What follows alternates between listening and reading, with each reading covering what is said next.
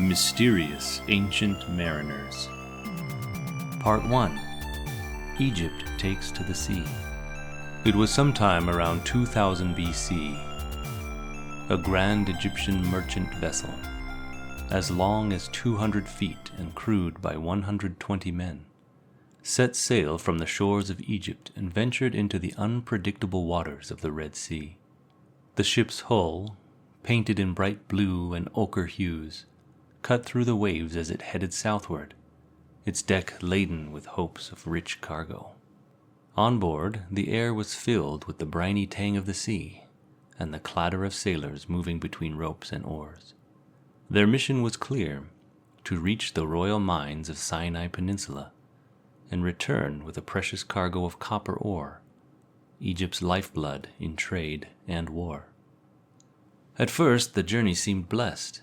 The sails billowed with a steady wind, the sun warm on the backs of the crew as they rowed in rhythm to the chant of their oar-master. The captain, standing at the helm, gazed at the glittering horizon, confident that the gods favored the voyage. But the Red Sea was never a place to trust for long. Without warning, the wind shifted, growing violent and cold. The once placid sky darkened as storm clouds surged across the horizon, transforming the tranquil waters into a churning cauldron. The ship's massive linen sail whipped and cracked in the growing tempest, straining against the double mast. "Lower the sail and brace yourselves!" The captain's voice roared above the howl of the wind, but the ship was already at the mercy of nature's fury. The waves rose higher, crashing into the sides of the vessel, which groaned under the pressure. The crew scrambled, their feet slipping on the rain-slicked deck as they tried to steady the ship. But the storm was relentless. The vessel heaved and plunged, tossed by waves as tall as the masts themselves.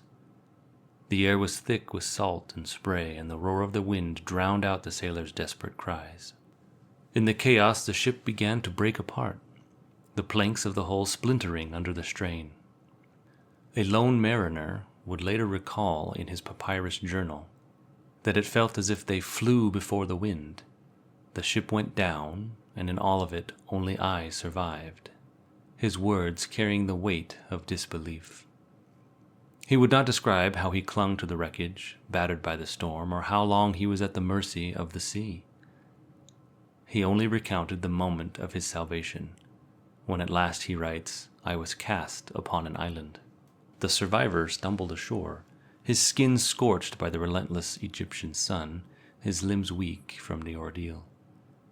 The island was desolate, a barren strip of sand with jagged rocks jutting into the sea. His first instinct was to seek shade from the burning sun. With exhaustion weighing heavily on his limbs, he found refuge under a spindly tree, where he collapsed into the sand. For 3 whole days he lay there, recovering, listening to the distant crash of the waves that almost claimed his life. On the 4th day, hunger gnawed at his stomach, and desperation drove him to explore. He wandered the shoreline and the sparse interior of the island, his feet sinking into the hot sand. To his relief, he discovered small groves of fig trees, their fruit heavy and ripe. Vines hung low with clusters of grapes, and the air was rich with the earthy scent of leeks and cucumbers. He even managed to catch some fish and birds, snaring them with traps made from the few resources that were available to him. Gratefully, the mariner kindled a small fire with the dry wood he found scattered along the beach. The smoke curled into the air, a thin column rising towards the heavens as he offered the first fish he caught as a burnt offering to the gods.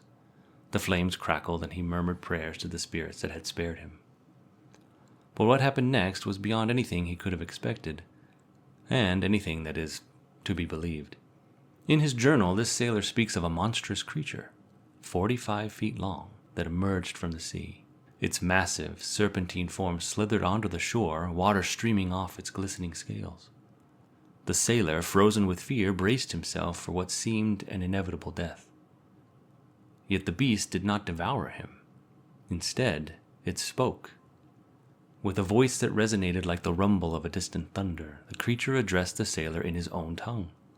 It led him to its den, a dark cave carved into the rocks of the island. There the mariner sat in stunned silence as the creature shared a prophecy. he would be rescued. A ship, the beast told him, would come for him in 4 months.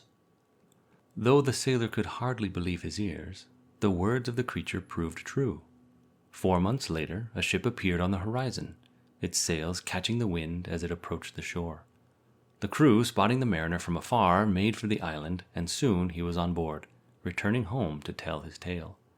His story, etched onto fragile papyrus, would become the world's oldest recorded account of a shipwreck, a mixture of survival and perhaps the wild imaginings of a man who had stared death in the face.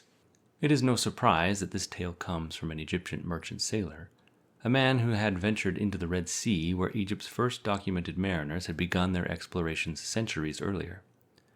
Though the earliest sailors may have taken to the water in simple reed rafts or dugout canoes, the Egyptians quickly mastered the art of shipbuilding.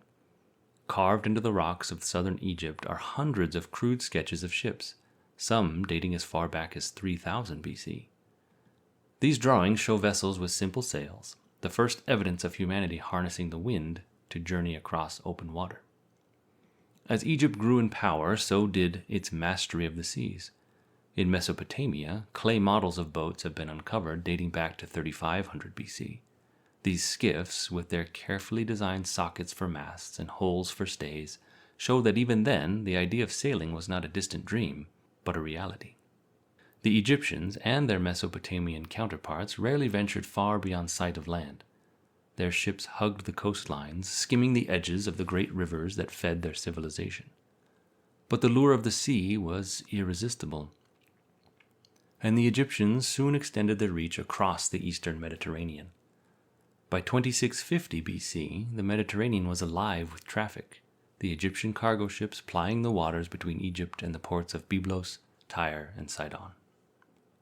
The pharaoh's scribes recorded the bounty of this trade: cedar logs hauled from the mountains of Lebanon, the fragrant wood prized for its durability and rich scent. The cedar became a staple of Egyptian life, used to craft coffins for mummies, oil for embalming, and timbers for even more ships, vessels that would in turn bring back more cedar, continuing the cycle of maritime trade.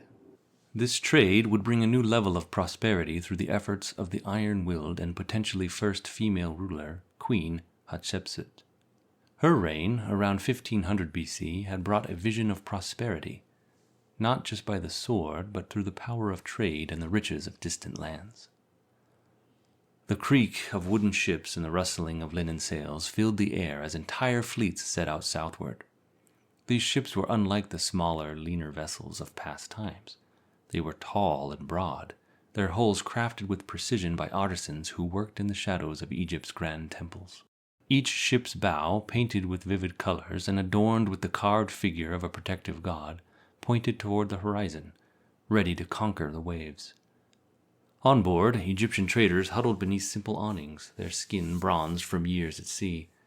They clutched sacks of daggers and necklaces, their offering for the distant lands they would visit. The sailors, lean and strong from months of rowing, sang rhythmic work songs as they prepared to navigate the treacherous and unpredictable waters of the Red Sea. Below deck, stored away in the bowels of the ship, were the finer Egyptian goods: glinting hatchets, gold-flecked necklaces, and colorful beads that would soon be traded for treasures unimaginable. Their destinations were unknown to most. The southern lands, shrouded in mystery, their riches only whispered of in market squares. But Queen Hatshepsut knew what awaited her fleets. Ivory, smooth and shining, would arrive by the crate. Gold dust, hidden in heavy sacks, would glimmer in the sunlight. Exotic woods, dark as night, would be hauled aboard, their rich scent indelibly marked on the memories of the craftsmen who would work them. For some of the mariners, however, their most delicate cargo was not material, but living myrrh trees. Some captains returned with entire trees, their roots carefully bagged in moist soil to survive the journey back to Egypt.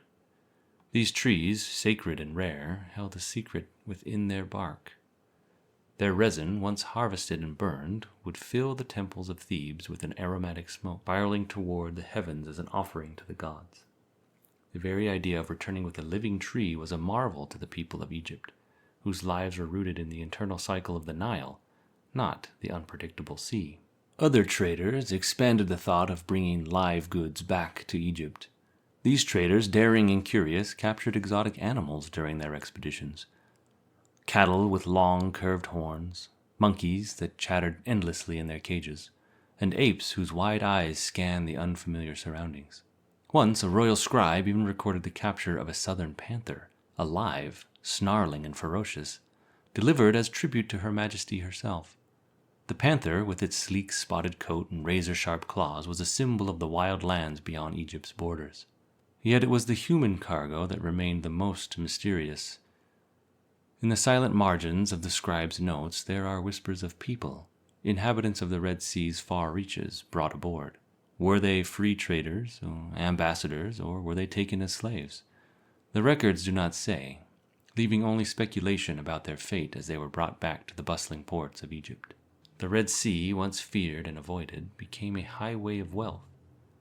Wealthy Egyptians, their robes dyed in vibrant colors and adorned with gold and silver, reveled in the luxurious goods that streamed into their homes from across the seas. The cattle from the rugged mountains of Asia Minor grazed on the banks of the Nile, their foreign lineage adding prestige to the pharaoh's herds. Syrian timber, heavy and fragrant, was hauled through the streets of Memphis, where it was used to build grand homes for the elite. Inside, the ivory of African elephants gleamed, carved into elegant statues and furniture. Incense from Arabia filled the air with a sweet, exotic fragrance, a reminder of far-off lands, while the kitchens of Egypt's nobility were stocked with fruits and delicacies from Cyprus. Figs, pomegranates, and honey served on plates of Cypriot copper, which shone like mirrors in the firelight. In the great city of Memphis, the very heart of the trade empire, the ports pulsed with life. The riverbank was crowded with ships, their tall masts rising like reeds against the skyline.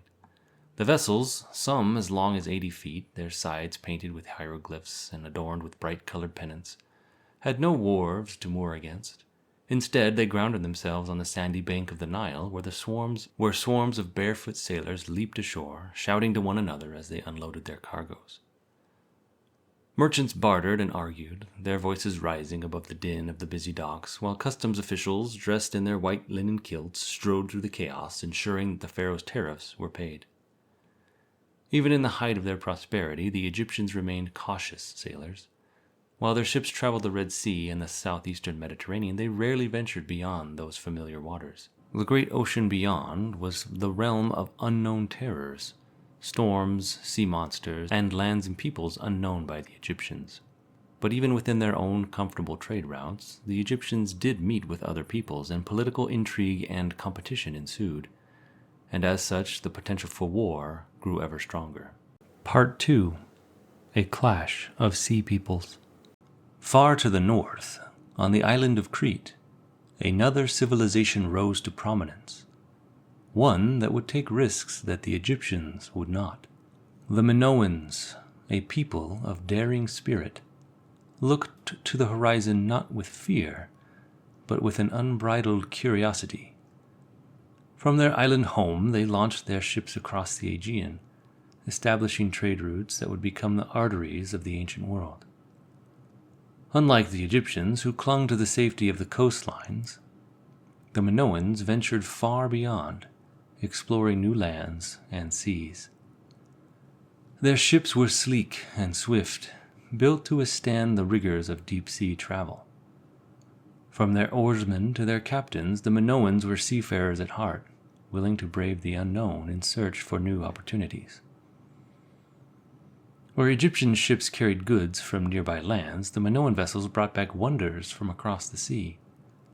Pottery from far-off islands, intricate jewelry made by foreign hands, and new ideas which they shared with civilizations they encountered. The Minoans in many ways became the first true maritime empire, linking cultures and worlds with their ships and their courage. Long before their palaces crumbled into ruins and their people were scattered into the winds, the Minoans ruled the waves. They were an enigmatic people, their skin bronzed by the sun and their eyes dark with the secrets of the sea. Their island home of Crete, bathed in the golden light of the Aegean, was a land of labyrinthian palaces and bustling ports, where the sounds of hammers on bronze, merchants haggling over the finest pottery, and the rhythmic chants of rowers filled the air. Yet, for all their sophistication, the origins of the Minoans remain shrouded in mystery. Even their name is a creation of modern times, bestowed upon them by the British archaeologist Arthur Evans. He drew inspiration from the legend of King Minos, who, according to the Greek myth, commanded the construction of a labyrinth to house the terrifying Minotaur, a creature with the body of a man and the head of a bull. The labyrinth, with its twisting corridors and hidden chambers, mirrored the sprawling palace Evans uncovered on Crete's northern coast in 1900. The palace itself seemed like a living maze, a complex of grand halls and courtyards, private chambers and storerooms, where sunlight danced off the polished floors and shadows clung to the corners. Throughout the palace, images of bulls adorned the walls, symbols of strength, fertility, and sacrifice. The people who once walked these halls left behind fragments of their lives: delicate pottery painted with scenes of nature, clay tablets inscribed with an undeciphered script, and gold ornaments that sparkled in the fading light of their forgotten world. By the time the pharaoh Amenemhet II was entombed with Minoan silver bowls around 2000 BC, the Minoans were already venturing far beyond their island, their ships cutting through the Mediterranean's blue-green waters. Their vessels were crafted with long, curved hulls, and they glided over the waves, even when laden with goods of trade. The scent of olive oil and fresh-baked bread mingled with the salty air as Minoan sailors unfurled their large square sails, the wind filling them with a gentle rush. The creaking of wood, the snap of taut ropes, and the distant cry of gulls followed the ships as they ventured into the unknown, the horizon always pulling them further. From the bustling ports of the eastern Mediterranean to the farthest reaches of Sicily in the west, the Minoans became masters of trade. At every stop, their presence was marked by a distinct elegance. They were known not only for their goods, but also for their style. One record mentioning dark-eyed traders draped in flowing garments, their belts cinched tightly around their waists, their hair intricately styled and held in place with gold pins. They brought with them a culture of sophistication, one that would ripple through the lands that they touched, and with their powerful navy they ruled the seas, so confident in their dominance that they left their cities unfortified, trusting that the waves would protect them. But to the north, across the wind-swept mountains of Macedonia and down through the rugged coastline of Greece, another people were stirring. The Achaeans, the first Greeks, looked upon the Minoans with envy and admiration. They marveled at the Minoan ships that sailed into their ports, their hulls laden with treasures, and they coveted the elegance of their new southern neighbors. Minoan jewelry, crafted with intricate designs, soon adorned the bodies of Achaean women. Their soldiers wielded Minoan-style swords, sharp and deadly, and their women adopted the same fashions, open bodices and cinched waists, revealing the confidence of a culture intertwined with luxury. But this admiration was tainted with ambition. The Achaeans hungered for more than just Minoan goods. They wanted Crete itself.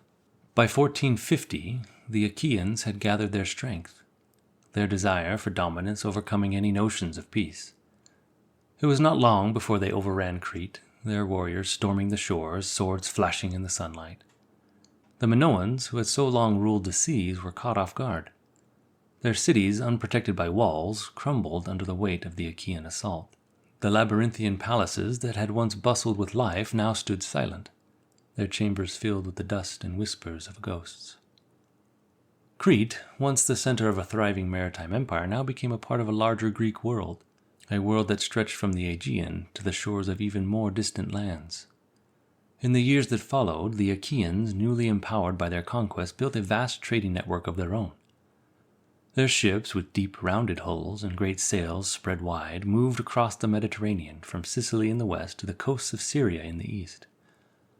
Achaean merchants strode confidently through foreign ports, their chariots clattering over cobbled streets as they inspected the goods that would fill their homes and their palaces. They drank from golden goblets, their mansions filled with the spoils of trade. Even in war, the Achaeans dressed in splendor. Their officers rode into battle clad in elaborate armor, engraved with swirling designs that reflected the sun's rays like fire.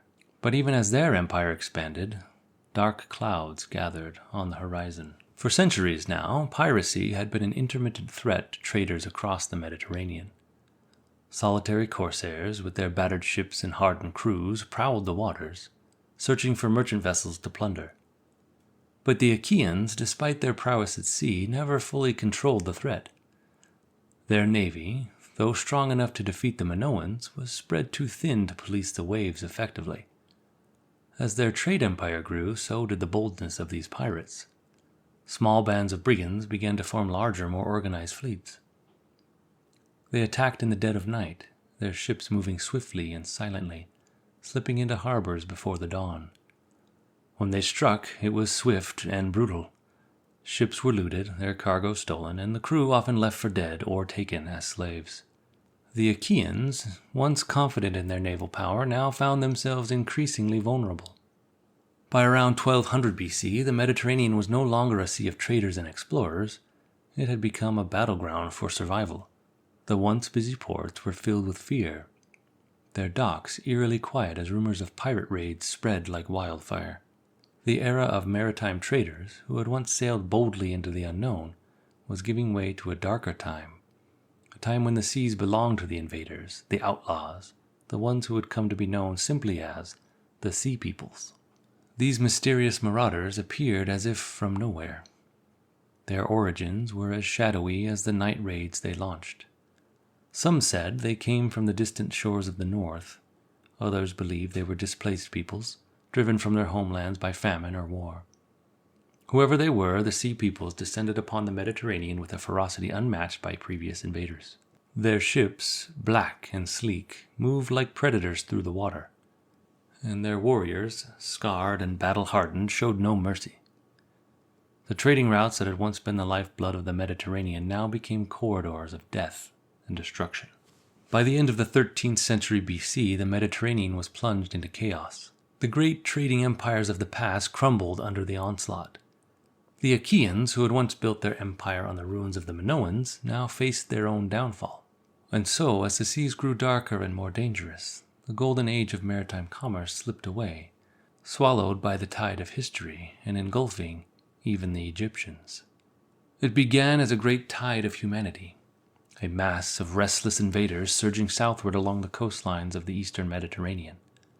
The year was 1190 BC, and the Egyptian Empire, once the heart of the ancient world, now stood in the path of destruction. From the islands of the north, coastal towns had emptied as thousands of seafarers, men, women, and children, joined forces, their ox carts groaning under the weight of supplies as they marched in slow, relentless advance. Alongside them came a more formidable armada, a fleet of swift, dark ships that cut through the waves like blades. At the helm of this invasion were men who wore little more than loincloths and feathered headdresses. They carried heavy-headed spears and gleaming swords, their bodies slick with sweat and sea salt. There was something savage, almost otherworldly about their appearance. Their bare skin gleaming under the fierce sun, the feathers in their hair whipping in the wind like banners of a wild and untamed army. As they poured ashore, their swords gleamed in the light, reflecting the terror in the eyes of those they confronted. No land could stand against them, wrote a scribe in the court of Pharaoh Ramses III, their armies moving forward like fire across the landscape. Ramses III knew what was coming. From his palace in Egypt, he had watched the slow encroachment of these mysterious raiders. Warriors from many lands who banded together, overwhelming everything in their path. Some of them were Achaeans, the same people who had once overrun the Minoan civilization on Crete. Others were men whose origins were unknown, but who left nothing but ruin in their wake. They had swept down the coast of Palestine, and now their eyes were fixed on the Nile Delta, the gateway to Egypt itself. However, the Egyptians were ready. As the invading fleet neared a port in the Nile Delta, the air was thick with the sounds of battle preparations. Ramses had his ships stationed just out of sight, his sailors waiting with grim determination in the shadows. The invaders, overconfident and eager for victory, made a fatal mistake. They did not lower their sails or slow their approach. Instead, they sailed brazenly into the harbor, their eyes fixed on the wealth that lay before them. The Egyptians waited and waited, silent and still. When the invaders reached the mouth of the harbors, Ramses struck.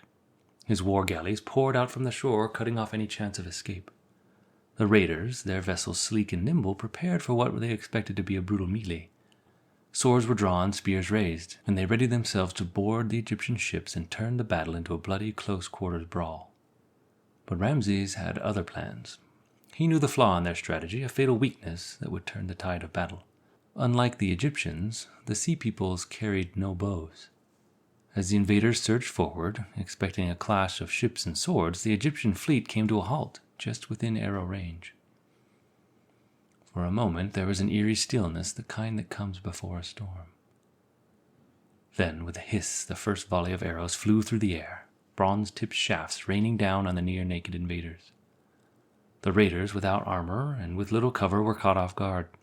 Their vessels, designed for speed, had low bulwarks that offered no protection for the oarsmen, who were soon riddled with arrows where they sat. Panic spread through the enemy ranks as the Egyptians unleashed wave after wave of arrows. From the ships, from the shore, the deadly rain of bronze poured down on their helpless invaders. Desperately, the Sea Peoples tried to close the distance to bring their ships alongside the Egyptian galleys and board them. But their crews were already falling, slumping over the oars, and their ships began to drift out of position, disoriented and exposed. It was then that the Egyptians moved in for the kill. With bows cast aside, the Egyptian warriors armed themselves with spears and battle maces. Their oarsmen rowed hard, pulling the galleys alongside the struggling invaders. The air filled with the sounds of wood scraping against wood, of metal clashing and bodies falling. The Egyptian soldiers, their armor gleaming in the sunlight, swung their maces with deadly precision, crushing shields and breaking bones. Their slender warships of the invaders, built for speed and not for endurance, capsized under the relentless assault. Men were thrown into the water, where they thrashed helplessly before being swallowed by the sea. For those who managed to swim ashore, there was no salvation.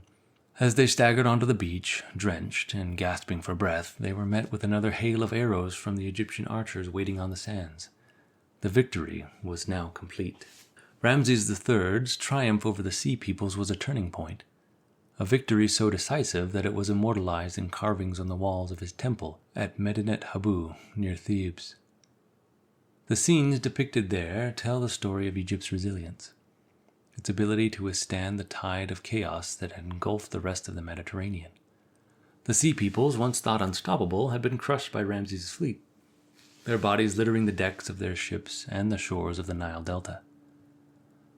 But the victory, though glorious, did not mark the end of the Sea Peoples. While Egypt itself would never again face such a large-scale invasion from the sea, many of the raiders slipped past Ramses' net. Some fled north, returning to their shattered homes along the coast of Greece and beyond. Others scattered eastward, terrorizing the lands of Palestine and settling in fortress towns along the Mediterranean shores. For centuries to come, they would haunt the sea lanes, a shadowy presence that kept merchants and sailors in constant fear. Though their power waned, their legend lived on. For hundreds of years, they spread terror throughout the Mediterranean, a reminder of the fragility of even the mightiest of civilizations. The era of Egypt's dominance by sea was ending, and a new age of uncertainty was beginning. Part 3. The Priest and the Pirates. In the fading light of a spring day around 1100 BC, a solitary Egyptian ship bobbed along the coast of Palestine, its bow cutting through the calm waters of the eastern Mediterranean. Aboard was a priest to Egypt's supreme deity, Amun, who would later merge with Ra and become Amun-Ra, the more recognizable name from within the Egyptian pantheon. Whether his name or his title, the priest is listed in the ancient texts as being called Wenamun. He had been given a sacred task, to procure cedar wood from the distant shores of Syria, timber fit to construct a ceremonial barge for Amun's annual journey along the Nile. It was a simple mission, yet as Wenamun's journal reveals, the water he sailed were fraught with peril. His first port of call was Dor, a coastal town that sat under the shadow of piracy. Dor had fallen to the Tjekers, a remnant of the Sea Peoples who had once ravaged Egypt's shores. Now, they made their living through a mixture of legitimate trade and savage raids on vulnerable towns. The priest's ship slipped into the harbor unnoticed, and Wenamun was greeted not with hostility, but with gifts: beef, bread, wine, from the local chieftain, Beder. It seemed for a moment that the gods had smiled upon him. But that night Wenamun's fortunes took a sharp turn. One of his own crew members, seduced by the allure of wealth, fled into the darkness with the priest's silver, 7.5 pounds of precious metal meant for his transaction in Byblos. The next morning Wenamun confronted Beder, accusing him of collusion and demanding the return of the stolen silver. His words were sharp, filled with righteous fury. He was, after all, a servant of Amun. How could the gods allow such betrayal?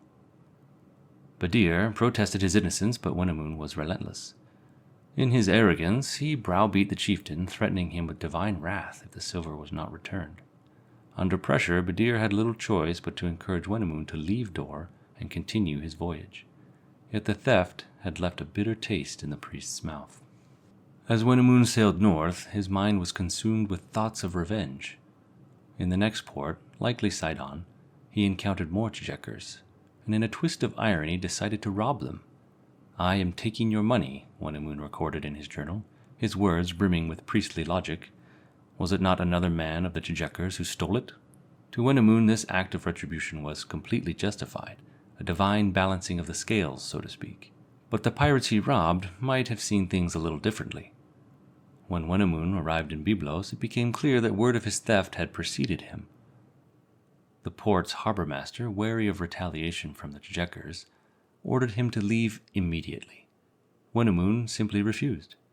Every day for a month he ignored the harbor master's warnings, standing his ground on the shores of Byblos. He was determined to complete his mission, and Zakar Beal, the ruling prince, seemed torn.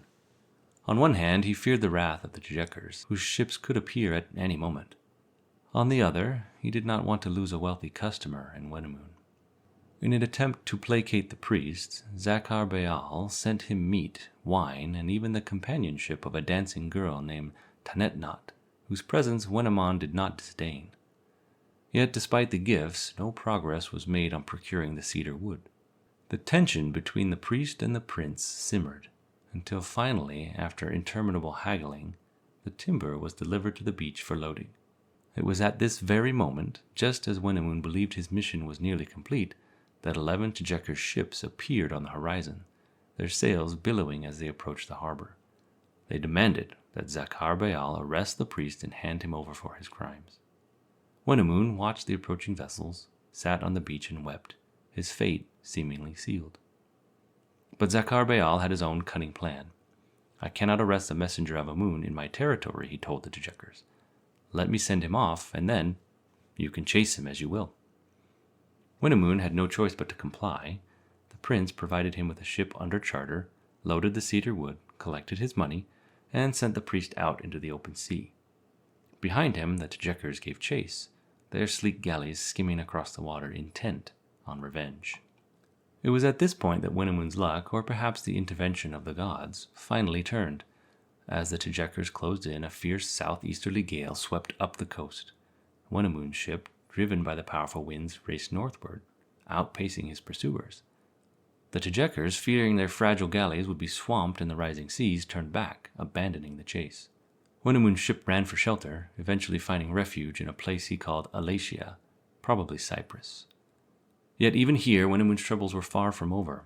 The inhabitants of Alatia, who had suffered their own share of pirate attacks, saw the Egyptian priest and his crew as potential threats.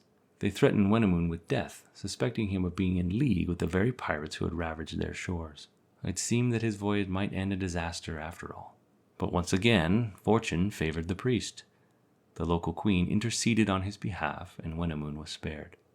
The remainder of his journey is lost to history, his journal ending abruptly in the sands of time. But it is likely that he made it back to Egypt, his sacred mission, though fraught with danger, finally fulfilled. Part 4. Historical Truths Couched in Ancient Epics. The tale of Wenamun, a real priest sailing the treacherous seas of the ancient Mediterranean, offers a stark contrast to the heroic world immortalized by the Greek poet Homer.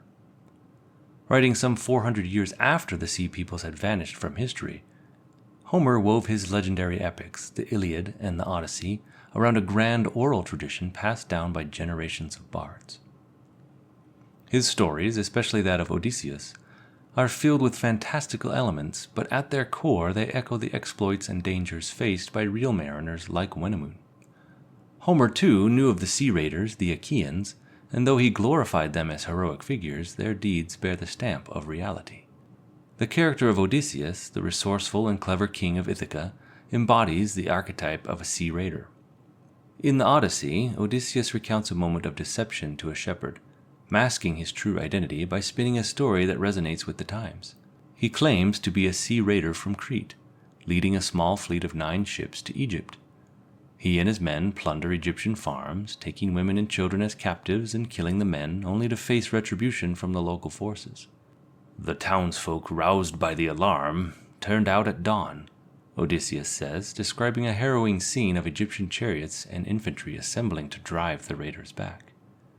The episode ends in disaster for Odysseus' crew, with many of his men slain or enslaved. Sea raids like this were the stock and trade of the sea peoples, whose operations were swift, brutal, and often profitable. Homer, however, casts such acts in a heroic light. Odysseus calls himself a sacker of cities, a title of honor in Homer's world, where boldness and martial prowess were celebrated as virtues of an Achaean aristocracy. These warriors, whom Homer immortalized, were the same types of marauding sailors that the Egyptians, like Wenemun, feared and faced on the high seas. One of the most famous expeditions of this kind, celebrated solely because of Homer, is the Achaean assault on Troy. This grand siege, led by a coalition of warlords under Agamemnon, king of Mycenaean, is said to have taken place around 12,000 BC, roughly the same time Ramses III was defending Egypt from the Sea Peoples. Whether the cause of the Trojan War was the abduction of Helen, a Greek chieftain's wife, or simple greed, the outcome was a monumental clash between 2 powerful civilizations. Homer's Iliad presents this war through a legendary lens, imbuing the names of Achaean chiefs, Agamemnon, Achilles, Ajax, and Odysseus, with mythical grandeur. These warriors, according to Homer, assembled a formidable fleet, setting sail from a lonely cove in eastern Greece toward the rich city of Troy across the Aegean. Homer's descriptions of their ships are vivid and detailed. The Achaean war galleys, he writes, were formidable vessels, with 20 or 50 oarsmen propelling them forward. Built on frames of ribs and keels, their hulls were long and gently rounded, smeared with pitch to make them watertight. Their painted bows and sterns reared up from the water, curving elegantly like the horns of cattle, a design reminiscent of the old Minoan ships. Inside, the ships were simple but efficient, with long lines of rowers benched on a single mast amidships, which could be raised or lowered to catch the wind. These ships, though powerful in battle, were not suited for long periods at sea. At night, they had to be drawn up on the beach, making constant naval patrols impossible. As a result, the Achaeans laid siege to Troy by land rather than by maintaining a naval blockade. Homer's claim that the war lasted 10 years may be an exaggeration, but the city did fall, whether by the infamous ruse of the Trojan horse or by other means. The return journey for the victorious Achaeans, however, proved as perilous as the war itself. Violent storms scattered their fleet, wrecking many ships on the rocky shores of the Peloponnese. Odysseus in particular faced Poseidon's wrath. In the Odyssey, his voyage home is marked by a series of misadventures, each more perilous than the last. Stranded far from home, Odysseus roamed the Mediterranean for years, his journey taking on a mythical quality as he encountered strange monsters, seductive goddesses, and terrifying storms. Yet in the midst of these fantastical elements, Homer's tale is rich with real-world details about ancient seafaring. For instance, Homer mentions that the Achaean mariners navigated by the stars, using constellations like the Pleiades, Butes, and Arctos, the latter being the only one, Homer notes, that never sets beneath the horizon. This reflects the mariners' deep knowledge of the night sky, essential for navigation in an age when compasses did not yet exist. Homer's description of Odysseus' ship is equally precise. The light war galleys used by the Achaeans had a single mast held in place by a backstay and several forestays. A square sail was rigged with twisted papyrus fiber, and wide-bladed steering oars guided the vessel. When storms struck, the the rigging would often snap and the mast could come crashing down, a deadly hazard for those aboard. Homer vividly recounts such an event during one of Odysseus's ill-fated voyages when a howling wind from the west snapped the ship's forestays, sending the mast tumbling into the bilge and killing the helmsman. Homer even provides an account of shipbuilding, a task that Odysseus is forced to undertake with the help of the goddess Calypso after one of his many shipwrecks. The passage is a remarkable example of ancient craftsmanship. Odysseus cuts down trees, smooths them with an adze, and fastened them together with dowels and battens. He constructs ribs, lays the keel, and finishes the hull with side planking, a mast, and a broad oar for steering. Despite his skill and resourcefulness, Odysseus cannot seem to escape the gods' will. Another storm, another shipwreck. It seems that Homer could not resist subjecting his hero to yet another nautical disaster. But each time Odysseus survives, saved by either his own ingenuity or the intervention of the gods. Eventually, after 10 long years of trials and tribulations, he returns home to Ithaca, his family, and his kingdom. Jason's voyage took place during the same era as Odysseus's adventures, around the 12th century BC. Yet, while Odysseus's journey was driven by the gods and fate, Jason's expedition was a deliberate and daring quest for riches, trade, and glory. He led the first recorded journey of intentional exploration, a saga so beloved that poets embellished it for over 1,000 years, layering it with romance, monsters, and mythological heroes like Hercules and Orpheus. At the core of Jason's story lies a real journey, one that may have opened the Black Sea to Greek trade and colonization. According to legend, Jason was the rightful heir to the throne of Iolcus in Thessaly, but his uncle, Peleus, had usurped the throne. In an effort to eliminate Jason, Peleus sent him on a perilous quest, hoping that he would just simply never return. The mission to retrieve the Golden Fleece, a symbol of wealth and power from a distant land of Colchis, far to the east beyond uncharted seas. Jason assembled a crew of brave heroes, the Argonauts, on his ship, Argo the Swift, and set sail. The voyage across the Aegean Sea was fraught with danger.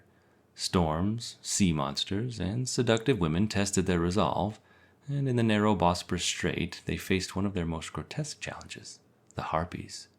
These winged, repulsive creatures defiled the Argonauts' food, swarming the ship and leaving the sailors disgusted and demoralized. Yet this was only the beginning of their trials. At the entrance to the Black Sea, they encountered the infamous Symplegades, or Symplegades, the clashing rocks. These monstrous cliffs smashed together with such force that no ship could pass unscathed. To test the speed of the rocks, Jason sent a dove flying through the strait. As the rocks surged together, they clipped the bird's tail feathers, a sign of the narrow margin of safety that awaited the Argonaut. With no other choice, the crew rowed forward. As a great wave lifted Argo over the rocks, the ship was nearly caught in the deadly vice, but miraculously, only the figurehead was sheared off. Jason and his men were swept through the other side by a strong current. The fantastical description of these clashing rocks may have been inspired by ancient sailors' encounters with icebergs, which could behave similarly in narrow straits. Beyond these rocks lay the mysterious, uncharted waters of the Black Sea. The Greeks would later call this region Euxine, meaning friendly sea, but to Jason and his crew it was a place of danger and uncertainty. Still, they pressed on, reaching the far eastern shores where the Caucasus Mountains towered above them. There they found the land of Colchis, ruled by the powerful and hostile king Aeetes. The Golden Fleece itself has been interpreted in many ways. Some believed it symbolized sunlight or was a scroll containing alchemical secrets. The Roman geographer Strabo, however, offered a more practical explanation. In Colchis, fleeces were often used to trap gold dust in streams flowing through the gold-bearing rocks. The wool, once heavy with gold, was burned, leaving behind the precious metal, a form of early alluvial gold panning. Jason's quest for the fleece was met with hostility. Aeetes set him on a series of impossible tasks designed to ensure his failure. But the king's daughter, Medea, fell in love with Jason and aided him with her magic. Thanks to her, Jason completed the tasks, stole the Golden Fleece, and escaped with Medea by his side. Their escape, however, did not lead to a happy ending. After returning to Iolcus, Jason and Medea conspired to murder Peleus, the usurper who had sent Jason on this perilous journey to begin with. But Peleus' son, Acastus, drove the couple into exile, and their relationship soon deteriorated into mutual hatred and tragedy. Medea, betrayed by Jason, killed their children in revenge and wandered Greece as a lonely, vengeful figure. Jason's life too spiraled into despair. Having abandoned Medea, he lost the favor of the gods and spent his years wandering the world in misery. In the end, he returned to Nearchus, an old and broken man.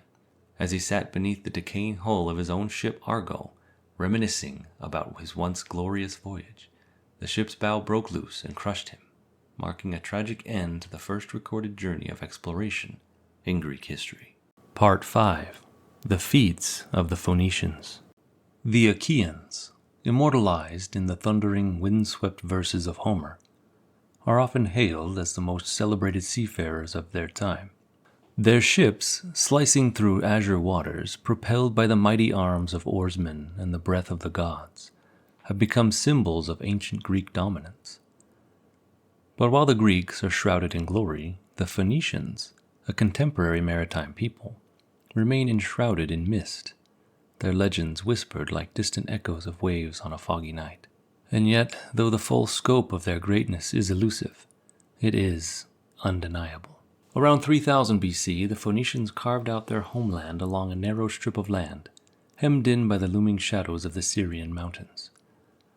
To their east, the rocky slopes rose like ancient sentinels, their faces bathed in the golden light of dawn.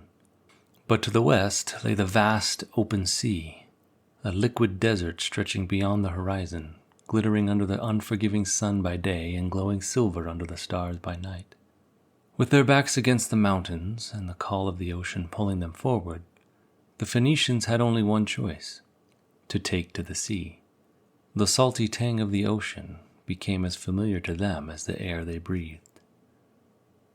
Their harbors bustled with activity, as long, narrow ships bobbed in the waves, their wooden hulls creaking softly, laden with cargo destined for distant lands. As they expanded, their high-sided, deep-hulled vessels, their sails taut with wind, began spreading out into the Mediterranean, cutting through the blue-green waves like silent phantoms.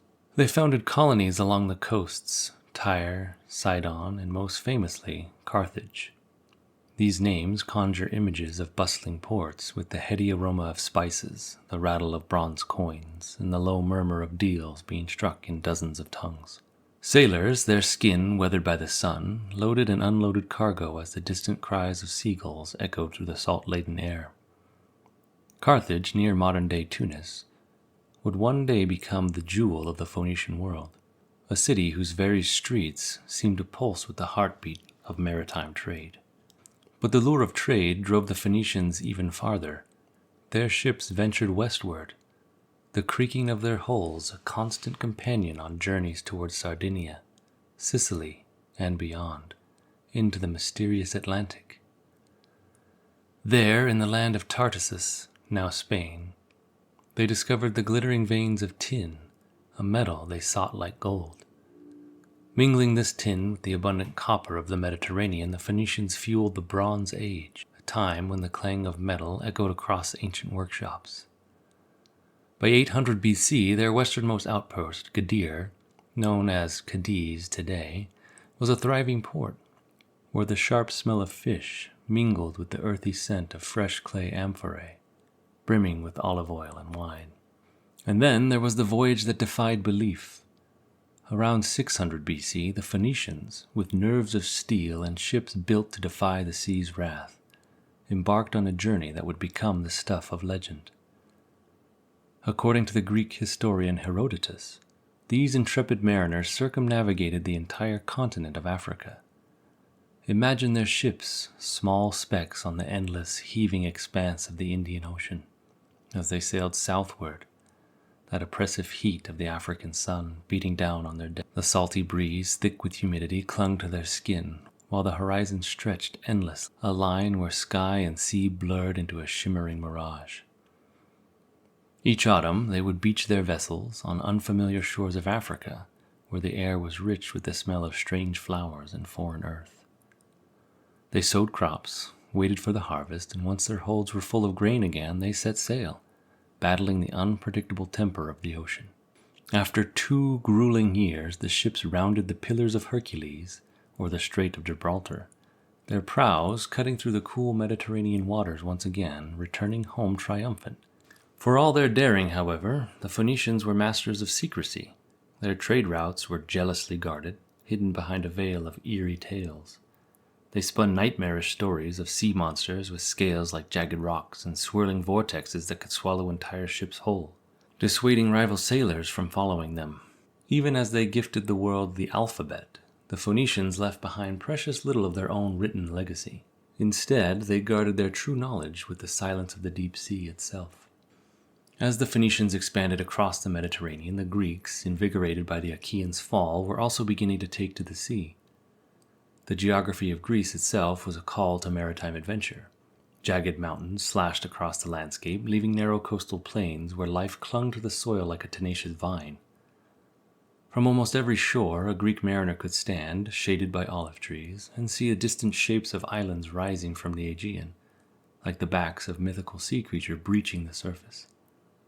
The sea was always within sight, shimmering in the harsh sun, turning from sapphire to molten gold at sunset.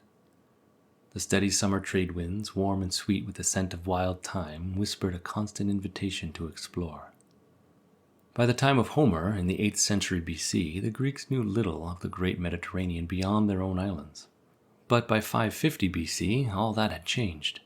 Their ships, sleek and fast, darted across the sea like dolphins. Some 250 Greek colonies had sprung up along the coasts of the Aegean and Black Seas, stretching from the shores of Cyprus to the tip of Libya, from Sicily and Italy to the farthest reaches of Spain. These colonies thrived, trading in pottery, wine, and olive oil, the sharp tang of which filled the air of every port they touched. Meanwhile, in the city-state of Corinth, bustling markets rang with the sound of traders' voices, and the smell of freshly baked bread and roasting fish filled the air. Corinth's prime position on the narrow isthmus between northern Greece and the Peloponnesus allowed it to become a major hub for trade. Greek ingenuity soon led the creation of the Maritime Railway, where cargo ships were hauled across land, avoiding the dangerous journey around the southern tip of Greece.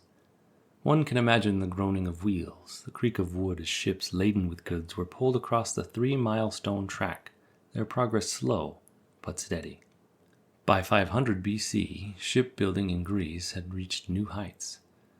In the echoing dockyards, the air was thick with the smell of freshly cut pine and the sharp tang of pitch. Craftsmen labored tirelessly, hammering iron nails into the sturdy hulls of the ships. The trireme, a warship with 3 rows of oarsmen, had emerged as a terror of the seas. With its gleaming bronze ram jutting out like a predatory beak, the trireme could smash through the hulls of enemy vessels, leaving them to sink beneath the waves. These triremes would prove invaluable, as new and dangerous enemies encroached upon the Greeks. Part 6. Quarreling city-states prepare for war. According to the Greek historian Herodotus, Artabanus, uncle and advisor of the great King Xerxes of Persia, advised his sovereign against tempting divine wrath by invading Greece by saying, "Seest thou how God with his lightning smites always the bigger animals, and will not suffer them to wax insolent? While those of a lesser bulk chafe him not, how likewise his bolts fall ever on the highest houses and the tallest trees. So plainly does he love to bring down everything that exalts itself." At the time, in 485 BC, the disparity between the two dominions indeed seemed ludicrous. The Persian Empire stretched as a titanic autocracy from India to Egypt, comprising scores of different states and peoples. Ruled by a quasi-divine king, it was the mightiest empire of its time. Greece, on the other hand, comprised a cluster of quarrelsome city-states. Some of them were governed by a democracy extraordinary for the day, with annually appointed magistrates and assemblies of all citizens. But compared to the feudal hierarchy of the great king of Persia, this society was hopelessly anarchic. Its colonies, scattered through the Mediterranean, could not coalesce against the Persian assault on the motherland. Of all the Greek city-states, only Sparta maintained a professional army. Hostility between Persia and Greece was nothing new. During the reign of Xerxes' father, Darius, the Persians had overwhelmed Greek peoples living in Asia Minor and Cyprus. Then, in 490 BC, an invading force of some 25,000 Persians had landed in the Bay of Marathon on the Greek mainland. They had been defeated by the Athenian heavy infantry, but the Persians learned their lesson. Over the next 3 years, the whole empire was in uproar as Darius prepared a force of men and ships whose like had never been seen. Darius died before he could send this juggernaut in motion, but Xerxes, 32 years old when he ascended to the throne in 486, inherited his father's determination to humble Greece. A tall, handsome man, prey to violent passions and childishly intolerant of failure, he was the very model of the Far Eastern despot. Yet he was an able soldier and administrator for all that. By 483 BC, hundreds of galleys and transports had been readied in the docks of the Persian Empire, the seafaring cities of Phoenicia, Cyprus, Egypt, and the subject Greek coasts of Asia Minor. Already the Persians commanded the northern Aegean, along with whose coast the great army could march. Depots of grain and salted meat were set up along the route, and where the peninsula of Athos lunged into the sea, presenting a dangerous passage for ships, a canal more than a mile in length was dug by forced labor, cutting the neck of the isthmus by the width of 2 galleys rowing abreast. More remarkable, perhaps, was the Persian method of bridging the Hellespont deep straits, about a mile wide, that separated Asia Minor from Europe. To get his army across, the great king in early 480 constructed a floating highway, a pair of bridges supported by hundreds of ships meshed side by side. Shortly after the bridges were completed, a violent storm shattered them. Xerxes, in one of his classic fits of rage, gave orders that the waters of the Hellespont must be scourged with 300 lashes, and that a pair of fetters be thrown into them while men with the whips cried out, "Thou bitter water! Thy lord lays on thee this punishment because thou hast wronged him without a cause. Having suffered no evil at his hands, verily King Xerxes will cross thee, whether thou wilt or no." Herodotus, who was nearly a contemporary of Xerxes, cited this reaction as typical of a barbarian, but the king's action was less a gesture of thwarted megalomania than a magic rite, and now Xerxes ordered that a new, even sturdier pair of bridges be made. Across them were laid flaxen and papyrus cables, topped by a causeway of planks. To keep the horses and pack animals from panicking as they crossed, the boards were strewn with brushwood and compacted soil that would deaden the sound of the hooves, and the swift-flowing waters were screened from sight by makeshift paling. This time the pair of bridges held up. In the face of such resources and resolve, the Greeks had every reason to view the future with a bit of apprehension. A military alliance of Greek states, headed by Sparta and seconded by Athens, could field a dedicated army, but one outnumbered perhaps by 3 to 1. Other Greek states, those along the Persian line of march in the north, had already offered their submission to Xerxes. Still, others remained silent, or hesitated. Herodotus recounts that the envoys of Athens approached the oracle of Apollo at Delphi for a favorable omen. They had no sooner stepped into the sanctuary than its priestess, believed to be speaking for the god, threatened them with disaster. Their city, said the oracle, would be laid waste by war. Afraid to carry this bitter news back to Athens, the envoys humbly petitioned the oracle once again. This time they were rewarded with a strange but encouraging message. "Safe shall the wooden wall continue for thee and thy children. Wait not the tramp of the horse nor the footman mightily moving over the land, but turn your back to the foe and retire. Yet shall a day arrive when ye shall meet him in battle. Holy Salamis, thou shalt destroy the offspring of women." There were those in Athens who took this wooden wall to be the palisades built at the top of the Acropolis, the steep-sided plateau in the city's heart, crowned with shrines to various gods. Others were convinced that the wall referred to the Athenian fleet, and that the Greeks must meet the Persians on the sea. Among this group was the redoubtable politician Themistocles, an Athenian, probably of modest birth, who had hustled his way into the public eye more than 10 years before as a spokesman for naval rearmament. In 492 BC, this earthy, histrionic, but far-sighted statesman pushed through the assembly a motion to fortify Athens' port of Piraeus, 5 miles from the city's center, with walls so wide that 2 wagons could travel on them side by side. This work was still unfinished 10 years later, but already the great triple harbor, part naval arsenal, part commercial port, had superseded the old shipbuilding sites on the nearby beaches of Phaleron. Then, in the winter of 484 to 483, in the state-owned mines of Laurium, southeast of Athens, a huge vein of silver was discovered. Within a year it had yielded 2.5 tons of the precious metal. Themistocles seized on this providential bounty and, against heavy opposition, persuaded the assembly to allocate the money to the construction of warships. On the eroded hills of the little city-state, lumber was scarce and often of poor quality, but Athens brought in timber from abroad, especially from the pine forests of Macedon to the north.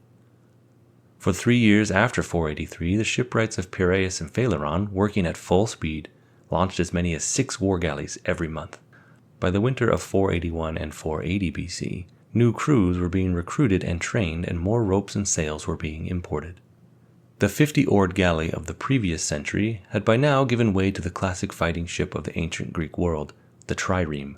In these vessels, whose name means 3-fitted, nearly everything was sacrificed to speed and mobility. Some 170 rowers, arranged in 3 superimposed lines along either side of the ship, pulled at oars as long as 14 feet. So low was the galley, a mere 8.5 feet above the waterline, that the bottom rank of rowers labored on oars projecting through ports only 18 inches above the waves.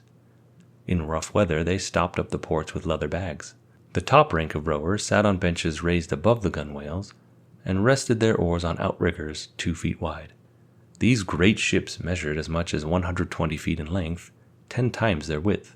The ram at their prows had now flowered into 3 prongs, and the stern curled inward like a tall, graceful fan. In battle, they left most of their sails ashore and carried only a small one for emergencies. It was stowed out of the way as they went into action. Powered by hundreds of oars, they resembled something like an enormous sea centipede. The trireme was in itself an excellent warship. It was constructed for short, fierce bouts, not for long campaigns, and it was far from seaworthy anywhere other than the Mediterranean, whose calm waters usually lasted year-round. Looking more like a racing shell than an offshore vessel, it was so light that between periods of duty it was taken out of the water and suspended on racks in the sheds in the Navy bases. To support its lightweight skeleton and its thin hull during a storm, the trireme was rigged with a cable extending from stem to stern. Yet whole fleets of triremes were known to founder when caught by gales. The Greek trireme's oarsmen were generally poor citizens of the city-state, or rowers hired from the other parts of the Greek world. Beside the oarsmen, the trireme usually carried a basic marine force of some spearmen and archers, but the numbers were usually sparse: 14 spearmen, 4 archers, maybe 30 other sailors and officers. The captaincy of a war galley was often a political appointment, so the running of the ship usually fell to the executive officer called the kybernetes, or helmsman. Beneath him ranked the proreus, the lookout, the officer commanding the foredeck. Another officer, called the keleustes, the time-beater, set the tempo for the oarsmen, although a flautist, often a slave, maintained the beat when it had been established. The 5th and lowest-ranking commissioned officer, the pentekontarchos, served as paymaster and administrator, and beneath these 5 were the 25 trained sailors, including the all-important carpenter. The trireme's tactics were those of ramming and boarding. Some city-states, such as Corinth, favored a heavy galley whose wide decks would carry a larger force of marines. Others, like Athens, preferred fast, easily handled vessels that disabled their opponents with the ram. 2 maneuvers in particular were employed at sea. The diekplus, or the sail-through, was a concerted attack that involved penetrating the enemy's line, then turning to ram his flanks and sterns. The periplus, the sail-around, outflanked or enveloped them, then assailed them from the rear. The army and navy of Xerxes began to cross the Hellespont in early May of 480. Incense was burned on the floating bridges at dawn, and myrtle boughs were strewn about to bring good fortune to the enterprise. Many men had been mustered. Herodotus inflated the number to a fantastic 2 million and said that they drank whole rivers dry. Probably they numbered only around 200,000. Still a prodigious force at the time, attended by a multitude of porters and pack animals. Their march was slow and magnificent. The baggage train led the way. Protected by many divisions of infantry, an exotic arrangement from all corners of the Persian Empire, then came 1,000 of Persia's finest cavalry, and another 1,000 piked footmen marching with spears reversed. Next, drawn by 18 powerful horses, rolled the impressive chariot of Ormazd, supreme god of the Persians, a sacred and empty vehicle whose driver walked behind it, holding the reins, for no mortal, wrote Herodotus, is ever allowed to mount in the car. The chariot of Xerxes himself came next, followed by more infantry and cavalry, and behind these favored troops the mass of lesser infantry levied from all over the empire, scimitar-wielding warriors from the Caspian Sea, Mesopotamians with iron-studded cudgels, Indians with bows and arrows, Ethiopians wearing horses' scalps complete with ears and mane. These made up the bulk of Xerxes' army. For 7 days they poured across the double bridge. They then turned west and began to move methodically along the northern coast of the Aegean. Beside them, cutting the sea with serried oars, went the imperial fleet, as huge and as heterogeneous as the army. The Persians themselves were an almost landlocked people and had no navy. They relied for their fleet on the ancient seagoing peoples of the empire. The skilled mariners and fast war galleys of the Phoenicians, Egyptians, and those from Cyprus and Greeks of Asia Minor had gathered into a great force of more than 1,200 triremes, with countless other warships, transports, and supply vessels in support. The whole sea power of the eastern Mediterranean, in fact, was thrusting across the Aegean against Greece. The attackers' triremes, like those of the Greeks, carried some 170 oarsmen, as well as sailors and fighting marines. In the huge flotilla, the 300 vessels of the Phoenicians were the largest and the most nimble, yet they were less sturdy for ramming than Greek vessels, since the Phoenicians' tactics concentrated on boarding the enemy. The Phoenician crews wore bronze helmets and breastplates of stout linen, carried light, rimless shields, and wielded javelin-like spears. The contingent from Cyprus numbered perhaps 150. Its men wore light armor and were equipped with swords and spears. The 200 or so Egyptian ships held more formidable men, heavy infantry in metal-plated helmets, with broad-rimmed shields, long spears, and hefty axes. They were to prove an ugly foe. Other parts of the empire had contributed about 250 assorted vessels. Finally, Persia's Greek and Asia Minor confederates had mustered nearly 300 triremes. Their crews were mostly trained and armed like the Western Greeks, heavily and well, but a few sported outlandish idiosyncrasies, goatskin cloaks and hats stuck with feathers, the most conspicuous group being the 5 ships from the kingdom of Halicarnassus on the western shore of Asia Minor was led by a woman, Queen Artemisia, whose brave spirit and manly daring, wrote Herodotus, sent her forth to the war when no need required her to join the adventure. In all this vertiform fleet, few but the Phoenicians could be trusted to remain loyal to the Persians. Egypt, Cyprus, and the Greek states of Ionia had all rebelled against the empire within living memory, and it may have been because of this that their ships each carried some 30 Persian marines as well. These warrior watchmen, dressed in trousers, felt hats or turbans, and linen tunics, were armed not only with the Persian national weapon, a bow with a range of some 120 yards, but also with a short spear and dagger and a circular shield. Against the oncoming 1,200 ships, the Greeks could muster about 450 triremes of their own. Of these, more than half were from Athens, fruit of Themistocles' wisdom and silver mines of Laurium. But to man them, the city-state must embark all of its 20,000 men of fighting age and relinquish the land war to her allies, leaving Athens nearly defenseless. Yet this was what Themistocles persuaded the Athenians to do. He realized that the double threat of the Persian advance by land and sea would have to be met on both land and sea. But he envisioned the army's role as merely a holding operation, while the real issue was to be fought out on the water. Neither the military aristocracy of Sparta nor the Athenian conservatives, appalled at the idea of abandoning their city, agreed with him. The navy, in any case, had always been considered inferior to the army, but with the shadow of Xerxes falling huge across the whole country, the tide of opinion changed in Themistocles' favor. Part 7. Backed into a corner with no choice but to fight. The Greeks were driven by a burning patriotism. Their homes, their gods, the very spirit of their lives, democratic freedom in its precious infancy, were threatened by the dead hand of Persian despotism. a world of divine autocracy in which a man was no more than a slave to his king or his god. So the Athenians put their trust at last in the wooden walls of their galleys, and by late July the whole working male population of the little city-state, slave and free, had taken to the sea. By now the Persian army had turned the head of the Aegean and was marching south unopposed. In its path the states of northeastern Greece submitted without a blow, and soon Xerxes' vanguard was moving under the shadow of Mount Olympus, barely 160 miles from Athens. The Greeks had once thought of facing the Persians in this region, but no good narrow pass existed for their stand, and the coast offered the Greek fleet only open waters and a dangerously craggy and harborless shore. Eventually, the Greek army, an assemblage of land forces from the many city-states, decided to make a stand where the mountains fall steeply into the sea, at the rocky point of Thermopylae, 85 miles from Athens, while the Greek fleet, mainly Athenian, planned to meet the Persian ships in the water of Artemisium to the northeast. Behind the defending fleet, the 110-mile-long island of Euboea, hugging the coast, offered a safe channel for withdrawal with friendly shores on either side. But the Greek fleet that sailed north was pitifully small. A reserve flotilla of almost 200 ships had to be left behind to guard the shores to the south. So now, against more than 1,200 Persian galleys, the Greeks advanced with only 271 ships. Of these, 147 were Athenian, including 100 of Themistocles' new triremes. Most of the rest were sent by Athenians' allies in the Peloponnesus.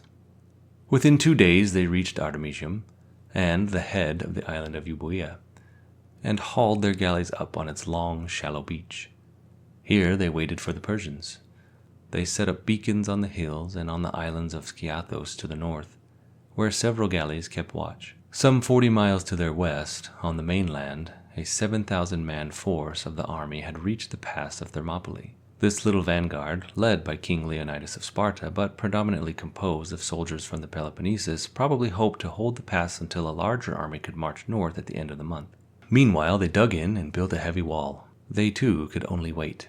A trusted Athenian officer named Habernicus, captaining a fast 30-oared galley, was the sole liaison between the fleet and the army. At dawn on August the 3rd, 13 fast Phoenician galleys, harbingers of the Persian fleet, swept down the Greeks' advance patrols at Skiathos. A reconnaissance unit of 3 Greek triremes fled before them, but one by one they were overtaken. The Phoenicians meted out an odd treatment to their captives. From the first captured vessel, they took the most handsome Greek soldier and cut his throat as a ritual sacrifice. On the second, a Greek marine named Pythias, who fought with furious valor before falling, was nursed back to health with the aid of the Phoenician ship's medicine chest, something unknown to the Greeks, and exhibited with admiration to the rest of the fleet. The third vessel ran aground, and its crew escaped into the hinterland. Unhampered now, the Phoenicians prepared the way for the main Persian force. They set up a stone marker to warn their cohorts away from the reef between Skiathos and the mainland, scouted the generous harbor of nearby Aphetei for a naval base, and surveyed the Greek fleet as it lay opposite on the sandy fringes of the Euboea. By August the 12th, the armada of the great king was sprawling across the coast close to the north. By night, its foremost ships were hauled onto the beaches. The rest of the fleet riding 8 deep at anchor offshore. To the Greeks, staring north, the whole country seemed to be covered by the sparks of the enemy's fire, and the sea dotted with their riding lights. The oracle at Delphi was visited again and told the panicking inquirers, "Pray to the winds." On the morning of August 13th, Greek prayers were answered. A savage storm erupted out of the calm. Referring to the god of the north wind, Herodotus wrote, "Boreas fell with violence on the barbarians at their anchorage." The Greeks retreated deeper into their channel and waited while for 3 days the storm lashed the exposed Persian fleet, driving scores of triremes onto the rocks, where they were smashed or sunk. The Persian crews, floundering ashore, barricaded themselves from the local inhabitants behind the debris of their ships. All around them, the beaches became littered with a horrific richness of Persian treasure amid bloated corpses. Some 400 triremes vanished as if they had never existed. Not until the morning of August 16 did the gale let up. Perhaps because Xerxes' priests, wrote Herodotus, lulled the wind with spells, or perhaps, he added with a dash of Greek skepticism, it ceased of itself. The crippled fleet straggled back into its base at Aphytae for repairs.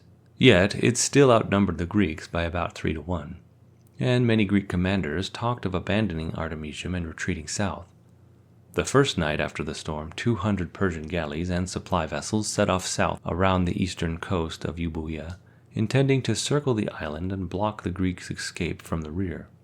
On a given signal, the main Persian fleet at Aphytae would push forward in a massed frontal attack, and the two fleets would crush their enemy between them. This ambitious plan might have spelled out the end for the Greeks had it not been betrayed to Themistocles by a deserter, a diver named Schyllias, who crossed the strait to Artemisium from Aphytae to warn the Greeks. Herodotus says that Schyllias claimed to have swum underwater for 10 miles without surfacing. The fact is, says the historian, that he probably swam normally to Artemisium or even rowed. This report of Persian plans and numbers sent such fear through the Greek chiefs that Themistocles had to bribe and browbeat them into obedience. After all events, the Greeks decided to attack before they were sandwiched. Herodotus wrote, "When the Persian commanders and crews saw the Greeks thus sailing toward them with their few ships, they thought them possessed with madness and went out to meet them, confident of easy victory." But the Greeks had advanced suddenly late in the afternoon, and the Persian squadrons, still refurbishing, were strung out all along the coast. So unexpected was the attack that most of the first line of Persian war galleys fell to the Greeks. But the Persians soon came swarming out of their many anchorages and began to surround the attackers. With every passing minute as ship after ship arrived, the Greek advantage faded. Finally, the Greeks fell back into a defensive formation. Side by side, their heavy ships presented to the Persians a huge defensive arc.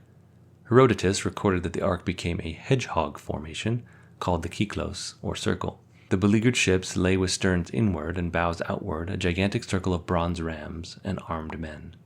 Against this formation, in the dimming light, the Persians could make no headway. Despite superior numbers, they could not break through the arc.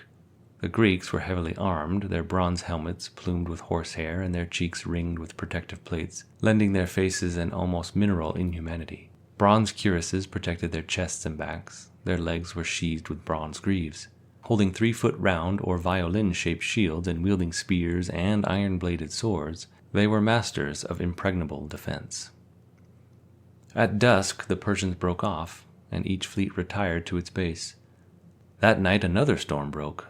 Corpses and wreckage, Greek and Persian alike, drifted up to Aphytae, bumping against the anchored ships in the night, fouling the oars of those on guard and unnerving the sailors, while thunder crashed over Mount Pelion to the north.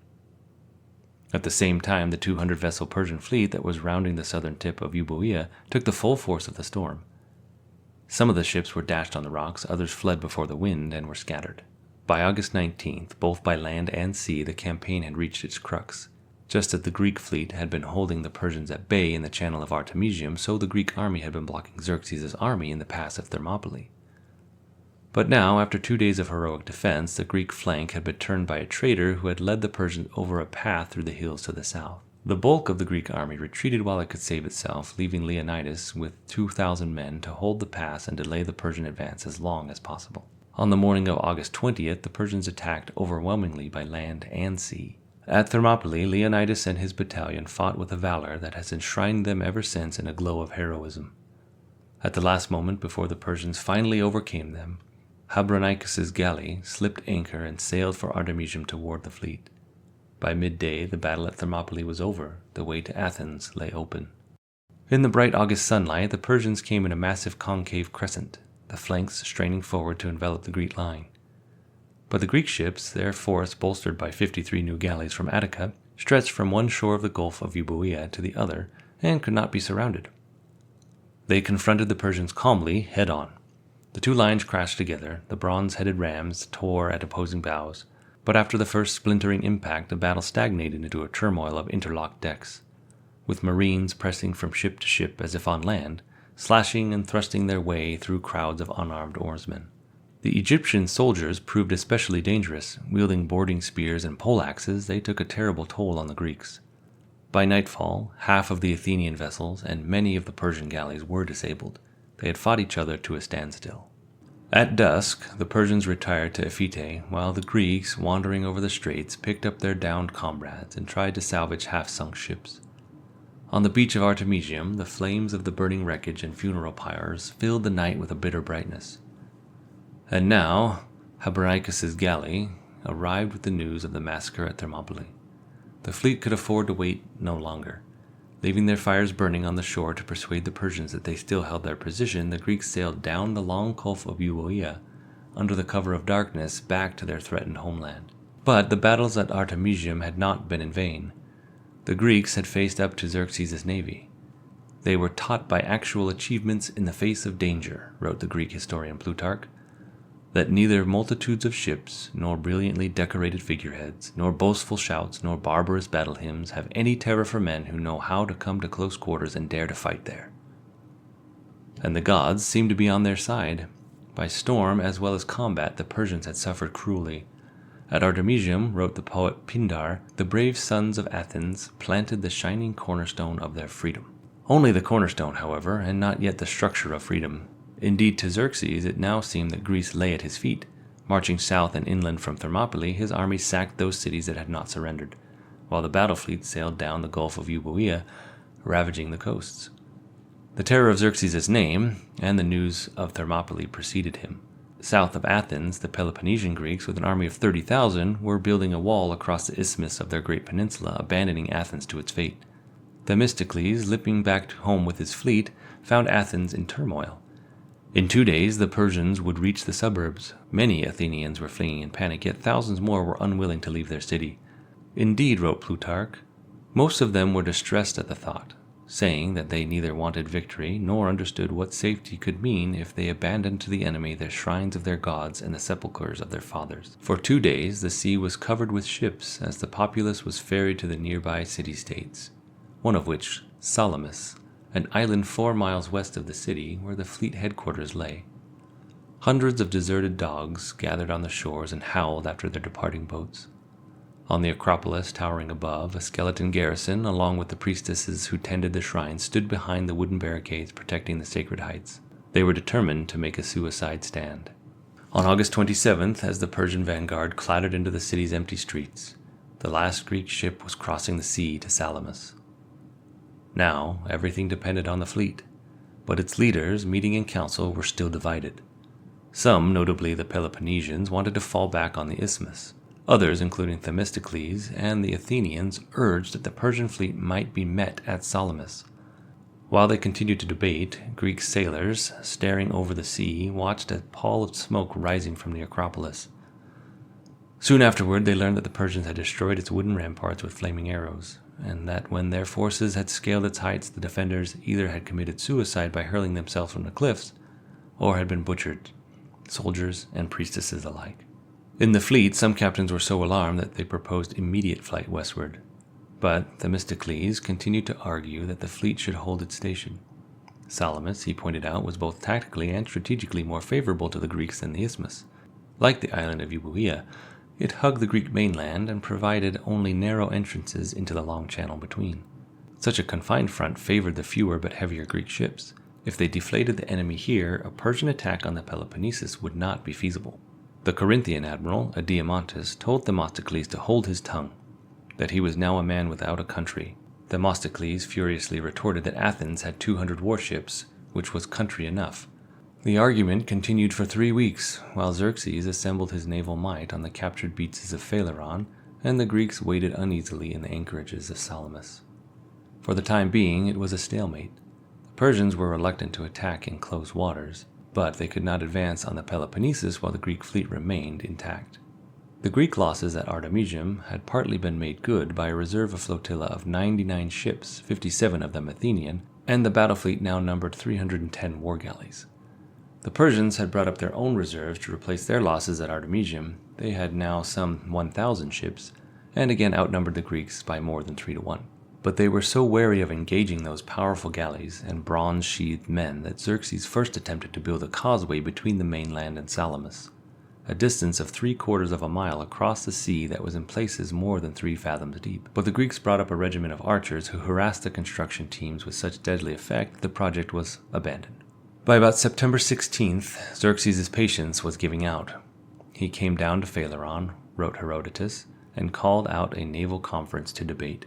whether a sea fight should be risked or no. His commanders, seated below him in order of state, urged him to attack, all but Artemisia, queen of Halicarnassus, who counseled him to march on the Peloponnesus so that the Peloponnesian contingents in the Greek fleet would be drawn away to defend their homeland, and Greek unity would once again be shattered. But the majority won the day. By the evening, the Persian fleet had sailed for Salamis and had taken up its battle stations. Xerxes, however, also took Queen Artemisia's advice to the extent of sending some 30,000 men, carrying torches and singing battle songs along the road of the isthmus, hoping to lure the Peloponnesian flotillas into the open sea. Even the awesome spectacle of the advancing Persian fleet did not resolve the dispute among the Greek commanders, who still debated where to make their stand. One of the group, wrote Herodotus, argued that it was best to sail to the Peloponnesus and risk battle for that instead of abiding at Salamis and fighting for a land already taken by the enemy. In the end, Themistocles forced matters to a head. This blunt and ostentatious man was yet a subtle manipulator of men's minds. He secretly dispatched his trusted slave, Sicinus, in a small boat across the sea to Xerxes. Sicinus probably left in the darkness before dawn on September 19th, and reached the Persians at first light. He told them that he had come from Themistocles, who had changed sides and was ready to join with the Persians. The Greeks, he said, were planning to escape, and if Xerxes attacked now, he would annihilate his enemies before they were able to evade him. Some scholars doubt this story, but whether or not Xerxes did receive such a message, he sent his fleet into action on the night of September 19th. His first moves were preparatory. Some 400 soldiers were silently landed on the islet of Psytalia, south of the Salamis Channel. Meanwhile, the powerful Egyptian squadrons secretly circled Salamis and blocked the channel's western exit. The straits to either side were covered by other units of the Persian fleet. The Greeks were now trapped and forcibly united. Themistocles had won his way. Part 8. A naval clash that paved the way for Western civilization. All through the night, the Persian squadrons patrolled the exits of the channel, awaiting the Greek flight. Around them, the harsh shores and calm sea were lighted by a full moon. Hour after hour, the great fleet, arrayed too deep around the island of Psytalia, gazed across at the enemy warships. The Greek galleys did not move. Themistocles, Herodotus reports, addressed his men at daybreak. He contrasted what was noble with what was base, Herodotus wrote, and bade them always to make choice of the nobler part. As dawn spread over the sky, the men embarked and the ships pushed out to sea. Precisely how the crucial battle was joined is unknown, but it is clear that the Greeks simulated flight in order to draw the Persians deeper into the narrows.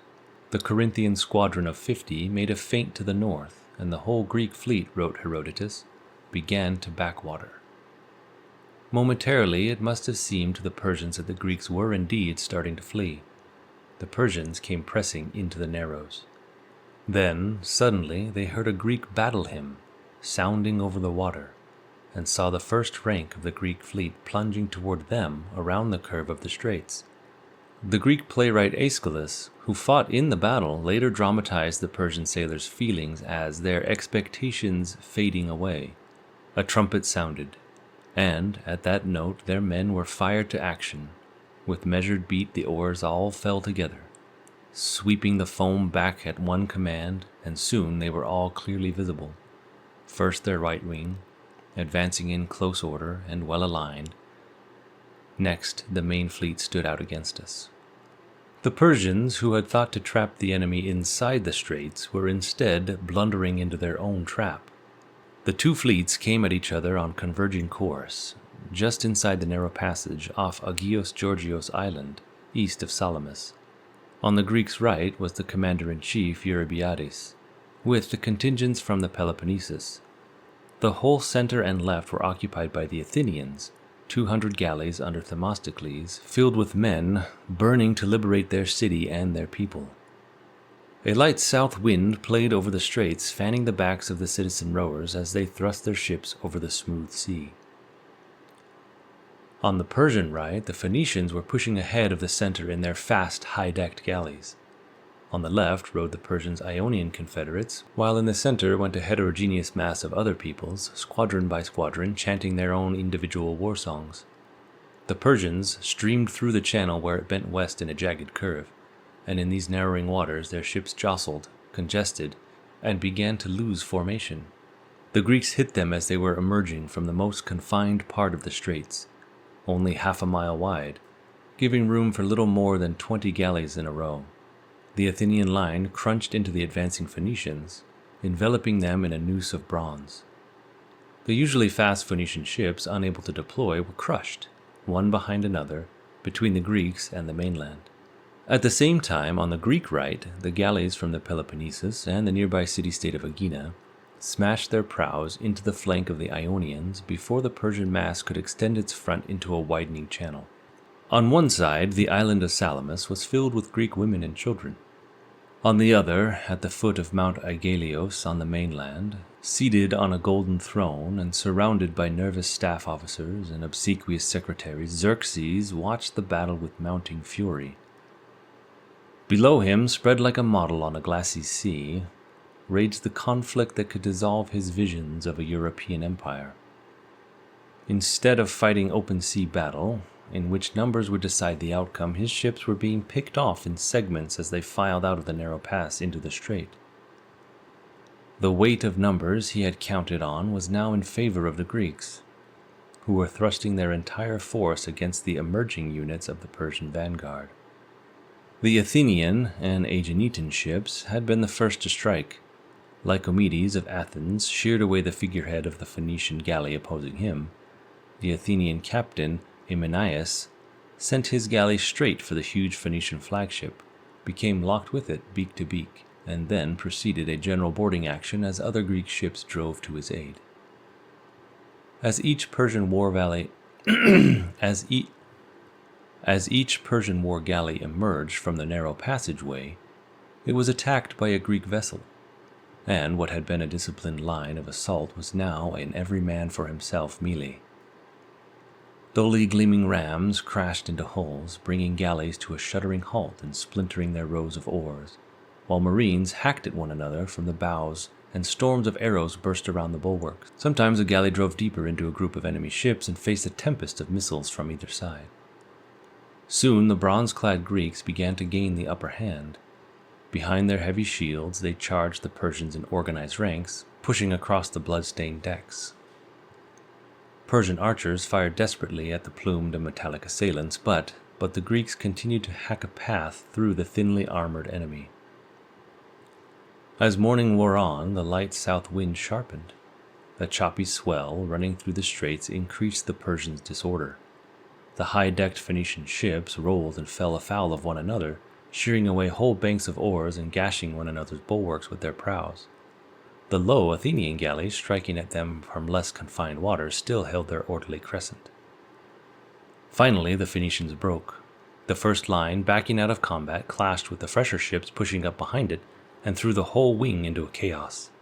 On the Persian left, the Greek confederates of Xerxes were locked in a battle with the Peloponnesians. Their contest was hard and equal, but the collapse of the Phoenicians on the Persian right exerted an unbearable pressure on the left as well as the center. One by one, the king's squadrons began to disintegrate and flee. They had lost not only many fighting shipmates, but many of their leaders as well. The Greeks, realizing that victory could be at hand, pressed against the wounded fleet with merciless fury and coordination. While the Athenians fell upon the enemy vessels running for shore, the Aeginetan flotilla mopped up those trying to escape back through the channel.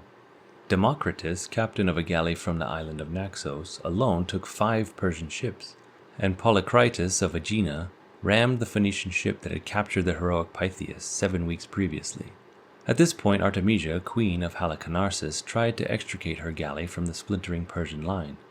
She was well aware that the Athenians, resentful of a woman bearing arms against them, had put a heavy price on her capture. Hemmed in by supporting Persian ships and attacked directly by Aeneas's trireme, she spun about and rammed the nearest galley in her path. It was one of the Persian ships, and its crewmen were all drowned. But the accident deceived Aeneas, who took the queen's warship for that of a Greek or Persian deserter, and turned away, permitting her to escape. Xerxes' staff, from their distance on the hilltop, also assumed that the sinking ship was that of an enemy. "Seest thou, master, how well Artemisia fights?" asked one of them, "and how she just now sunk the ship of an enemy." Xerxes answered sadly, "My men have behaved like women, my women like men." By now the battle had become a rout, and the Ionians, their spirits broken, were fleeing after the Phoenicians down the channel and into the open sea. The 400 Persian soldiers, who had been landed the night before on the island of Psytalia, were isolated. A force of Athenians promptly sailed across from Salamis and massacred them. The straits had become a theater of horror. Half-sunken hulks drifted like ghost ships among a flotsam of corpses and broken spars. The floating Greeks, moving through the floating debris, found Persian sailors and marines clinging to the remains of their ships in the warm water. Without bothering to expend arrows on them, they simply split open their heads with pieces of wreckage or with their oars. Thousands more in the Persian fleet, unable to swim, had drowned as their ships capsized. Broken galleys covered the shore, and a strong west wind carried many others out into the Aegean. The killing lasted until midnight. At least 200 Persian galleys were sunk, and very likely a great many more had been captured, to be added to the Greek fleet, which lost only about 40 ships. The battle at Salamis dealt a crushing blow to Xerxes' hopes. Though the Persian army would fight for another year before giving up the cause, Xerxes, cut off from his homeland, had good reason to fear that his empire might split asunder. Within a few days of the battle, he and his fleet turned towards Asia. So demoralized were some of Xerxes' sailors that, as they made for Hellespont, they mistook some of the low rocks for Greek galleys lying in wait for them, and fled in panic into the open sea. If Salamis had not been won, if the Persians had conquered, the whole stream of Western history might have been changed. For within a century, the tiny states of Greek, by aesthetic and intellectual passion, had laid the foundation of the modern era. Just as the Parthenon, completed within 42 years of Salamis, held in its marble structure the harmony and mathematic rigor of Greece in its prime, so too the great Greek thinkers Socrates, Plato, Aristotle established the philosophic discipline of the Western world. In art, in science, and in literature, these few peoples, in their fleeting heyday, created the first known civilization in which reason predominated over religious faith or superstition. That future civilization, with its 2,500-year-old legacy of free imagination and rational thought, was won by the ships and men of Salamis. Part 9. The Meteoric Rise of Athens. The Golden Age of Athens did not emerge quietly. It was forged in the fiery tempest of the Battle of Salamis. This epical naval conflict became the crucible in which the city's destiny was cast. The Athenian triumph did more than repel the Persian menace. It catalyzed a revolution within their society, propelling an unprecedented wave of democratization. This newfound political freedom ignited an extraordinary surge of creativity, birthing artistic wonders and intellectual brilliance that would be mimicked, discussed, and analyzed for centuries to come. Yet Athens' glory was not confined to the realm of ideas only. Its cultural renaissance also rode the swell of a maritime trade. Commerce flourished on the sparkling Aegean, a sea that seemed tailor-made for trade. Its calm demeanor for much of the year, coupled with steady winds, made it a natural highway for the Greeks, whose rugged homeland lacked sufficient roads. The Greeks, born mariners, earned the playful yet accurate epithet cross-channel men, as they leapt from island to island, their sails billowing against the cerulean sky. Their reach extended far beyond the local island chains. By 1200 BC, Greek ships were charting courses southward, carried by the trade winds to the rich markets of the Nile. Centuries later, in 600 BC, their tenacity bore fruit with the establishment of Nearchus, a Greek enclave nestled 10 miles from the Nile's banks. There, connected to the river by a purpose-built canal, warehouses overflowed with precious Egyptian goods. Linen fine enough for kings and rolls of papyrus destined for scholars and archivists. Initially, Athens, like many city-states, was self-sufficient. Its modest population lived off the produce of local farms and the goods of local craftsmen. But by the 6th century BC, Athens began to strain under the weight of its burgeoning numbers. Hunger loomed as the city's grain supply faltered. Enter Solon, a statesman of rare vision. He decreed that Athens' agricultural exports, save for the prized olives and their golden oil, must be kept at home. The city's olives, famed for their quality, became its lifeline, exchanged for essential grain from the fertile plains of the Nile Valley and the distant Black Sea coasts. But Athens did not merely subsist on staples. The city drew in a trove of luxuries from across the known world. From far-flung reaches of the Persian Gulf and the Phoenician strongholds of Tyre and Carthage came treasures both practical and exquisite. Ivory and frankincense, carpets woven with intricate artistry, and the famed purple dye of the Purpura murex shellfish. Its hue so vivid and rare it became the symbol of royalty. Athens's maritime vigor was more than just a means of sustenance. It was a declaration of ambition. The city sought not just survival but dominance on the Mediterranean. Pericles, the statesman who epitomized Athens's sentiment and ambition in the years following Salamis, captured this aspiration with a rhetorical flourish. How can mere farmers with no knowledge of the sea achieve anything worthy of note? Indeed, the sea, boundless and beckoning, offered Athens a path to greatness, an almost limitless arena for achievement. Ironically, even as Pericles celebrated Athenian seafaring prowess, many of the merchant vessels that plied these waters were not owned by citizens of Athens. Foreigners, including enterprising Syrians, Ionian Greeks, and men from Syracuse, flocked to the city, drawn by its promise of opportunity. Though barred from owning land, these outsiders found a lucrative niche in shipping. Wealthy outsiders could purchase Athenian ships or bring their own. They manned them with slave crews and often captained these vessels themselves, leasing their services to the highest bidder. At the center of all this was the port Piraeus. It hummed with energy, its quayside alive with the shouts of traders, the creaks of ropes, and the rhythmic lap of the waves against hulls. Here commerce flourished, powered by an intricate dance of risk and reward. Merchant adventurers often found themselves in need of substantial funds to charter ships and fill their holds with goods. Fortunately, a legion of investors stood ready, eager to fund these enterprises, expecting a handsome return and receiving one often enough to warrant continued risk. Interest rates were steep, climbing as high as 30%. But for merchants, the potential profits outweighed those costs. With a single voyage, they could sell their cargo abroad for double the borrowed amount, making the gamble well worth the stakes. The real work began when the ship was loaded, the debts secured, and the season's storms gave way to calmer spring seas. At the heart of this enterprise stood the owner-captain, a figure as practical as his vessel. Unlike the sleek, swift triremes that darted through the Aegean as symbols of Athens' naval might, merchant ships were akin to plodding workhorses. Their round hulls and deep drafts prioritized cargo capacity and practicality over elegance or speed. Average ships capable of carrying up to 150 tons of goods, with the largest vessels hauling an impressive 400 tons. Driven by a broad single mainsail, these ships moved at a leisurely 4 knots with a favorable wind, and slow to half that when laboring against it. The routes varied with the cargo and the destination. For coastal trade, captains would hug the shoreline, steering their ships westward toward the Italian ports of Syracuse, Rhegium, or Neapolis, or southeast to the storied harbors of Byblos, Sidon, and Tyre in Syria. Smaller vessels in this trade were light enough to be pulled ashore at night, safe from the storms and marauders, before setting sail again at dawn. For longer voyages to Egypt's Naucratis or Libya's Cyrene, captains struck out across the open Mediterranean, relying on stars, the feel of the wind, and occasional glimpses of familiar landmarks to guide their way. Such voyages demanded patience. A round trip to any of the major Mediterranean ports typically consumed an entire sailing season.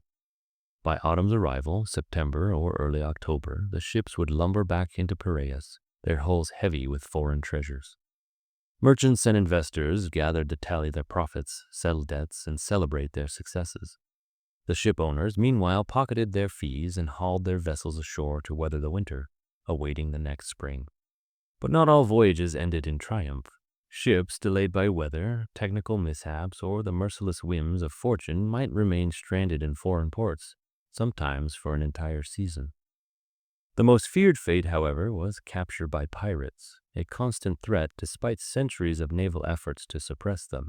Though piracy had diminished since the chaotic age of the Sea Peoples, the lure of merchant cargoes proved irresistible to corsairs prowling the high seas. When pirates struck, the fate of the ship and crew depended on their captors' whims. Often the stolen cargo would be sold in the nearest port, but captains were sometimes held and released only after a heavy ransom was paid. Merchants and their investors faced the choice of rescuing their cargo or accepting a total loss, frequently opted to pool resources and pay the demanded sum, as long as the ransom didn't eclipse the value of the cargo itself. Even after their resounding victory at Salamis, the Greeks understood that their hard-won security was far from assured. The shadow of the Persian Empire still loomed large, its formidable power a constant reminder that Xerxes' forces could return to challenge Greek independence at any time.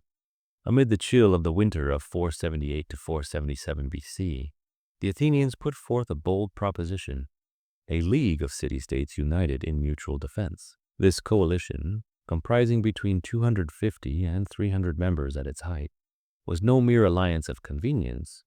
It was indeed a bulwark against invasion and a symbol of collective resilience. The League's reach was impressive. It embraced not only city-states on the Greek mainland, but also communities in Asia Minor, the Aegean Islands, Thrace, and the Sea of Marmara. Each member contributed according to its means. Some supplied ships for the fleet, while others sent funds to keep Athens' shipyards flush with the resources necessary to maintain such large-scale industry. Appropriately, the League's treasury was housed on the sacred island at the heart of the Aegean, Delos. From this sanctuary, the coalition earned its name, the Delian League. In theory, every member of the League had an equal voice. In practice, however, Athens' unmatched naval supremacy made it the League's de facto leader. This dominance enabled Athens to transform the Delian League into a foundation for its own burgeoning empire. Standardized Athenian weights and measures became ubiquitous across the region, simplifying trade but subtly reinforcing Athens' control. The city's iconic coinage, adorned with the Owl of Wisdom, circulated widely, symbolizing its growing influence and affluence. Amphorae, filled with Athens' prized olive oil, were as commonplace in foreign markets as its currency, further cementing the city-state's iconography, or brand recognition, if you will, bolstering its commercial supremacy. At the heart of this expanding maritime empire lay Piraeus, a port that had grown into a vital artery of the Mediterranean trade. Its narrow entrance, flanked by two stone moles, welcomed a ceaseless flow of ships laden with goods. Grain shipments from the Black Sea were among the most critical. Recognizing the lifeline these supplies represented, Athens ensured their safe passage with triremes, the sleek warships that patrolled the seas, ready to fend off any threat. If pirates prowled the trade routes, grain fleets traveled in convoys, the spider-like triremes escorting them. As convoys neared Piraeus, the triremes often surged ahead, their oars cutting cleanly through the water. Some veered toward adjacent naval stations, slipping into bays reserved for Athens' formidable fleet. These naval bases housed long sheds where the triremes, with their slender, fragile hulls, were carefully stored and dried out to prevent waterlogging, a meticulous but vital process for maintaining their speed and maneuverability. Meanwhile, the grain ships, cumbersome and slower, made their way toward the harbor. If the wind faltered, a swarm of rowboats would race out to meet them, sailors calling orders and tossing lines. The small boats took charge of the larger vessels, towing them deftly through the harbor's congested waters. Even ships that managed to sail through the entrance on their own often relied on the towboats to navigate the narrow confines of the port. Once docked, the real business of Piraeus began. Customs inspectors clambered aboard, ledger books in hand, to collect the standard 2% levy on all incoming and outgoing cargo, a modest but steady stream of revenue for Athens. Port agents assessed additional fees for harbor facilities, ensuring that the port itself remained profitable as well as pivotal. The heart of Piraeus pulsed with life, its long central quay a hive of ceaseless activity. Cargo spilled forth onto the pier, while porters, bent under the weight of heavy loads, moved in unbroken lines like industrious ants. For goods destined for other ships, gangplanks connected vessels rafted together, creating a web of commerce afloat on the harbor waters. Behind the shimmering forest of masts stood the imposing warehouses of Piraeus, their wide, columned entrances swallowing and disgorging goods with a rhythmic inevitability. The largest of these was the Long Colonnade, a massive repository of grain that served as both a marketplace and a regulator of Athens's vital food supply. By law, all grain imported by Athenian traders had to pass through Piraeus. Only a third of these shipments could be resold to foreign buyers. The rest was divided among wholesalers, ensuring no single merchant could monopolize this precious commodity. Beneath the Long Colonnade's porticos, the air was thick with dust and chaff as grain dealers shouted the latest price to eager buyers.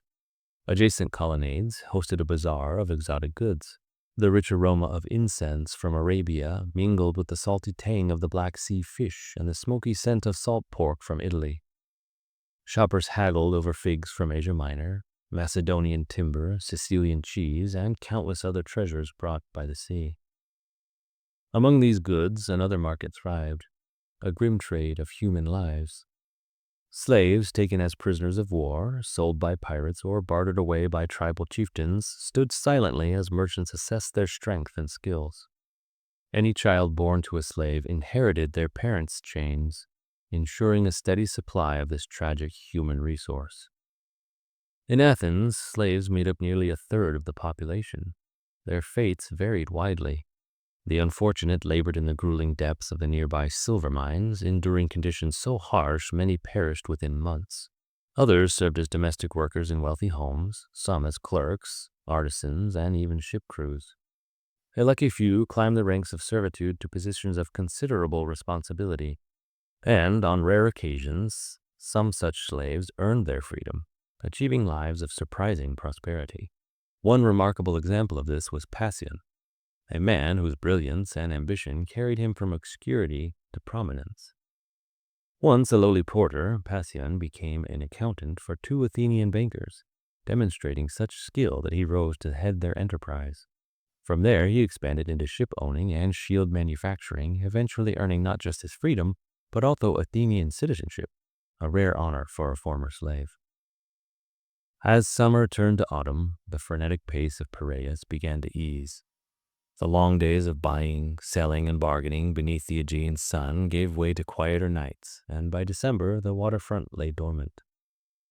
The once busy warehouses closed their shutters, and the crowded quays were left to the creak of wooden hulls swaying idly in their moorings, waiting for April winds to launch a new season of commerce. Piraeus embodied the spirit of Athens itself, vibrant, ambitious, and cosmopolitan.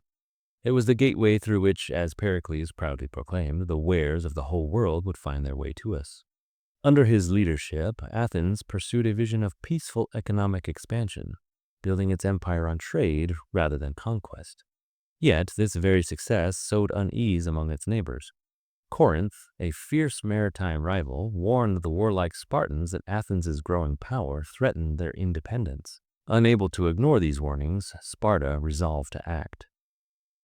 Part 10. The Post-Peloponnesian War Power Vacuum. To Sparta, guardian of the old order, it was a challenge that could not be ignored. Whispers of war grew into cries for action. The stage was set for a conflict that would consume the Greek world. A war not merely of armies, but of ideologies, of democracy against oligarchy, of ambition against tradition. The resulting Peloponnesian War erupted in 431 BC, pitting Athens against a coalition of rivals led by Sparta. What began as a clash of ambitions and personalities would stretch across 27 tumultuous years, interrupted only briefly by an uneasy peace. For Athens, this struggle would ultimately end in ruin, its dreams of eternal dominance and expansion shattered.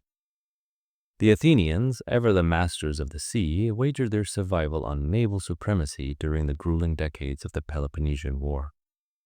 Knowing they could not match Sparta's fearsome land armies, some 30,000 strong, bolstered by reserves, they avoided open field battles and instead fortified their city against invasion. The Spartan hoplites marched across the plains of Attica, burning villages and farmland in their wake, but the Athenians stood defiant behind the long walls. These mighty fortifications encased Athens and extended to Piraeus, securing both the city and its vital port. Within these protective barriers, Athens remained connected to a wider world. A steady stream of cargo ships flowed into Piraeus, their holds laden with grain and supplies, ensuring the city could withstand prolonged siege. Yet the price of safety was steep. The countryside's evacuated villagers swelled the population within the walls, creating overcrowded conditions that soon invited catastrophe. In 430 BC, plague swept through the city like an unseen enemy, indiscriminately claiming lives. Symptoms struck swiftly and relentlessly, leaving a quarter of the population dead in its wake. Even Pericles, the architect of Athens' golden age and the strategist who had guided the city through the war's early years, succumbed to the disease in 429 BC. With his passing, Athens was left rudderless. His successors squabbled over strategy. Some sought peace through negotiation, while others clamored for continued aggression. This discord paralyzed decision-making, allowing the war to grind on until Athens, exhausted by years of conflict, agreed to a fragile peace treaty in 421 BC. The respite was, however, short-lived. In 418 BC, the ambitious and charismatic Alcibiades rose to prominence, urging a return to war. Athens once again launched its fleets, its citizens lured by visions of a restored glory. Despite setbacks, their naval prowess allowed them to prolong the struggle another 13 years. But by 405 BC, the tide had turned irrevocably against Athens. Its once mighty fleet had dwindled to 180 triremes, a shadow of its former glory, and the grain shipments from the Black Sea, the city's lifeline, were now imperiled.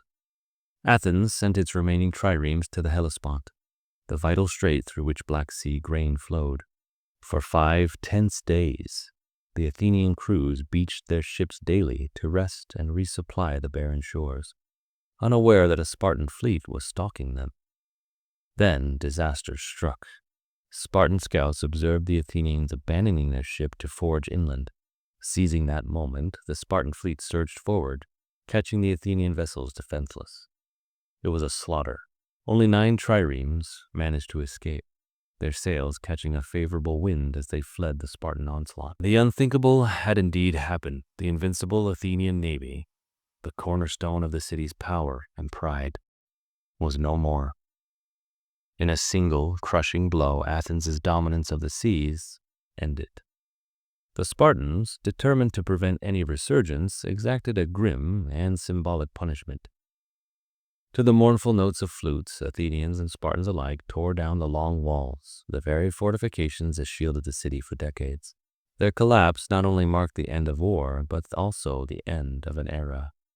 With the long walls reduced to rubble, a Spartan garrison installed in the city, and its people subdued, Athens' ambitions lay in ruins. Yet, even in defeat, the legacy of the city endured. The ideas, art, and ideals that had flourished within Athens' walls outlived its fleeting empire, shaping the course of history in ways that no conqueror could ever dismantle. Even in the shadow of its humiliation, Athens retained its indomitable spirit. The merchants of Piraeus, seasoned navigators of the Mediterranean's intricate web of trade, kept their networks intact. The city's survival depended on their resilience. Grain shipments from the Black Sea, fine goods from Egypt, and luxuries from Asia Minor continued to flow through the harbor, sustaining Athens and keeping its legacy alive. Yet, while Athens clung to its maritime lifeline, the winds of change were gathering yet again, destined to sweep through all of Greece. This transformation began in 359 BC when Philip II ascended to the throne of Macedonia, a rugged kingdom to the north. Philip was a man of boundless ambition and a strategic genius. Though the cultured Greeks to the south dismissed him and his people as unsophisticated barbarians, Philip saw Athens and its city-state brethren as glittering prizes ripe for conquest. To realize his vision, Philip revolutionized warfare. He forged a professional army, its backbone the formidable phalanx. This tightly packed formation of 256 soldiers created a moving wall of destruction. The first 5 ranks of infantry were equipped with 14-foot spears, forming an impenetrable hedge, while the ranks behind rested their weapons in readiness. Whether deployed as individual units or as a massive collective, the phalanx was devastating, clearing the way for Philip's elite cavalry to shatter the enemy lines and scatter their forces. Philip's military machine was matched only by his political cunning. Through a combination of coercion, marriage alliances, he had as many as 7 wives, and shrewd diplomacy, he played the fractious Greek city-states against one another. His strategy bore fruit. by 338 BC, Greek was firmly under Macedonian control. Athens, once the unchallenged leader of the Hellenic world, now found itself subordinate to a northern conqueror. Philip's ambitions, however, extended far beyond Greece. His gaze turned eastward toward the Persian Empire, the sprawling dominion that stretched from the shores of Asia Minor to the distant borders of India. He dreamed of subjugating this vast territory, uniting it with Greece under his rule. But fate intervened. In 336 BC, as Philip prepared to embark on his grand campaign, he was assassinated. Rumors swirled as to the culprit. Some whispered of Persian intrigue, others pointed to Olympias, Philip's first wife, jealous of her rivals. And some, more boldly, accused Philip's own son, Alexander, a brilliant but fiery young man whose ambitions may have eclipsed even his own father's. Whatever the truth, the mantle of power fell to Alexander, just 20 years old, but already a force to be reckoned with. While some in Greece feared chaos under such a young ruler, Alexander wasted no time in proving them wrong. He inherited not only his father's plans to conquer Persia, but also his drive and military acumen. Yet Alexander's vision extended even further. Alexander imagined the known world, Europe, Africa, and Asia, as a single, interconnected whole. To him, the great ocean that surrounded these lands was not a barrier, but a bridge, a pathway for exploration and unification. In 334 BC, at the age of just 22, he launched his legendary campaign to conquer the world. His forces were unlike any seen before, including not only soldiers but also shipwrights and sailors. Alexander's mission was not merely conquest, it was to chart new sea routes and connect the lands he would bring under his rule. As Alexander and his army marched eastward, their journey would reshape history. In his relentless pursuit of empire, Alexander carried forward not only the legacy of Macedonia, but also the cultural achievements of Greece. Athens, no longer a dominant power, would see its ideals, art, and knowledge woven into the fabric of the vast territories Alexander sought to unite. The age of independent city-states was over, but a new golden age beckoned, a fusion of Greek ingenuity and Macedonian might that would leave an indelible mark on the ancient world. Part 11. Alexander and Nearchus the Great.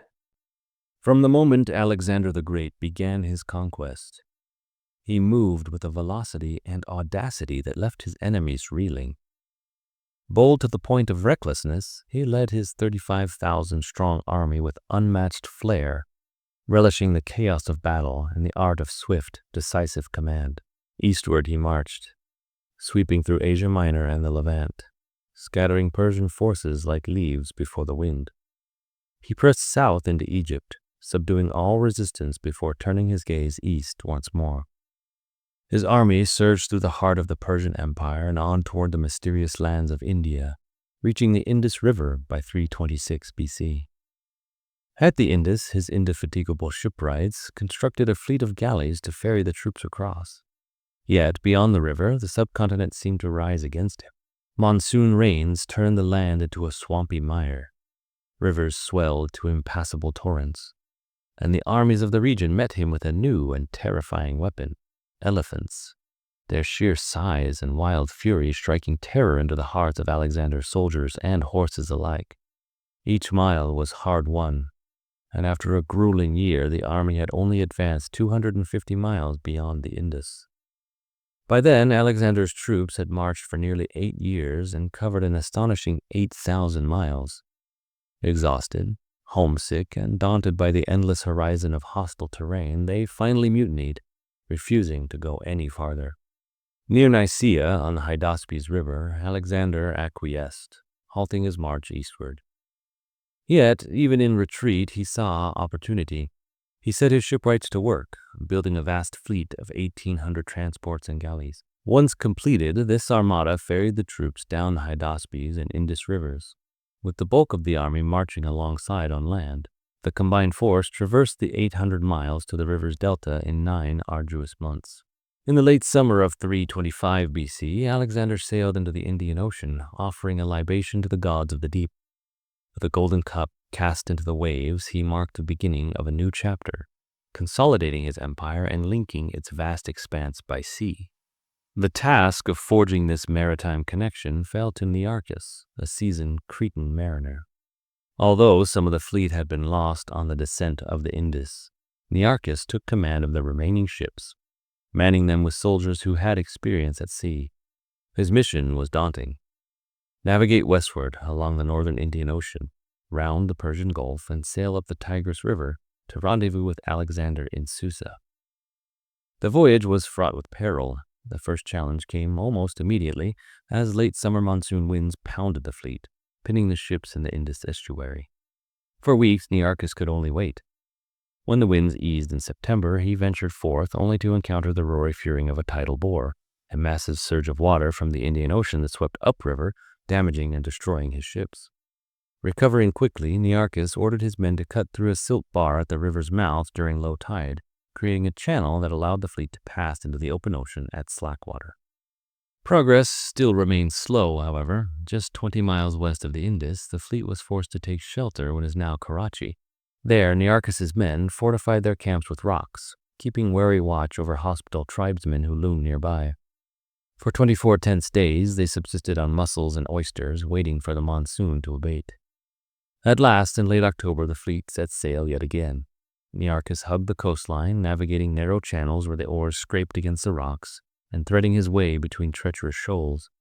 On rougher stretches, the fleet was forced farther out to sea, where the heavy surf and the monotony of the waves left the crew seasick and disheartened. Nights at sea brought little respite.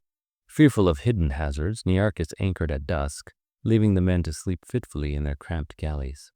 Even when landfall was possible, new hardships awaited. Many stretches of the coastline were barren, offering no fresh water or provisions. The sailors, parched and desperate, found themselves battling not only the elements but their own bodies, drained by exhaustion and thirst. Through it all, Nearchus pressed forward, recording his trials in a journal that would later inspire any who would read it.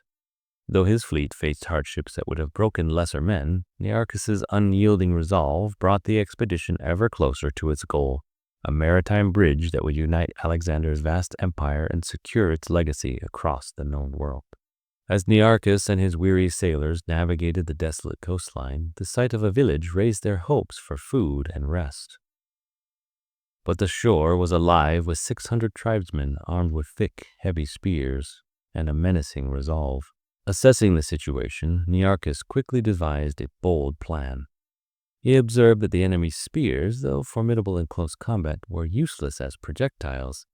Seizing the advantage, he ordered his strongest swimmers overboard. They were to form ranks in the shallows, their arrows ready, and rush forward with a fearsome war cry while the archers on the galleys provided cover and fire. The Greeks surged toward the shore with a determination born of desperation, their shouts echoing over the water. For a moment, the tribesmen held their ground, but the ferocity of the charge overwhelmed them. They turned and fled in chaos, leaving the Greeks to claim the village. Among their captives were peculiar figures clad in animal hides and fish skins, their bodies hairy, their nails long and claw-like, adapted for splitting wood and fish in the absence of metal tools. These strange villagers seemed as much a part of their harsh environment as the desolate land itself. After appropriating the provisions and repairing their battered ships, Nearchus and his men continued their odyssey. Other settlements offered less resistance, and at one village the inhabitants even greeted them warmly, presenting a gift of sheep. Yet the sailors were taken aback by the peculiar taste of the mutton, seemingly infused with the essence of fish. Their hosts explained with causal pragmatism that their barren land provided no fodder, forcing them to feed their livestock on fish. The coastline offered little relief to these Mediterranean seafarers. It was a bleak, unforgiving land where life clung to existence by subsisting on the sea. The inhabitants harvested crabs, oysters, and fish, drying the larger catches under the relentless sun and pounding them into a meal. The few scraggly palm trees were stripped to make fishing nets, for the people had no boats to venture beyond the shore. Whales, when they ventured too close and became stranded, were not consumed for their meat. Instead, the massive creatures were left to rot until their stench subsided. Then the resourceful villagers harvested the bones, using ribs for rafters and jaws for doors in their crude huts. At sea, the Greeks encountered living whales for the first time. Towering spouts of water shot into the sky as the colossal creatures surfaced, prompting awe and terror among the sailors. So astonished were they that they dropped their oars, momentarily paralyzed. But Nearchus, ever resolute, rallied his men. Trumpets blared, oars splashed, and shouts filled the air as they charged at the whales, scaring them into diving beneath the ships and surfacing at a safe distance. The voyage took a mystical turn near the mouth of the Kalami River, on the coast of modern-day Pakistan. There, a transport ship from the fleet vanished. A local pilot spun a fantastical tale. The nearby island was the domain of an enchantress who seduced sailors and turned them into fish. Determined to uncover the truth, Nearchus sent a galley to circle the island, its crew calling out for their lost comrades. No answer came. Undeterred by superstition, Nearchus led his men ashore, finding no sign of magic nor of the missing vessel. The most likely explanation was grim but mundane. The transport had foundered on the island's treacherous shoals. The story of the enchanted island joined the growing mythology of Nearchus's journey, a mixture of courage, hardship, and curiosity that mirrored the spirit of exploration and conquest that had propelled Alexander's campaigns. Despite adversity, the fleet pressed on. Each mile covered brought them closer to the Persian Gulf and the promise of reunion with Alexander's grand empire. For the Greeks, these barren shores and strange encounters underscored the enormity of their undertaking, a journey into lands and waters unknown where myths and reality blended as one. By December of 325 BC, Nearchus and his fleet, battered but resolute, finally reached the Gulf of Oman and turned northward into the Persian Gulf. It was as though the gods themselves had relented, granting the weary sailors an oasis of relief. Here they found fresh water in abundance and provisions enough to ease their relentless hunger. For men accustomed to barren shores and grueling seas, this abundance must have felt like the promised land. Some of the crew ventured inland, driven by curiosity and the hope of further supplies. What they found was beyond their wildest expectation. A lone figure emerged, a man dressed in a Greek mantle, speaking fluent Greek. After months of alien landscapes, foreign tongues, and unrelenting hardship, the sound of their native language was a balm to their souls. The man explained that he was a straggler from Alexander's army and brought extraordinary news. The king himself was only a 5-day march from the coast. This revelation electrified Nearchus and his men. Selecting an aide and 5 of his sailors, Nearchus sent off immediately to deliver word to Alexander. The journey was another grueling trial. By the time the bedraggled group arrived at Alexander's headquarters, they were barely recognizable. Filthy, salt-encrusted, their skin weathered and sallow from privation. Alexander, who had endured his own ordeal leading a vast army across the harsh deserts of Pakistan and Persia, had long feared the fleet's loss. Upon hearing that the galleys were safe, he wept tears of joy.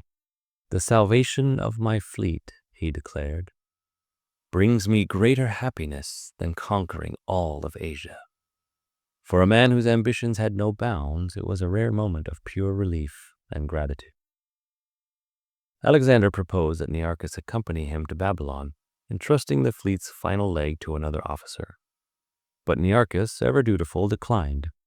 "It is my duty, O king," he replied simply, choosing to return to his sailors and his ships. He reunited with his fleet and led them on the final stretch to Susa, a journey of nearly 2 months. When they reached the city in 324 BC, Alexander was there to greet them, relieved to see that the fleet was fully accounted for. Though their naval odyssey had ended, the tale of Alexander's empire was nearing a tragic close. The expedition traveled overland to Babylon, where Alexander was struck down with a sudden fever. On June 13, 323 BC, at just 32 years old, the man who had reshaped the known world passed into legend. Nearchus's 1,000-mile, 5-month voyage was a feat of endurance and discovery. While Indian, Persian, and Arabian traders had plied the waters between the Persian Gulf and India for centuries, it was Nearchus who unveiled this vital maritime link to the Greeks. His detailed journal provided a navigational blueprint for future sailors, laying the groundwork for a new era of commerce between East and West. Yet for all its promise, the unity Alexander envisioned for his empire unraveled after his death. His generals, consumed by ambition, carved the vast domain into 3 parts. Antigonus claimed Macedonia and Greece. Ptolemy established his dynasty in Egypt. And Seleucus seized Syria and Asia Minor. The empire was no more, but the pathways Alexander and Nearchus forged remained. The connections they built, both overland and across the seas, would endure, shaping the ancient world for centuries to come. The aftermath of Alexander the Great's empire saw a world in flux, its balance of power now contested at sea. Ptolemy, inheriting the Egyptian heart of Alexander's domain, seized much of his fleet and set out to establish Egypt as the Mediterranean's leading naval power. Yet Antigonus, ruling Macedonia and Greece, would not let the Greeks be reduced to second-class seafarers. Thus began one of history's first naval arms races.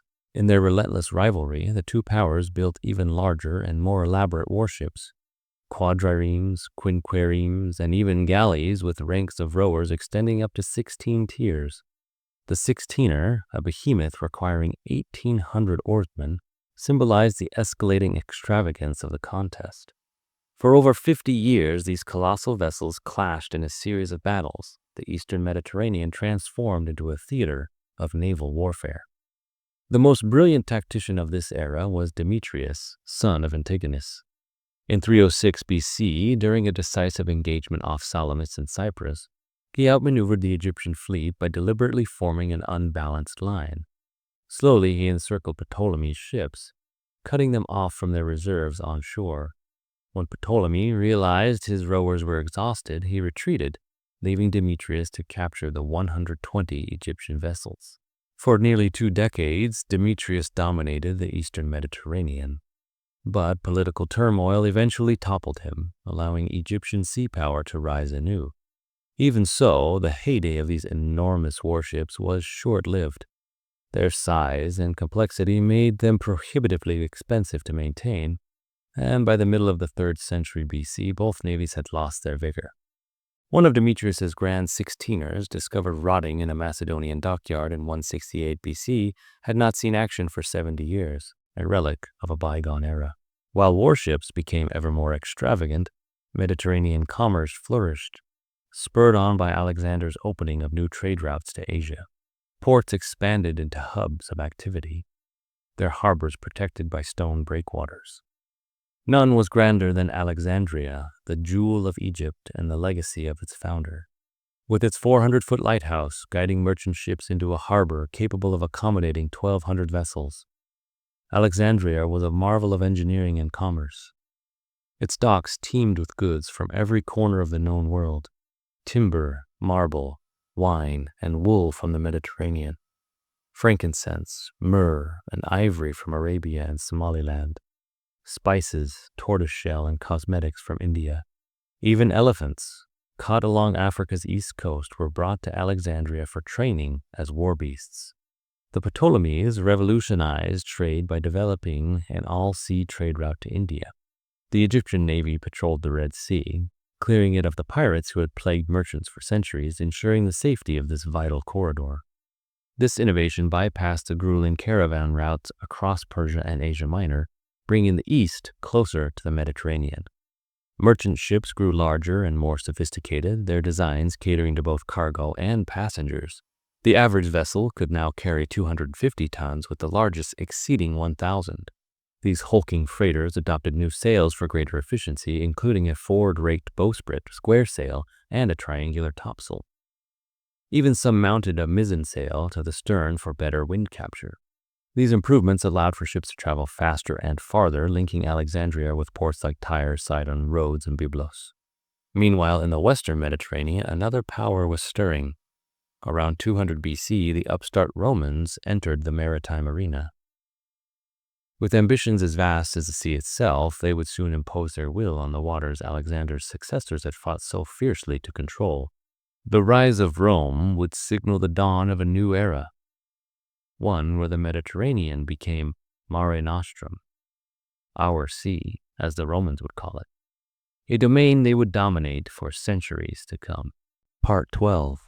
Landlubber legionnaires test out their sea legs. The Roman navy that entered the eastern Mediterranean in 201 BC was a formidable force, albeit a new one. For much of their history, the Romans were landlubbers, farmers, cattle ranchers, and foot soldiers. Beginning about 500 BC, they had marched forth from their original settlement on the banks of the Tiber River, subduing the mountaineers of the Apennines and the peoples of the plains, including Greeks who had colonized southern Italy. Over the next 2 centuries, Rome knit together these confused areas under a system of government, an oligarchical state, popular assemblies, and a hierarchy of magistrates that was dynamic, conscientious, and for its day, democratic. Throughout this period, the strength of Rome lay in its army. The sea belonged to the heirs of Alexander, and especially in the west to the Carthaginians, descendants of the Phoenicians.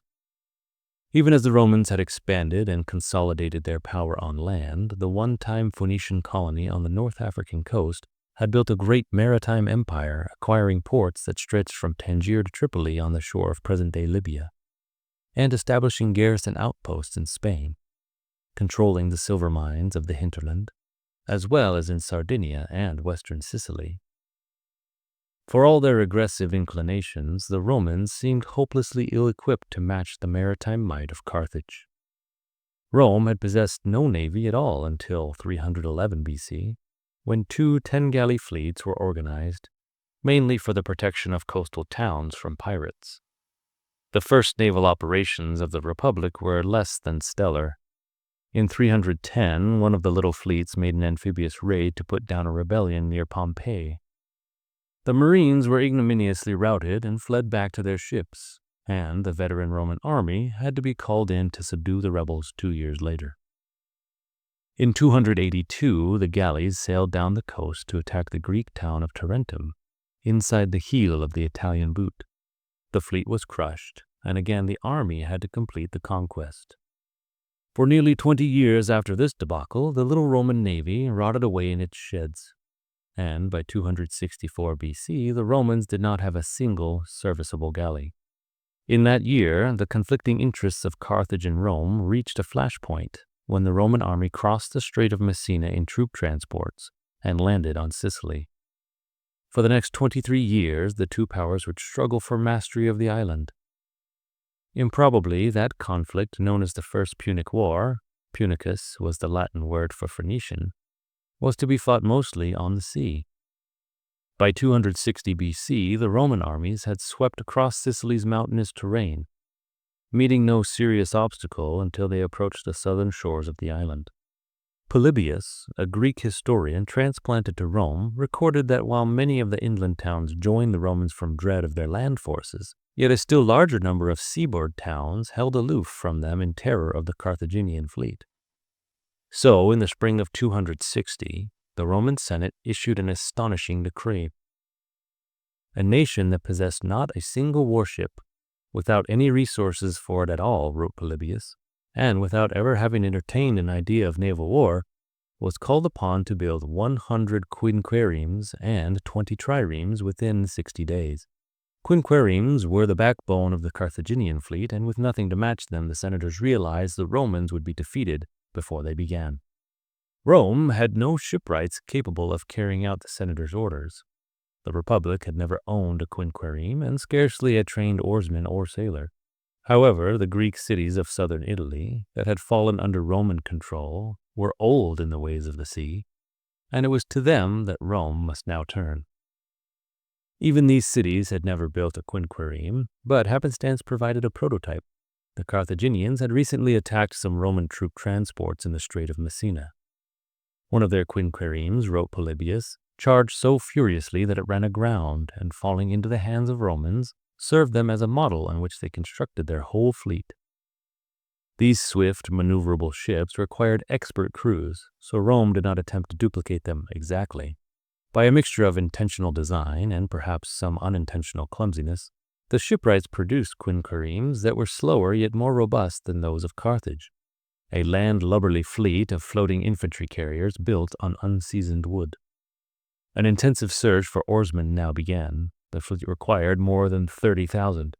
The citizens of Rome itself were considered to be above such servitude, but the tough farmers and herdsmen of the Italian interior were not. The legend of Roman galley slaves is merely a legend. The Roman galley's oars were always pulled by free men. In bewildered droves, farm boys were crowded onto makeshift rowing benches set up on land and trained to pull to the chant of the time beater. While they sweated in unison, the shipbuilders hammered and jointed and caulked the fleet together at such a prodigious rate that in only 2 months' time the huge, awkward armada of 120 ships was complete. and its raw crews were tumbled onto the rowing benches.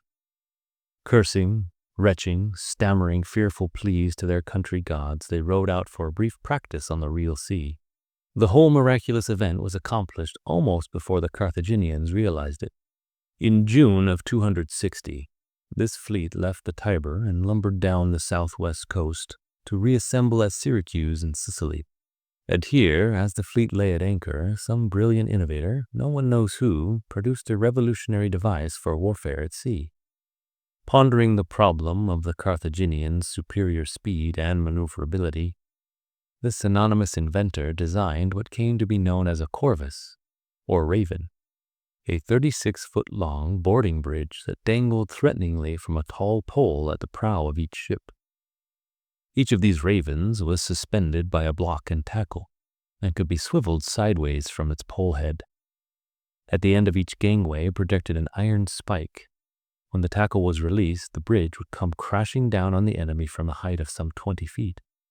The raven's iron bill would embed itself in the enemy's deck, holding the galley fast while the Romans stormed over the causeway two abreast. In an attack conducted this way, rather than by ramming or with missiles, manpower would be all important. Each Roman galley therefore added 80 crack legionnaires to its normal complement of 40 armed marines. Meanwhile, the Carthaginians, not content simply to protect their towns along Sicily's southern and western shores, were ravaging the island's northern coast with a fleet of 130 war galleys. When their captains sighted the new Roman navy plodding through the Strait of Messina to put a stop to their depredations, they regarded it with amused disdain.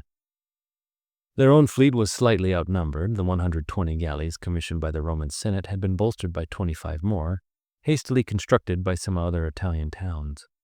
But the Carthaginian fleet included more quinqueremes, and they were the finest of their day, superbly rowed by veteran oarsmen. The commander of the Carthaginian fleet was a mediocre admiral named Hannibal, not the later, more famous bearer of this popular Carthaginian name. As he watched the enemy come wallowing out to battle off the Sicilian coast near Mylae, Hannibal was overjoyed. The Romans appeared to be offering themselves up for a sacrifice. The ponderous galleys, their blades flailing the water as the green oarsmen tried to keep their unison, their decks jammed with armor-clad infantry, their bows dangling the gawky ravens, presented an outlandish sight. Hannibal was so confident of victory that he did not even bother to form battle order. Like descending pirates, the Carthaginians swept into the Roman fleet, ready to ram and veer away in the time-tested tactics of battle at sea. Commanding the Roman fleet was Consul Caius Duilius, a fighter more accustomed to infantry combat. Determined to turn the contest into a man-to-man battle as soon as possible, Duilius led his galleys head-on to the advancing enemy. As the Carthaginian ships struck, the ravens descended.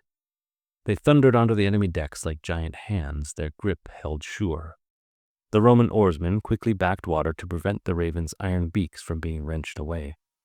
The fleets became a congested mass, ship bound to ship by the ponderous gangways.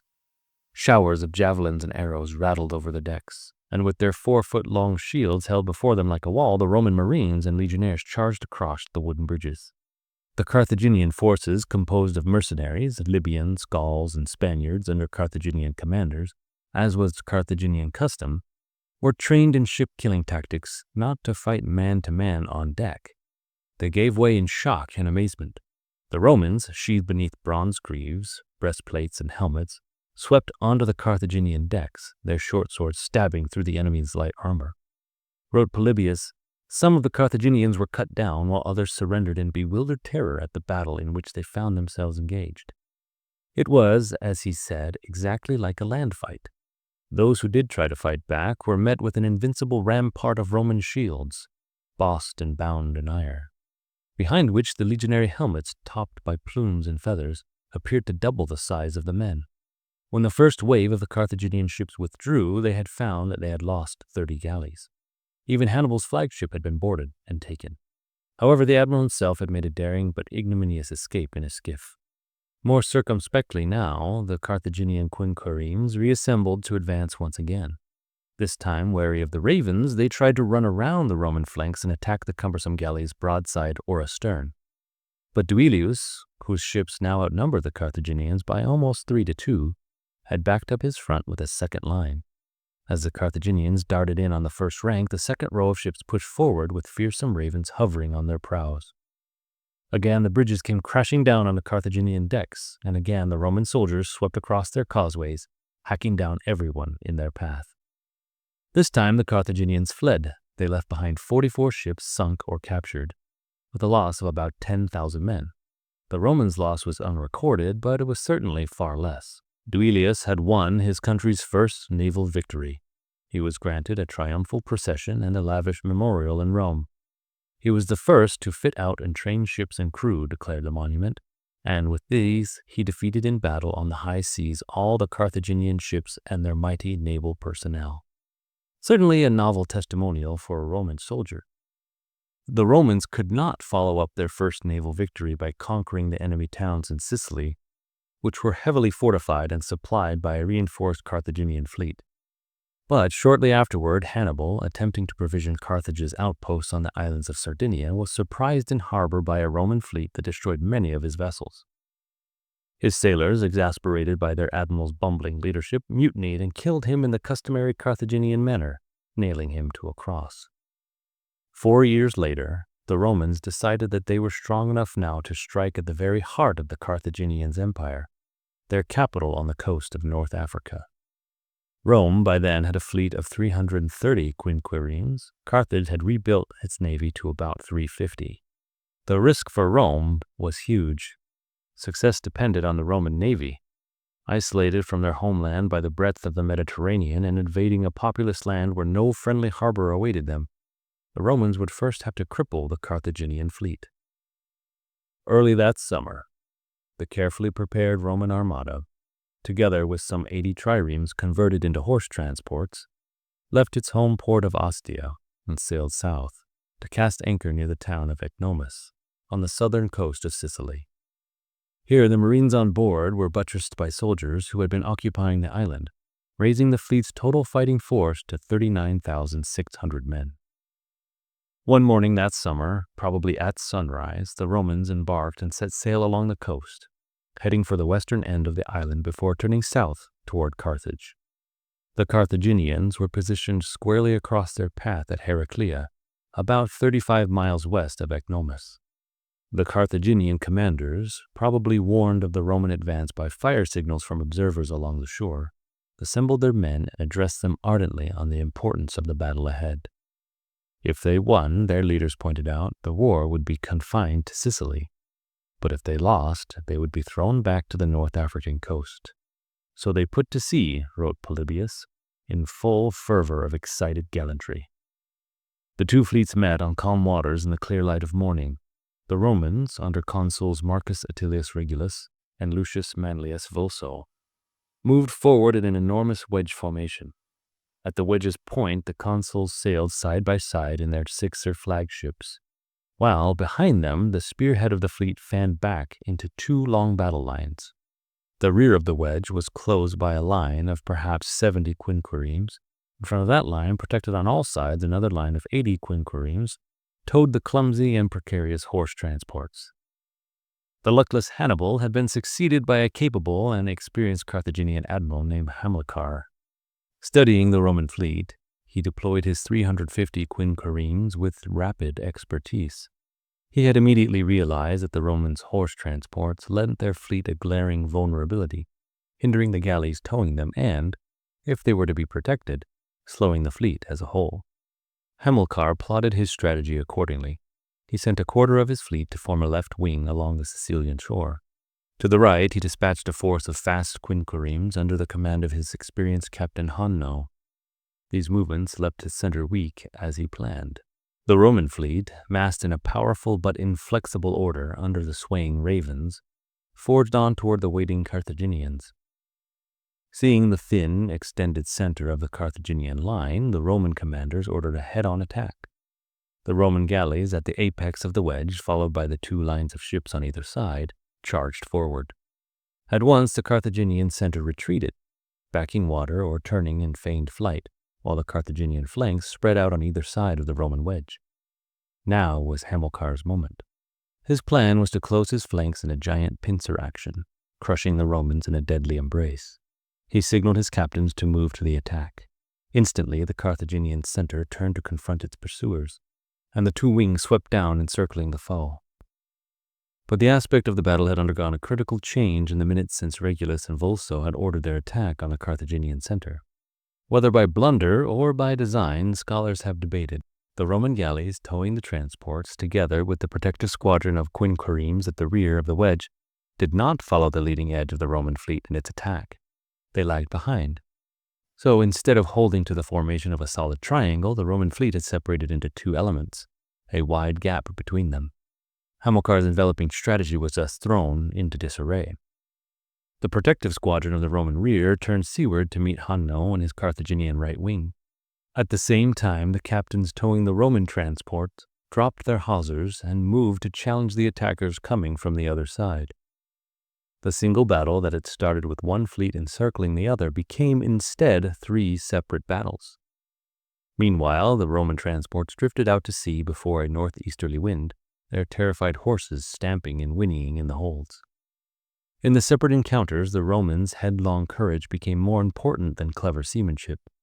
The galleys that had cast off their transports rushed towards the shore, where they turned their sterns to the beach and formed a crescent, prows outward like a herd of beasts under attack. Dangling their predatory ravens, they dared the enemy to come on. The Carthaginian center, overpowered by the spearhead of what had been the Roman wedge, was first to give way. Latched to their heavy attackers by the ravens, they were unable to maneuver. Their sailors, too lightly armed to fend off Roman legionnaires swarming across the footbridges, were forced back against the bulwarks, then driven over the side or cut down. Leaving Vulso to mop up the last vessels of the Carthaginian center, Regulus turned his flotilla about and went to the aid of the Roman rear, which was engaging with Hanno's quinquiremes. Regulus came upon Hanno from behind, and the Carthaginian right wing was caught in a vice. Before he was completely surrounded, Hanno, who had the fastest quinquiremes in the Carthaginian fleet, skillfully withdrew the remains of his squadron into the open sea. Once more, the robustness of Rome had been too great for the nimbleness of Carthage on the sea, in contrast to Roman casualties of 24 ships sunk in the battle off Ecnomus. More than 1/4 of the Carthaginian fleet of 350 was lost. 64 were captured by their foe, and more than 30 sent to the bottom. Yet a stunning setback lay in store for the Romans. They wanted to follow up the victory at Ecnomus with a swift pursuit of the enemy fleet as it withdrew towards Africa.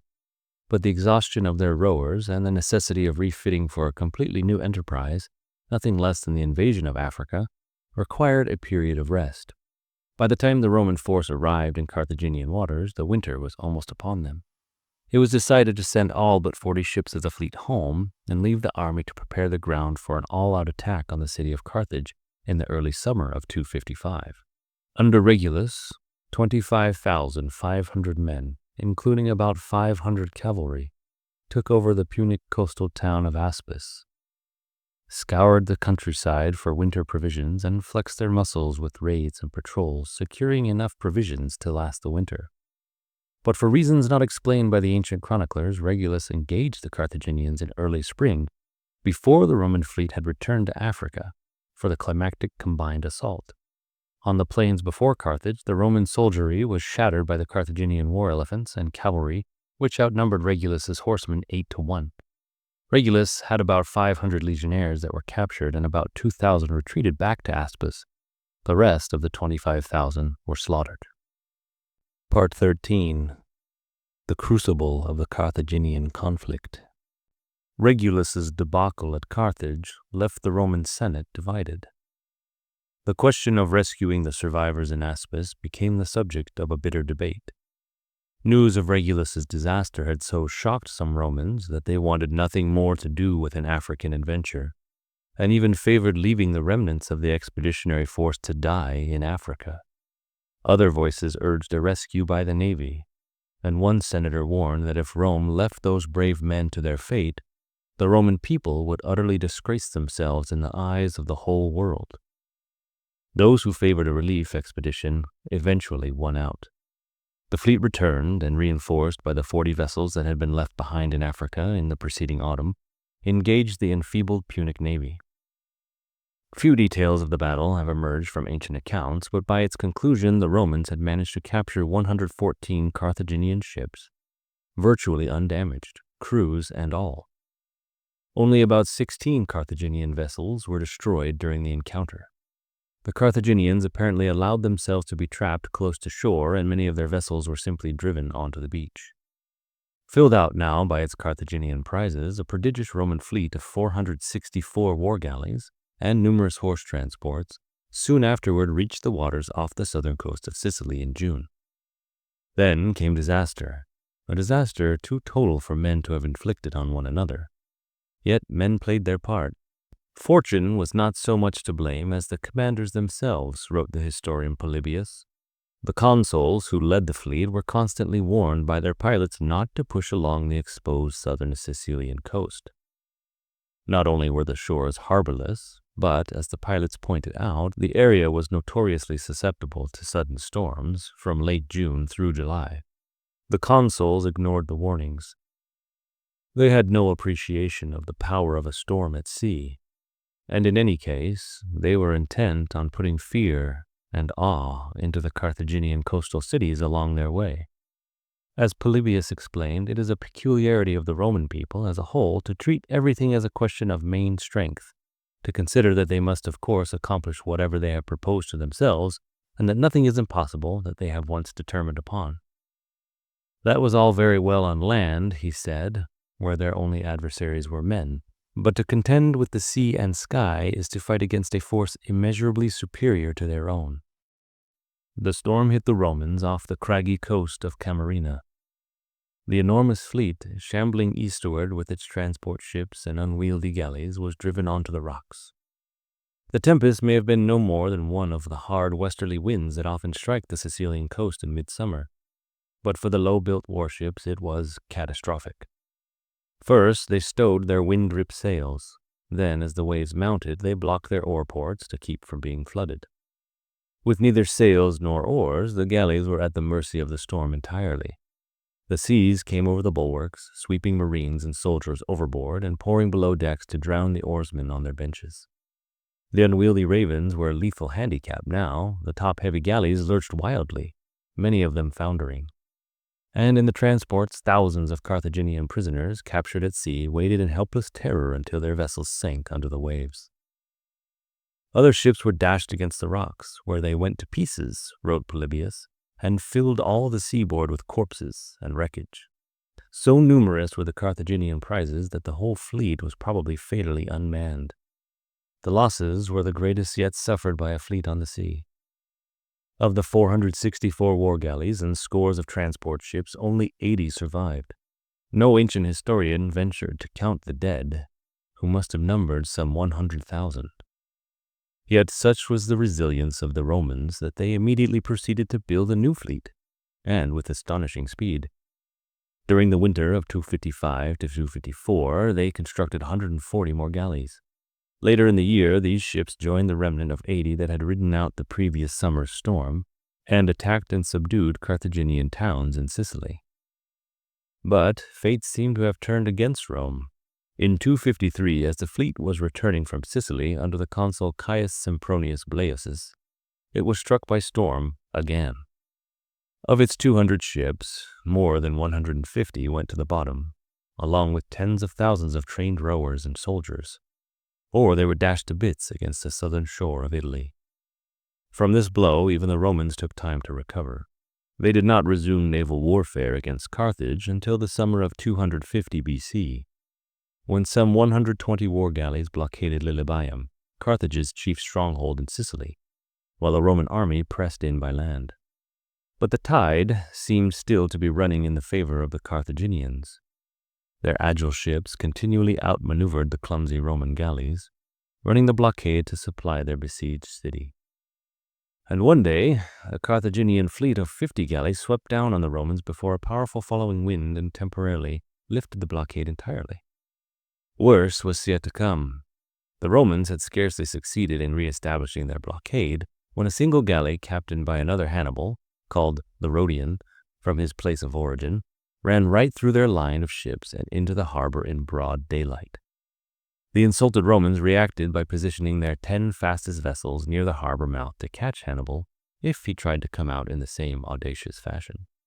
Yet he did so with aplomb, and wrote Polybius not only sailed out without receiving any damage to ship or crew, scuddling along the bows of the enemy as though they were fixed in their places, but even brought his ship to, after running a short way ahead, and with his oars out and ready, seemed to challenge the foe to a contest. When none of them ventured to put out to attack him, because of the spread of his rowing, he sailed away, having thus with one ship successfully defied the entire fleet of the enemy. The humiliated Romans finally got their revenge when a swift Carthaginian quadrireme ran aground on the harbor mole and the blockaders captured it. In this vessel, the Romans placed a picked crew of oarsmen and soldiers and lay in wait for Hannibal.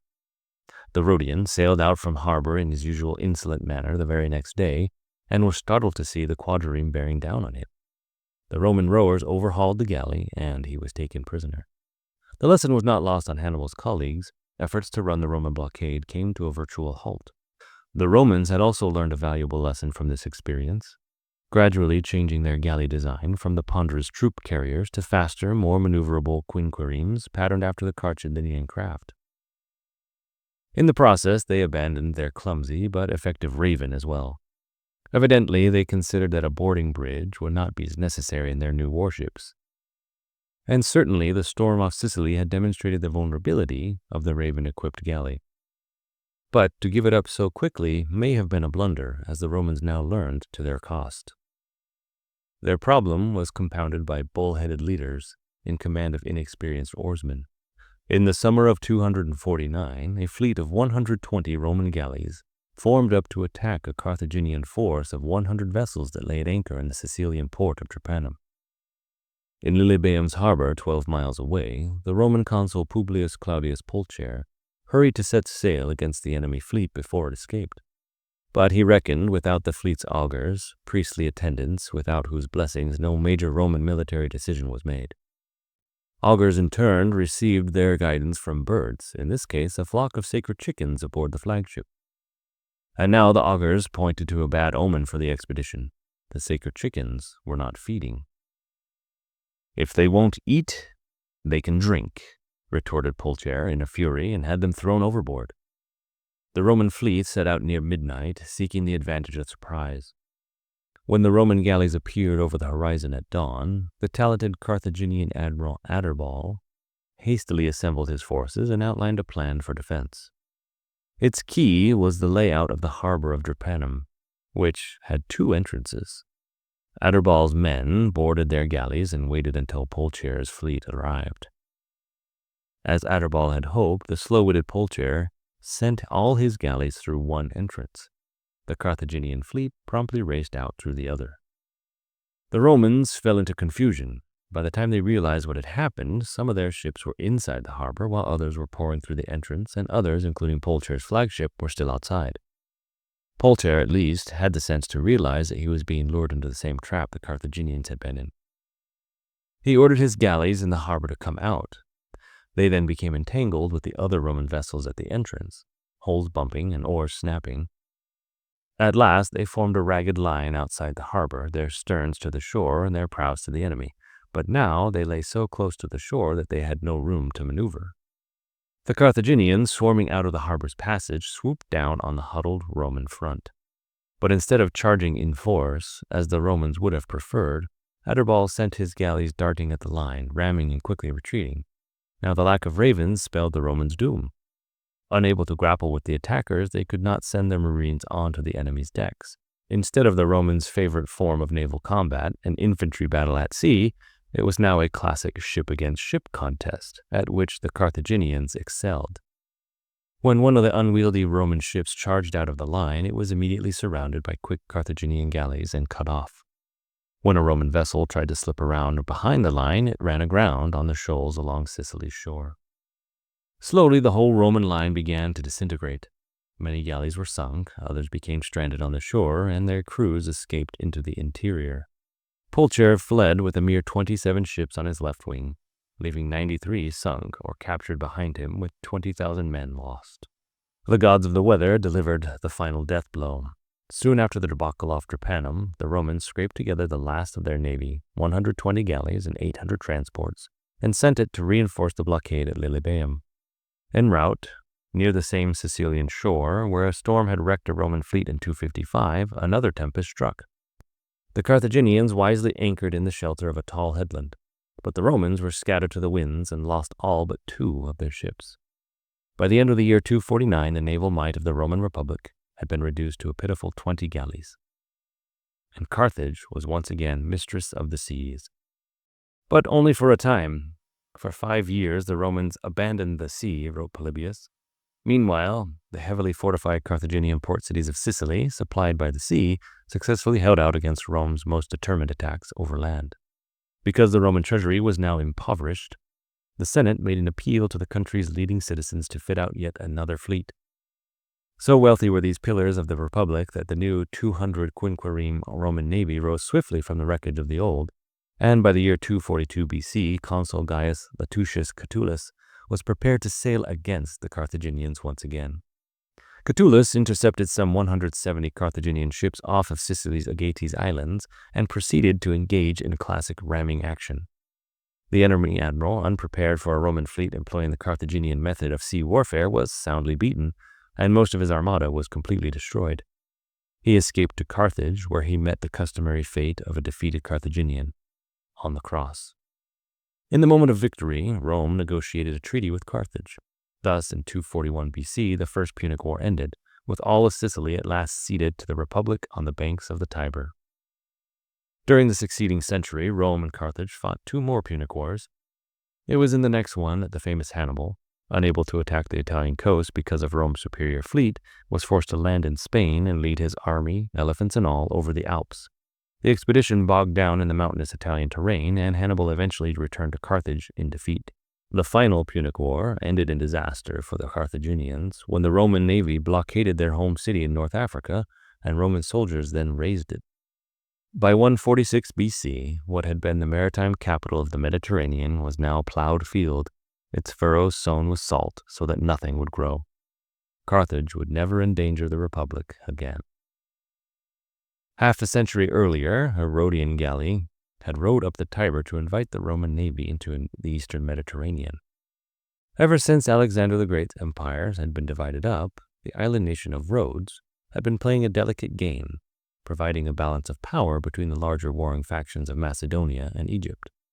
But by the end of the 3rd century BC, the Egyptian navy had been somewhat neglected, and Macedonia's mighty fleet threatened to dominate the eastern reaches of the Great Sea. Hence the Rhodian request for aid. Rome responded with 50 of its swift new quinqueremes.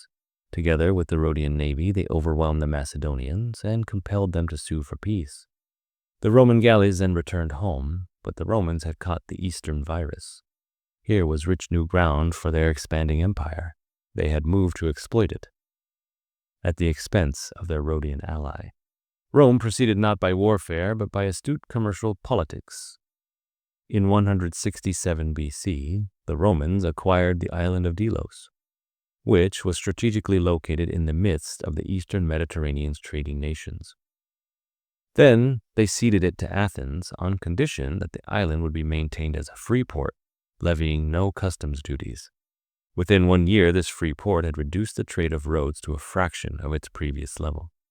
The entire luxury traffic of the Mediterranean world, spices, incense, slaves, flooded into Delos, and Rhodes was limited to receiving grain and wine, largely because of the heavy vessels carrying these commodities requires Rhodes' deep harbor. Delos became an entrepot of Levantine dynamism and acumen. Greeks, Phoenicians, Syrians, Jews, Arabs, even merchants from the Red Sea and beyond set up their offices there and turned Delos into a port of Babel. A local saying ran through the area, "Merchant, sail in and unload. Everything's as good as sold." And there, Middle Easterners were met by Rome's middlemen, the Greeks of southern Italy, who paid in cash, wine, and olive oil for the luxuries the Romans wanted. Trouble then came from an unexpected quarter. For years, Rhodes's navy had policed the eastern Mediterranean and kept it free from pirates. Now, that navy was in decline, but Rome had no interest in assuming its policing role. Indeed, pirates provided a welcome source of slaves for Rome's western markets. The unhindered corsairs multiplied. Those of Cilicia on the rugged southern coast of Asia Minor virtually formed a pirate nation with a fleet of some 1,000 ships. The pirates cruised at will through the eastern Mediterranean and soon extended their range westward to infest even the shores of Italy. They forced protection money from coastal cities and kidnapped Roman noblewomen within a few miles of the capital, holding them for ransom. 2 government dignitaries were abducted along with their staffs. The consular flotilla was attacked while at anchor in Rome's port of Ostia. Only when pirates overran Delos and sacked the port in 69 BC did Rome at last respond. In 67 BC, the People's Assembly turned to a skilled administrator named Pompey, directing him to use whatever force he considered necessary to wipe out piracy throughout the Mediterranean. Pompey proceeded on a mammoth campaign. He requisitioned ships from every province and tributary nation, creating separate fleets under separate leaders, and ordered a simultaneous attack on pirate bases all over the sea. His master plan worked. The Mediterranean was swept clean from west to east. Pompey did not execute all of the pirates, but settled the most promising as farmers in the hinterlands of the Roman world, thereby removing the temptation for them to resume their campaign of harassment. But now Rome was beset by danger from within. For a period of almost 3 decades after Pompey cleared the sea of pirates, the Republic was racked by civil strife. First, Pompey and Julius Caesar battled for dominance. Both died at the hands of assassins.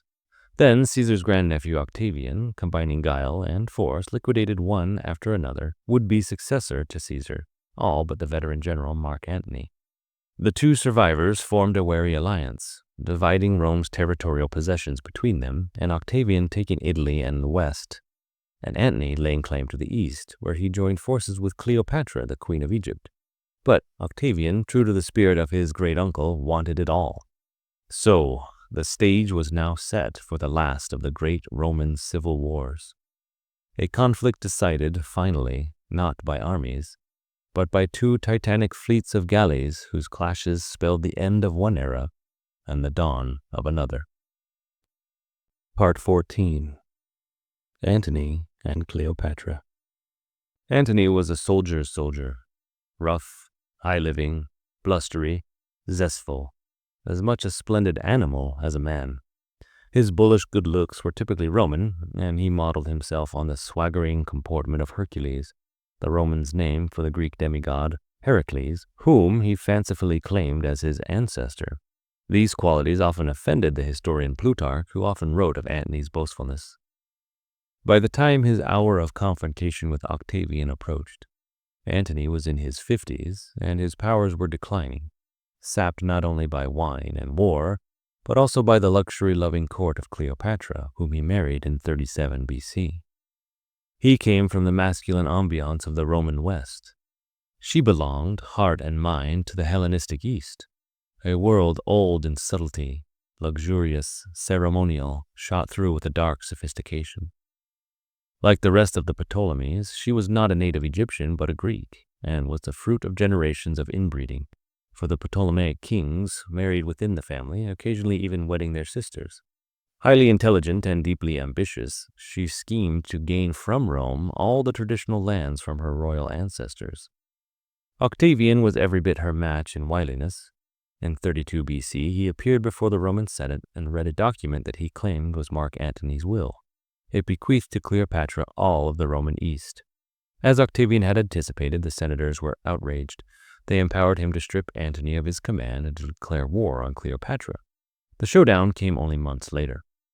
In 31 BC, Antony and Cleopatra, with a fleet of 500 warships and 300 merchantmen, and an army of some 75,000 Roman legionnaires, 12,000 cavalrymen, and 25,000 light armored infantrymen, hovered on a front that stretched down the whole western shore of Greece. Octavian and his veteran general Marcus Vipsanius Agrippa concentrated their forces in the southern Italian ports of Brundisium and Tarentum, 400 ships and a tightly knit Roman army of about 80,000 foot soldiers and 20,000 cavalrymen. Although Octavian had seen naval action, he was never happy in war. He preferred the quieter ruthlessness of politics. But in entrusting his fortunes in battle to Agrippa, he had made a typically astute move. At the age of 32, this general was a man of huge military talents and unfaltering loyalty. Agrippa seemed the paragon of his age, abstemious in his habits, widely cultivated, and morally irreproachable. Even the gossiping Roman annalists could leave no stain on him, and he demonstrated his brilliance from the start. While Antony and Cleopatra, surrounded by their vast fleet, lay in wait at the Greek port of Patras, near the entrance to the Gulf of Corinth, Agrippa outflanked them. Despite the unpredictable weather of an early March of 31 BC, he crossed the sea by an unfrequented route and fell upon Antony's base at Methone, on the southwest tip of Greece. This powerful outpost was taken by surprise and captured, and from there Agrippa began to harass the grain ships that were bringing up supplies to Antony from Egypt. It was an inspired opening move, and one that could cost Antony dearly. Next, Agrippa raided Antony's bases to the north, and so diverted attention from his real thrust, the transport of Octavian's troops across the sea from Italy. This was accomplished with speed and secrecy, and by the end of March the invading fleet and army lay only 30 miles to the north of Antony's headquarters in the Ambracian Gulf. Octavian, arriving to join the battle, now waited. The great sheltered gulf was all but impregnable by sea, for its mouth was closed by straits less than half a mile wide. And on either side of the narrows, Antony's men had constructed forts whose giant catapults could deluge passing ships with stones and fire. But in fortifying himself, Antony had also trapped himself, and Cleopatra as well. Antony and Cleopatra, hurrying to the Ambracian Gulf from Patras, found their navies split. Many of their ships were trapped inside the Gulf, and the rest were scattered in the harbors along the coast. Meanwhile, Agrippa detached some of Octavian's fleet to mop up these isolated squadrons. One by one, Antony's other bases, including Patras, lost their protective ships and were occupied by Octavian's troops. While the enemy waited confidently outside the Gulf, summer began to take its toll on Antony's men. Disease, probably malaria and dysentery, spread through the tents, especially in the encampment of the southern point on the constricted and unhealthy headland of Actium. Deaths led to desertion. To replace those lost, Antony had to send soldiers in to kidnap farmers and vagrants. Supplies ran critically low. A few blockade runners slipped through the enemy squad, but not enough to feed Antony's increasingly restive and mutinous men. Even many of his officers began deserting to join Octavian forces, some because they were convinced their cause was lost, others because they heartily disliked Cleopatra. On a misty morning in early August, Antony's fleet made a sudden move to break out. Admiral Gaius Sosius, one of his most trusted and experienced supporters, pushed through the straits in swirling fog and routed a blockading squadron. One moment it seemed as if the situation was saved. The next, Agrippa had sailed up with the rest of the fleet and had pushed Sosius back. The waiting game resumed. Through the month of August, Antony's fleet lay at its moorings, and its soldiers fretted with inaction. By the end of August, his fleet and army had been under siege for 4 months. Antony summoned his generals and admirals to the southern promontory of Actium and called a war council. He had only 2 choices left. He could abandon his fleet and march eastward into Greece, or he could embark with a group of his soldiers and attempt to break out, leaving the rest of his army to fend for itself. Lucius Canidius Crassus, his land commander, argued for withdrawing into Greece and for deciding the issue in battle there. An action by sea would divide and fritter the army's strength, he pointed out. All of Antony's past successes had been won on land. Emphasizing the difficulties of an overland retreat through the mountains, Cleopatra, on the other hand, argued for a forceful naval action, even if they would be cut off from Egypt by Octavian's galleys. Moreover, Cleopatra could not leave her fleet behind. In the hold of her flagship was most of Egypt's treasure. Antony acceded to her case. He realized that without a fleet, his army would be all but cut off by the enemy from escape farther east. But if a good portion of the troops and the navy could be extricated from the snare at Actium, then Antony might fall back on the rich and populous provinces of Cyrenaica and Syria, where he still had 7 legions, and gather his strength for another day. So whether because of strategy or love, Antony and Cleopatra decided to face their fate together rather than separately. The circling shores of Ambracia, once a haven, now a trap, had thinned out Antony's soldiers and his oarmen, but evidently not his infatuation. The forces that faced each other were unequal. Antony's remnant of soldiers and oarsmen was insufficient to man his whole fleet. So he burned the smaller warships and many merchantmen. Of the 230 vessels left, most were larger than those of Octavian, high-built galleys that ranged from ordinary triremes up to monstrous tenors. At the waterline, their flanks were girded with massive iron-bound timbers as protection against ramming, and the heavy towers fore and aft were filled by Antony with archers and slingers. He divided the fleet into 4 squadrons. Cleopatra's force was a flotilla of 60, including some merchantmen. The other 3 squadrons carried the bulk of the fighting men embarked from the camps overlooking the bay. They included 20,000 selected legionnaires and 2,000 archers, all battle-tested veterans. But they were used to following Antony on land. Plutarch described one grizzled officer, his body covered with battle scars, calling out to Antony in disgust as he was being embarked. "Imperator, why do you distrust these wounds and this sword and put your hopes in these miserable logs of wood? Let Egyptians and Phoenicians do their fighting in sea, but give us the land on which we are accustomed to stand, and either conquer our enemies or die." To this, Plutarch added, Antony made no reply. Against these juggernauts, poised to bludgeon their way to freedom, Octavian opposed 400 war galleys. Lighter and lower than those of the enemy, but equipped like them with turrets and reinforcing belts of timbers, they ranged inside from biremes to sixers. Among them were several examples of the Liburnian, a light, fast, 2-banked galley adapted from the vessels of the Liburnians, pirates of the Adriatic. On these ships, Octavian embarked 8.5 legions, some 40,000 men, almost twice the force of Antony. They were Italian legionnaires, loyal and finely disciplined. Their ships were equipped less for ramming than for boarding, and they carried an added weapon, perfected by Agrippa. This was a heavy grapnel fired at long range from a catapult on the deck. Once it had fallen across an enemy bulwark, it was harder to hack away than a conventional grappling device, for its head consisted of sharp steel pole that embedded itself in the deck like an iron spike of the raven. Octavian's ships, though perhaps not faster than Antony's, were more maneuverable. Their decks were stripped for action, and as was customary in battle, they were driven only by oarsmen. Antony's ships revealingly carried their sails stacked on deck, portending flight. On August 29th, as Antony's fleet was preparing to move out, a storm swept along the coast. For 4 days, mountainous seas pounded the shore and roared through the gulf's narrow passage. Agrippa took his fleet behind a headland to ride it out, and Antony's ships rocked gently inside the protected bay. Ashore, 50,000 soldiers huddled in their billowing tents. Antony had left them under the command of Canidius Crassus, with instructions to march inland and make for Asia Minor overland as soon as the fleet had escaped. Encamped on their storm-racked strand beside the skeletons of burned-out ships, they must have known they were being sacrificed. The storm faded, and the morning of September 2nd dawned clear. Beyond the harbor mouth, where the seas spread in a sparkling plain of blue, Octavian's galleys were already mustering.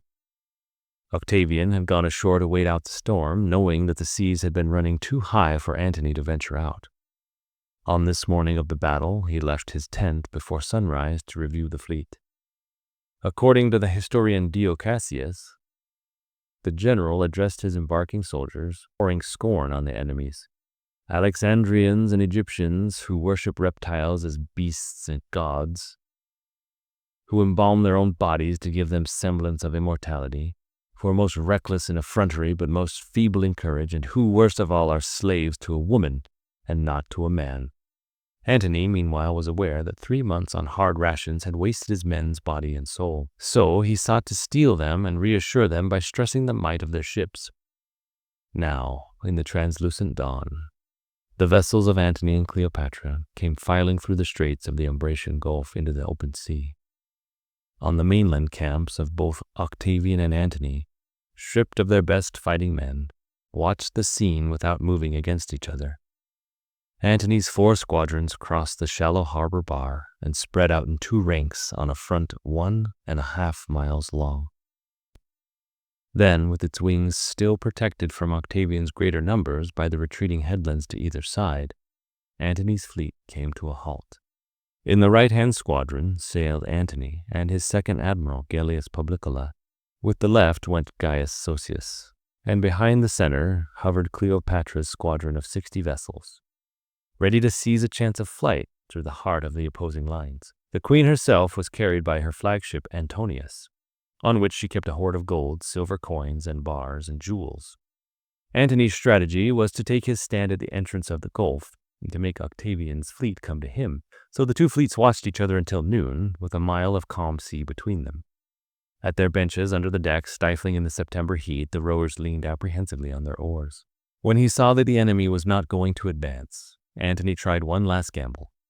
It depended on a local phenomenon of which he was aware, and perhaps the men of Rome were not. Usually in this part of Greece, a breezing sprang up from the west at midday, veered into the northwest, and freshened into a healthy wind. With such a wind, if it was strong enough, Antony could loose his sails and outrun Agrippa's oarsmen, and save most of his fleet not by battle, but by flight. Indeed, Plutarch reported shortly, a wind was rising from the sea, whipping the surface into small whitecaps. It first came from the west, almost head-on, so Antony could not yet raise his sails. He would have to depend upon his oarsmen to gain the sea room necessary to round the headland to the south. And now he gave his signal to advance. His admiral Sosius, on the left wing and farther south, led the way. Octavian, on the flank facing Sosius, backed water to lure him farther out. Agrippa, facing Antony and Publicola, immediately extended his line to envelop Antony's wing. Both protagonists were now maneuvering for sea room, Antony to escape and Agrippa and Octavian to outflank him by covering his fleet in a wide crescent. But Octavian's fleet did not retreat far enough west for Antony's purposes. To clear the cape south of him, he needed even more sea room, and the wind still held from the west. He could not avoid direct combat. So he sent his forward lines against the enemy. A storm of stones and flaming missiles whirred from the ship's catapults on either side. Lodged high in their wooden turrets, the stone-throwing engines of Antony's hefty ships were especially formidable. They filled the air and spattered the sea and ships with a variety of projectiles, boulders, giant arrows, flaming hemp. These heavy ships, thrusting forward, at last reached the enemy. Crammed with their soldiers and engines of war, their cumbersome sails still stowed on decks, and their sides heavy with reinforced wood, they pushed sluggishly into the opposing fleet. Each of Antony's warships was assailed by 2 or 3 opponents charging from different angles. Agrippa's galleys, more maneuverable, wove in and out, ramming and retiring, then returning to ram again, or speeding in close and shattering banks of oars. Antony's monsters attempted to grapple and hold them, or to overwhelm them with catapult fire. Sometimes when ships became locked together, Antony's veterans swept the opposing decks or showered them with stones from above. In their turrets, the slingers and the archers poured a terrible fire on the legionnaires, locked in hand-to-hand combat below it. At other times, Agrippa's swift ramming tactics sank the enemy, for all their massive belts of timber. But Plutarch writes that often Agrippa's galleys did not dare to engage Antony's head-on because of their colossal prows and rams. So the fight eventually stagnated into clusters of ships locked together. Antony's men defending, while Agrippa's warriors hacked at the tower-like hulks of the enemy's ships with pikes and firebrands. It was inevitable that Antony's smaller fleet should eventually be surrounded, and he must have known this. Pushing ever west and north, they also increased their chance on making good in their flight. Soon they had broken with their center altogether. A gap opened and slowly widened. Finally, sometime between 2 and 3 in the afternoon, the refreshing wind veered into the north, and Cleopatra made her move. Her flagship Antonius was seen to shake out its great purple sails and lurch forward. With her squadron of 60 galleys and merchantmen following her, Cleopatra sailed swiftly through the center gap. The Antonius reached the open ocean and turned south for Egypt. Not only the queen's own galleys, but many of those in the battle, as she could break free, turned to follow her, hoisting their sails and toppling their catapults, grapnels, and even some of their fortified turrets into the sea to lighten the ships and hasten their speed. But among those that was too tightly locked in combat to join the flight was Antony's flagship. Calling for a fast quinquereme, however, he hastened after Cleopatra. He was swayed by the sentiments neither of a commander nor a brave man, Plutarch lamented. He forgot everything else, betrayed, and ran away from those who were fighting and dying in his cause, and hastened after the woman who had already ruined him and would make his ruin still more complete. Antony's captains were surrounded by the mass of Agrippa's galleys, and a few were able to follow their commander. Antony's quinquereme caught up with Cleopatra, and she signaled him to come aboard. But he could not face her. Instead, wrote Plutarch, he went forward alone to the prow and sat down by himself in silence, holding his head in both his hands. Agrippa's heavier-oared ships without their sails aboard could not overtake Antony, but several swift Liburnians took up the chase. As they came up with the Antonius, Antony took command of the flagship and turned her to face them. All of the Liburnians shied away from the powerful flagship except one, commanded by a Spartan named Eurycles. Years earlier, Antony had beheaded Eurycles' father for robbery, and the Spartan now shook his lance at Antony from his deck. Antony shouted at him from the poop of the Antonius, "Who is this that pursues Antony?" "I am Eurycles, the son of Lycaris," the man shouted back, "whom the fortune of Caesar enables to avenge the death of his father." Eurycles sent his galley plunging at the Antonius, but the flagship's well-trained oarsmen swept her out of the attacker's path, and Eurycles' vessel smashed into another ship, spinning her around. Bouncing off this galley, he came alongside another and grappled with it. This one turned out to contain some of Antony's plates and furniture, which Eurycles seized. In the meantime, the Antonius escaped. To the north, Antony's fleet was gradually being worn down, hopelessly outnumbered, abandoned by their leader. Many captains and crews surrendered. Others fled or were blown back into the Gulf, where they faced another blockade until they too capitulated. But still others, wrote Dio Cassius, battled on into the dusk. Many of these were probably the great Sixers, Seveners, and Eighters, beloved of the eastern Mediterranean fleets. Floating castles, they resisted all attack, until Agrippa decided to resort to the ultimate weapon of fire. Flaming projectiles were catapulted onto the big ship's decks, along with pots of coal and burning pitch. Aboard other galleys, the legionnaires threw javelins with torches on their tips. At first, the defenders doused the fire with their drinking water, then with seawater hauled up in buckets. But the wind-fanned flames spread across the wooden decks and ignited the rowing benches. Desperately, the men tried to smother them with their heavy cloaks, and even with corpses. Dio Cassius wrote, "But later, especially when the wind raged furiously, the flames flared up more than ever, fed by this very fuel. So long as only a part of the ship was on fire, men would stand by that part and leap into it, hewing away or scattering the timbers, and these detached timbers were hurled by some into the sea and others against their opponents." Some galleys moved to grapple with Agrippa's ships, in the hope of burning them or boarding and saving themselves. But the enemy stood off. Soon the great galleys had become giant infernos. Many of the sailors were suffocated by the smoke, while the oarsmen perished in the roaring flames. Soldiers tried to strip off their armor and were pierced by arrows from Agrippa's galleys. Others were roasted to death, or threw themselves into the sea and drowned trying to swim to shore. Others committed suicide. By night time, the battle was over, and only a few charred hulks glimmered fitfully on the heaving sea. Some 130 of Antony's ships had fallen into Agrippa's hands, and 30 or 40 more were sunk. The casualties among Antony's troops probably numbered little more than 5,000, for the size of their ships had saved many of them until the point of surrender. The casualties among the crews are unknown, but they were far greater.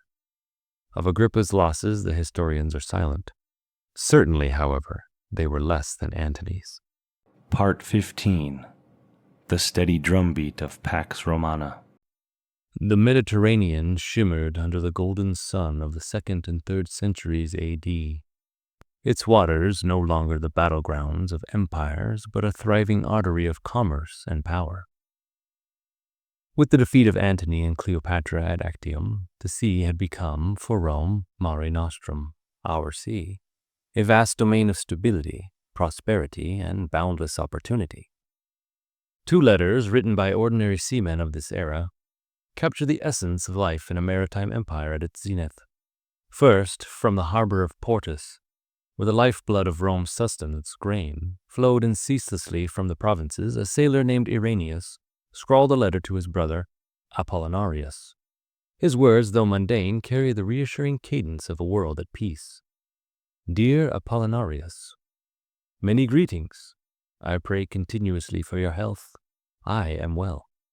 I am writing to let you know that I reached land on June 30th and that we unloaded on July 12th. I went up to Rome on the 19th, and the place welcomed us as the god wished. We are daily expecting our sailing orders. Up to today, not one of the grain fleet has been released. Best regards to your wife, and Serenus, and all your friends. Goodbye. Your brother, Irenaeus. There is no sense of urgency in Irenaeus' words, no fear of war or piracy, only the orderly rhythm of maritime trade that nourished an empire. The grain fleets, essential to Rome's stability, were under strict regulation, and until orders were given, the sailors simply waited. The capital, ever hungry for its shipments from Egypt and Africa, lay at peace under the watchful eye of its rulers. Far from the commercial docks, another young man, Appion, wrote to his father from Micenaean, home to the most formidable fleet in the empire. Unlike Irenaeus, Appion was not a mere merchant sailor. He was enlisted in Rome's elite naval force. His letter is filled with gratitude and optimism, a reflection of the secure world he inhabited. Dear Father, first of all, I hope you are well and always will be well, and my sister and her daughter and my brother. I thank the god Serapis that when I was in danger on the sea, he quickly came to the rescue. When I arrived at Micenaean, I received from the government 3 gold pieces for my traveling expenses. I'm fine. Please write me, Father, first to tell me that you are well, second that my sister and brother are well, and third so that I can kiss your hand because you have given me good education, and because of it I hope to get quick promotion if the gods are willing. Appion's words echo with devotion both to his father and to the gods. His gratitude for his education hints at the ambition that burned within him, for service in the Roman navy was no longer a grueling life of constant war, but a steady and honorable career. Though naval engagements were rare, Rome's fleets ensured that commerce flowed freely, harbors remained safe, and provincial outposts were well supplied. By the time of Appion's letter, the Roman navy had become a machine of order rather than of conquest. Augustus had shaped it into an institution so effective that for 2 centuries it needed little change. Squadrons patrolled the seas with disciplined precision, the Danube and the Black Sea in the northeast, the stormy shores of Britain and the German frontier in the northwest, and the great commercial arteries of the eastern Mediterranean. Yet it was Micenaean that stood at the heart of all of it, the nerve center of Rome's naval supremacy. Here, in a harbor forged from volcanic rock, the empire's greatest fleet lay anchored. 50 warships, triremes, quadriremes, and even mighty quinquiremes stood ready. Their names spoke of Rome's ideals: clementia for mercy, pax for peace, justitia for justice, pietas, duty. These were not the tools of conquest, but of guardianship, symbols of a world where Rome ruled unchallenged. Despite its might, the navy was largely manned not by Romans, but by the seafaring peoples of the empire: Greeks, Syrians, Egyptians, and Phoenicians. Roman citizens still clung to their old landlubbers' suspicion of the sea, preferring to admire its beauty from the terraces of their villas. Even emperors shared this view.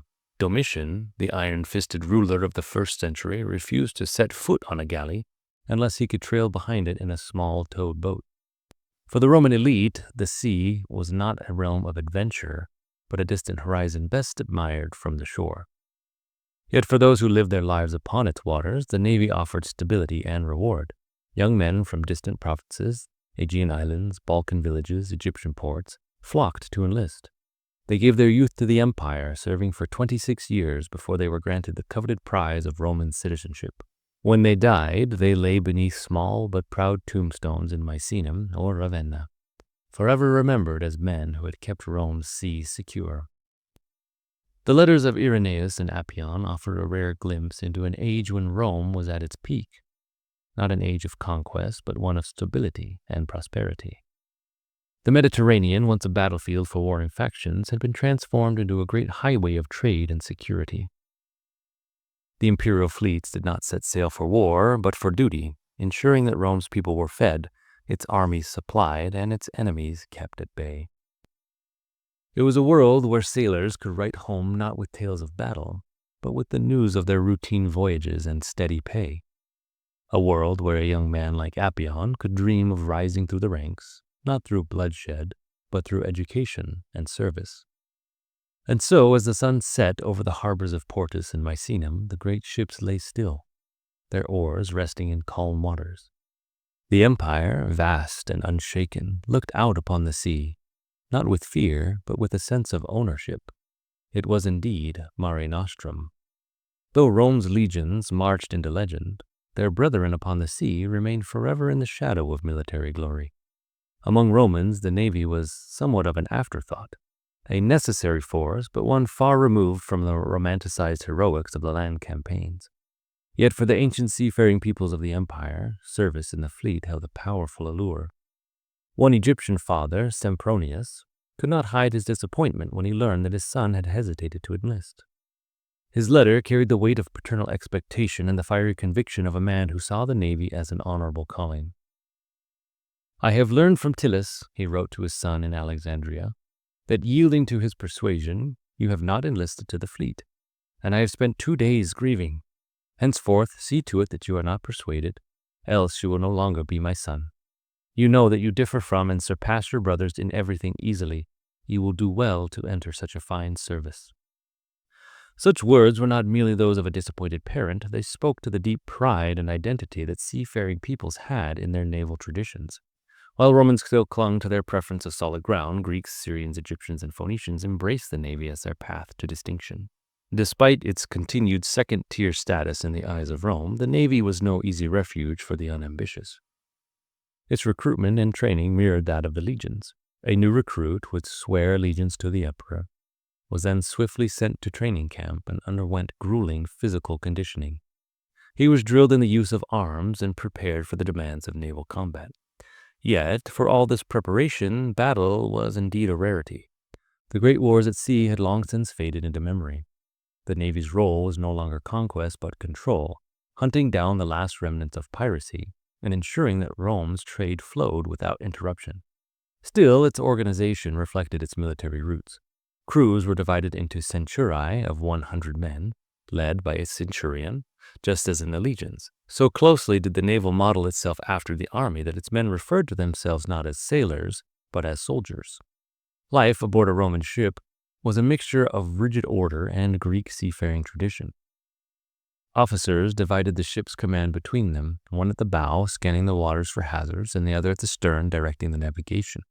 The ship's captain, the triarchus, oversaw not just military operations, but also an administrative staff, a paymaster, a stenographer, a clerk, and a scribe who compiled reports for headquarters. Even religious duties had their place aboard. A coronarius decorated the ship with wreaths for sacred occasions, while the victimarius likely oversaw ritual sacrifices. By the 2nd century AD, the Roman navy no longer had grand sea battles to win. Pirates had all been eliminated since Pompey's legendary campaign of 67 BC, leaving little for the fleet to do beyond routine patrols and ceremonial duties. With long stretches of idleness, promotions were sluggish. Many sailors served a decade before rising in the ranks. The pay was modest, no better than that of provincial troops. Yet winter brought a welcome respite. Unlike the legions, which trudged through mud and snow on distant frontiers, the navy largely put into harbor for cold months. During these times, sailors found ways to earn extra coin.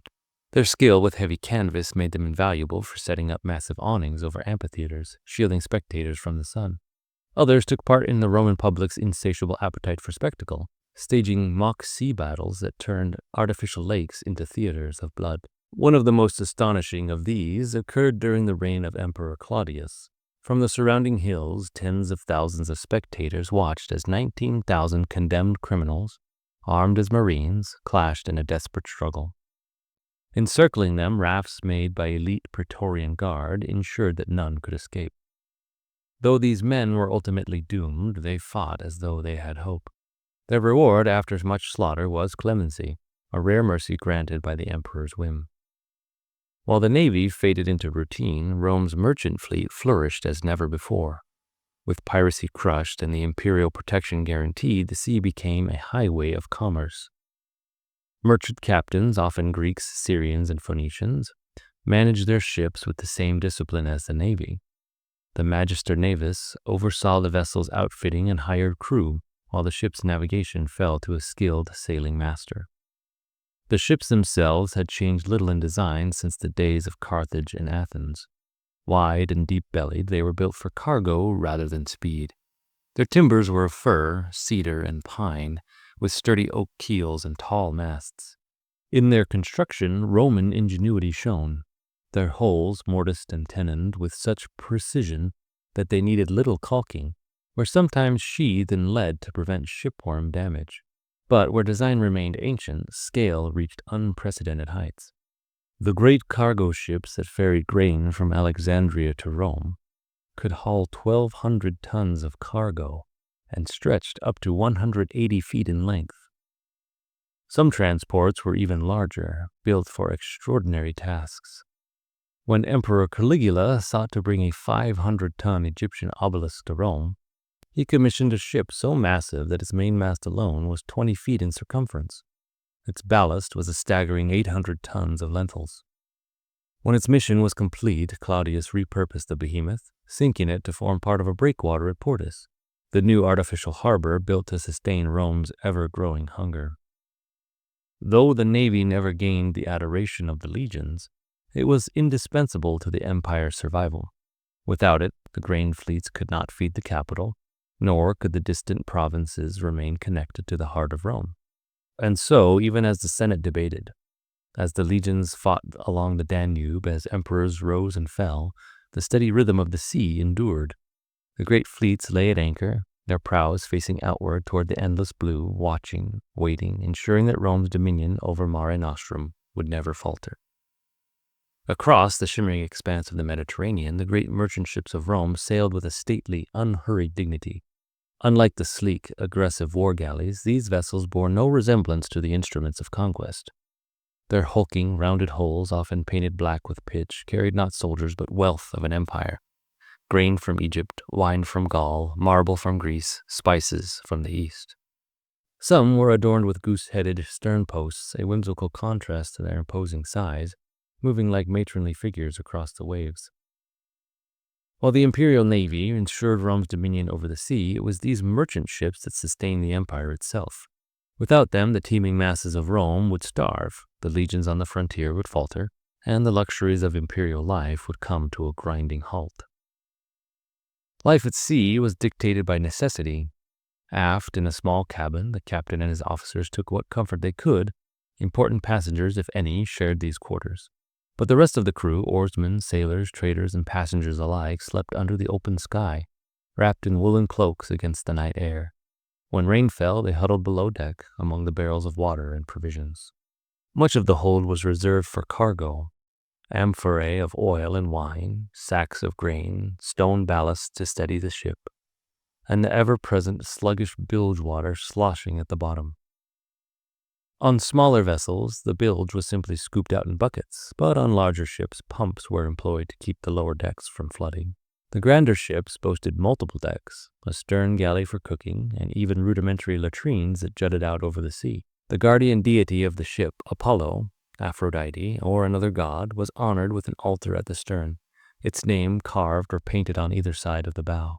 Some ships carried the devotion to extravagance. One freighter was said to have housed an entire chapel dedicated to Aphrodite, a floating temple gliding across the sea. A Roman merchant ship was built for endurance rather than speed. Its heart was the great square sail, a patchwork of canvas bordered by thick ropes and fastened to a long yard. A topsail provided additional propulsion, and on the largest vessels, a mizzen sail at the stern gave extra maneuverability. Steering was aided by a spritsail, a smaller sail that jutted out over the bow, helping to guide the ponderous vessel through the waves. The ropes that controlled this complex rigging were crafted by a mix of hemp, flax, and twisted papyrus, sometimes even strips of leather. It was a rig best suited to a following wind. When the elements were favorable, these ships could reach impressive speeds. On rare occasions, a vessel might make a 270-mile voyage from Ostia to Cap Bon in Tunisia in 2 days, averaging nearly 6 knots. Another recorded journey from Sicily to Egypt, an 830-mile run, took just 6 days. Yet, when the winds turned against them, these ships became sluggish, their broad hulls resisting forward motion. The 250-mile voyage from Alexandria to Cyprus, usually a simple journey, could stretch into a grueling week if the winds were contrary. To counter this unpredictability, some merchant ships were built with oars as well as sails. These merchant galleys, more muscular than war galleys, but sleeker than standard freighters, had the advantage of movement even when the winds were dead. A merchant galley could row itself into safe harbor, while a purely sailing vessel might be forced to drift outside a dangerous coastline for days. By the 2nd century AD, The Mediterranean was ringed by great harbors, maritime hubs designed to shelter ships, accommodate their cargo, and keep the empire's lifelines running. Some, like Syracuse, Tyre, and Alexandria, had twin basins, allowing ships to enter regardless of the wind direction. These harbors were protected by vast moles, breakwaters of incredible scale. One in Alexandria stretched over half a mile into the sea. The construction of such massive barriers was a marvel of Roman engineering. Using a unique hydraulic concrete that could set underwater, the Romans created artificial enclosures where once there had been only open water. Within these encircling arms, merchantmen tied up at stone quays, unloading their goods in a flurry of activity. The scene was one of controlled chaos. Clerks and port officials bustled about with wax tablets in hand, recording shipments and verifying cargo. Stevedores, their backs bent under sacks of grain and amphorae of oil, moved in constant rhythm, their labor keeping the great city of Rome fed. A single ship might carry some 3,000 amphorae, each one heavy with wine or oil. Others brought stone blocks weighing 20 tons, lifted into carts by the towering wooden cranes that loomed over the docks. The greatest of all the Roman harbors was Portus, the massive man-made port constructed by Emperor Claudius in 42 AD. Just north of the Tiber's mouth, it sprawled across a once marshy coastline, transforming a vulnerable shore into a beating heart of Rome's maritime commerce. Two breakwaters, each over 2,500 feet long and 50 feet wide, curled into the sea, enclosing an anchorage of 160 acres. To fortify the southern mole against the currents and winds, Claudius repurposed the enormous obelisk transporting ship commissioned by Caligula, sinking it as a foundation of the breakwater. At the entrance to the harbor, a colossal lighthouse towered over the water, its beacon guiding ships safely in. Topped with a statue of Neptune, the god of the sea, it stood as a monument to Roman mastery over the waves. Here, ships from every corner of the empire arrived with their cargoes. Their goods were transferred to river barges, which were pulled along a canal to the Tiber, and then floated the final 15 miles upriver to Rome's docks. In a single year, the grain shipments alone could reach 500,000 tons. Yet, even this mighty harbor had its vulnerabilities. In 62 AD, a violent northwesterly storm tore through the anchorage, destroying 200 ships in a single night. In response, Emperor Trajan ordered the construction of an inner haven, a landlocked hexagonal harbor linked to the main port by a short canal. Completed between 101 and 104 AD, Trajan's harbor was a self-contained city, a maritime fortress surrounded by temples, warehouses, baths, an imperial palace, and even a small theater. It had mooring space for over 100 ships, ensuring that even in the worst weather, Rome's lifeline would remain unbroken. Part 16. The multifaceted maritime jewel of ancient Rome. As Portus grew, so too did its neighbor, Ostia. Though it had once been Rome's principal harbor, it evolved into a vital administrative and residential center, housing the workers and officials who kept the ports running. A city of brick and stone, it was lined with sturdy apartment buildings, some rising 5 stories high. Granaries, temples, and wine shops filled its streets, while taverns served the ever-present crowds of sailors, merchants, and laborers. Ostia was a microcosm of Rome itself, an urban center with its own upper class of wealthy merchants and financiers, a large middle class of port administrators and skilled tradesmen, and an underclass of slaves who labored in the docks and warehouses. It was no mere outpost of the capital, but a city in its own right, complete with a suburb of luxurious coastal villas where the wealthy retreated from the din of commerce. From these ports the empire was sustained. From these harbors the ships of Rome ventured forth, ensuring that the heart of civilization never faltered. As long as these waters were busy, as long as the cranes lifted their cargo and the quays echoed with the voices of 1,000 merchants, the empire lived. Beneath the grandeur of Rome's marble temples and sprawling forums, beyond the might of its legions and its discipline of its governors, it was trade, vast, intricate, and ceaseless, that kept the empire alive. The wharves of Ostia and Portus, bustling with laborers, merchants, and sailors, were the true arteries of Rome's wealth, linking the capital to the farthest reaches of the known world. The thriving ports of Ostia and Portus were not merely collections of ships and warehouses. They were home to an elaborate network of collegia, guilds that bound the dockside world together. These organizations were more than trade unions. They were fraternal societies, bringing together merchants, craftsmen, shipbuilders, and laborers under a shared identity. Membership extended to both workers and employers, ensuring that these guilds wielded influence beyond their individual trades. Some guilds, like those for shipbuilders, held a certain prestige, and records show that even a woman could be counted among their ranks in the late 2nd century AD, a rare distinction in the male-dominated world of Roman commerce. Others catered to a more humble but essential roles: warehousemen, stevedores, divers who retrieved lost cargo, and even arena workers known as sandmen who provided ballast for ships. Each guild, from the elite traders in wine and oil to the laborers hauling amphorae on the docks, was a cog in the great machine of Roman commerce. For 2 years under this Pax Romana, the long peace inaugurated by Augustus, these guilds and their trades flourished. Roman merchants, emboldened by the security of the imperial navy, reached even farther, their ships venturing to Ireland and the Baltic Sea, along the Red Sea coast of Ethiopia and deep into the Indian Ocean.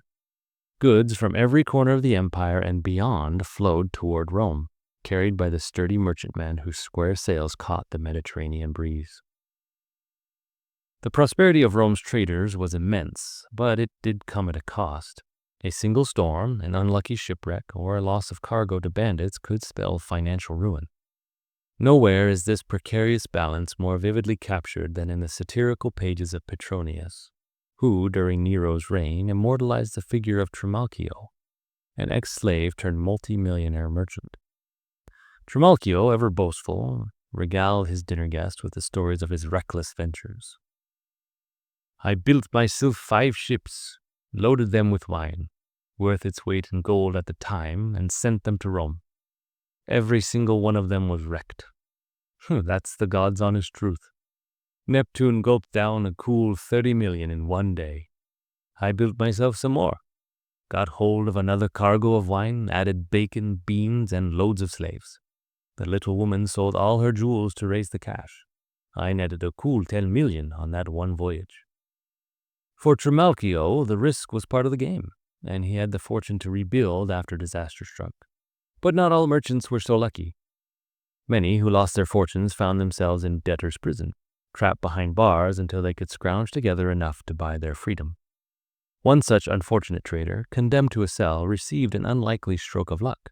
A condemned murderer, awaiting execution, revealed to him the location of a hidden treasure. The merchant's wife unearthed the buried treasure, paid off his debts, and set him free to trade again. For those willing to brave the uncertainty, however, the rewards were unparalleled. The empire was a vast and hungry marketplace, demanding everything from the commonplace to the exotic. Rome's appetite for goods was insatiable. From every province, from every coastline, from lands beyond the empire's reach, the merchants of Rome gathered a staggering variety of commodities. From Britain, they gathered cattle, slaves, geese, and fierce hunting dogs. From Germany, amber, harvested from the Baltic shores, as valuable as gold. From Gaul, cereals, wine, wool, flax, vegetables, pickled pork, fish, and pottery. Gaul's exports flooded the Mediterranean, so much so that King Herod Agrippa of Judea remarked that Gauls had flooded the whole world with their goods. Spain, rich in minerals, its mines of gold, silver, lead, and iron were among the most productive in the empire. Its agriculture thrived as well, exporting olive oil, wool, flax, and grasses for rope making. Beyond Greece's cultural influence, Greece was also a hub of high-quality exports. Luminescent white marble from Athens, veined and greenish stones from the Peloponnesus, honey from Mount Hymettus, and horses from the plains of Thessaly. Copper and smelted bronze from Cyprus fueled Rome's metalworking industry. Asia Minor, now Turkey, was a land of hidden treasures. Medicinal herbs, saffron, wild spikenard, goat hair cloaks, beeswax, and the famous wool of Miletus, the finest in the empire. The forests of the Black Sea provided timber for Rome's ever-growing navy. From Carthage in North Africa, rebuilt by Julius Caesar after its legendary destruction, had risen again as a major commercial power. It supplied vast quantities of grain and olive oil. From farther south came ivory, ostrich feathers, and even rhinoceros horn, prized for its supposed medicinal properties, as well as its supposed libido-boosting properties. But among all these imports, the most significant and the most tragic was the human chattel, the slave trade. Though no longer as vast as during Rome's great conquests, remained an integral part of the economy. Pliny the Younger, a man of letters and refinement, owned at least 500 slaves, freeing 100 of them in his will, which was the maximum allowed by law. Slaves were so numerous that when some senators proposed they wear identifying clothing, the idea was abandoned out of fear that they would recognize their own numbers and their own potential strength.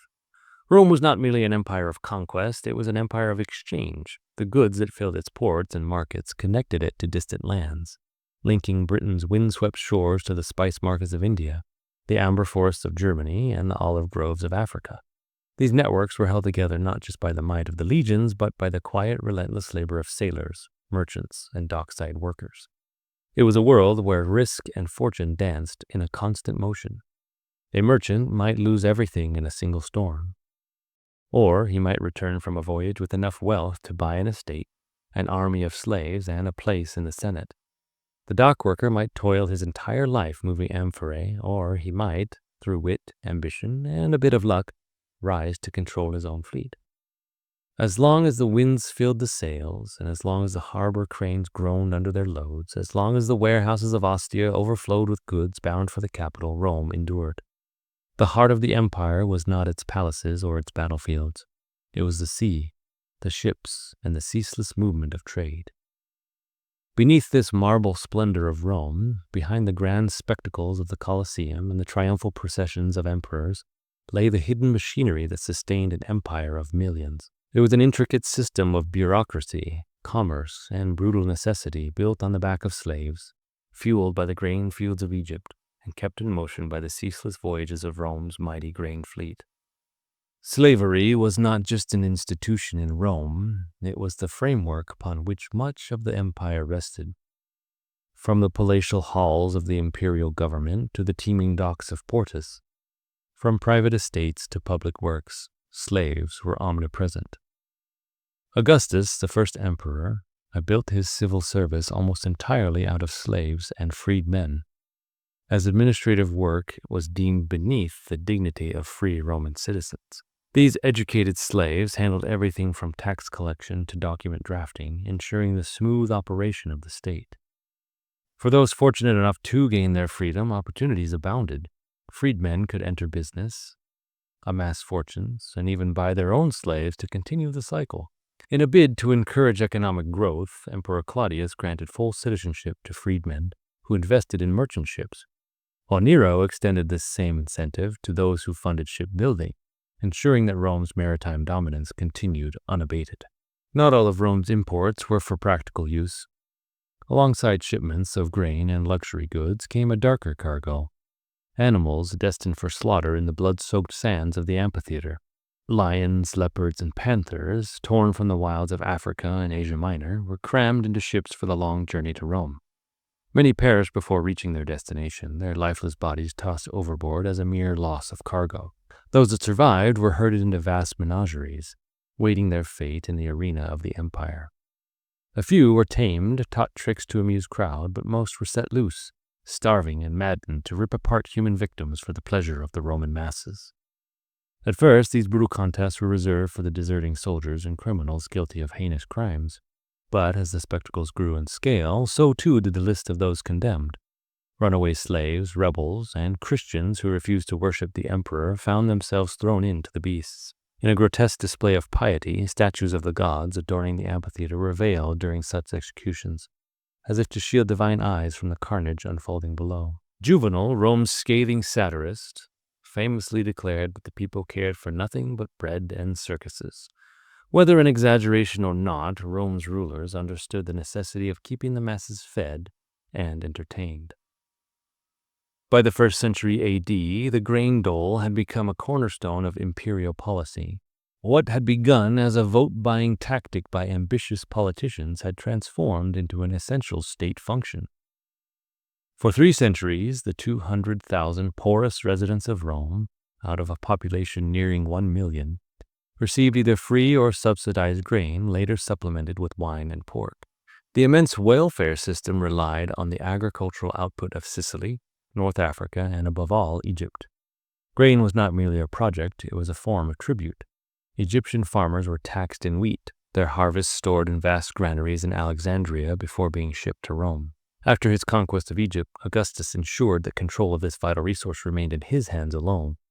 Posing as the divine successor to the Ptolemies, he installed a governor loyal only to him and barred senators from entering Alexandria without his permission, under the pretense of protecting their morals from the city's notorious indulgences. In reality, he sought to maintain an unbreakable grip on the empire's food supply. The grain ships of Alexandria were the pride of the Mediterranean, the very foundation upon which Rome's survival depended. Their protection was of paramount concern to the emperors.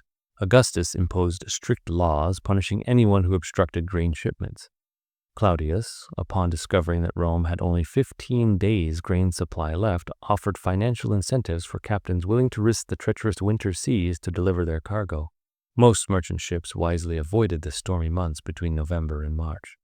By the reign of Trajan, 98 to 117 AD, the fleet had grown to include 85 massive vessels transporting an astonishing 150,000 tons of grain annually from Egypt to Rome. These ships followed a practiced schedule. Departing Italy in April, they harnessed the powerful trade winds reaching Alexandria in as little as 2 or 3 weeks. The return journey, however, was arduous. Laden with grain, the ships struggled against headwinds, zigzagging through the Aegean or hugging the Libyan coast before finally crossing to Sicily. The voyage back could take up to 2 months. The arrival of the fleet was a spectacle in itself. Roman author Lucius Seneca, writing from the port of Pozzuoli, described the thrill of seeing the distinctive Alexandrian ships whose topsails were uniquely permitted to remain raised even in harbor. He wrote, "Today the ships from Alexandria suddenly came into view. It is a welcome sight to the country. The whole mob at Pozzuoli stands on the docks. They can recognize the ships from Alexandria, even in a crowd of vessels, by their sails." The scale of these grain ships was simply astonishing. One, caught in a storm and blown off course, drifted to the port of Piraeus, where its sheer size left onlookers in awe. A bystander, seeing it for the first time, could scarcely believe his eyes, and exclaimed, "What a size the ship was! 180 feet in length.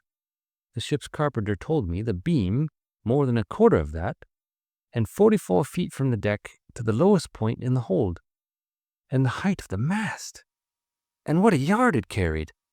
And what a forestay they had to hold it up! And the way the stern rose up in gradual curve, ending in a gilded goosehead, matched at the other end by a forward, more flattened sweep of the prow with its figure of Isis, the goddess the ship was named after, on each side. Everything was incredible. The rest of the decoration, the paintings, the red topsail, even more, the anchors with their capstans and witches, and the cabins aft. The crew was like an army. They told me she carried enough grain to feed every mouth in Athens for a year. And it all depends for its safety on one little old man who turns these great steering oars with a tiller that's no more than a stick." They pointed him out to me, a woolly-haired little fellow, half-bald. Heron, I think his name was. This was the true face of Rome, not just its legions, its emperors, or its temples, but its ceaseless machinery of trade and labor. Slaves filled the administrative offices, kept the cities running, and loaded the ships. Merchants risked fortunes on the unpredictable seas. The imperial authorities governed access to Egypt's vast wheat fields with ruthless precision. And every year the grain fleet set sail once more, carrying not just the food, but the promise that Rome would endure. As Rome's wealth and power expanded, so too did its citizens' desire to see the world beyond their own borders. No longer content to remain within the city's crowded streets, Romans of means, whether merchants, scholars, officials, or idle aristocrats, set out to explore the wonders of the Mediterranean. The same massive ships that carried grain to Rome also served as passenger vessels, transporting hundreds of travelers at a time.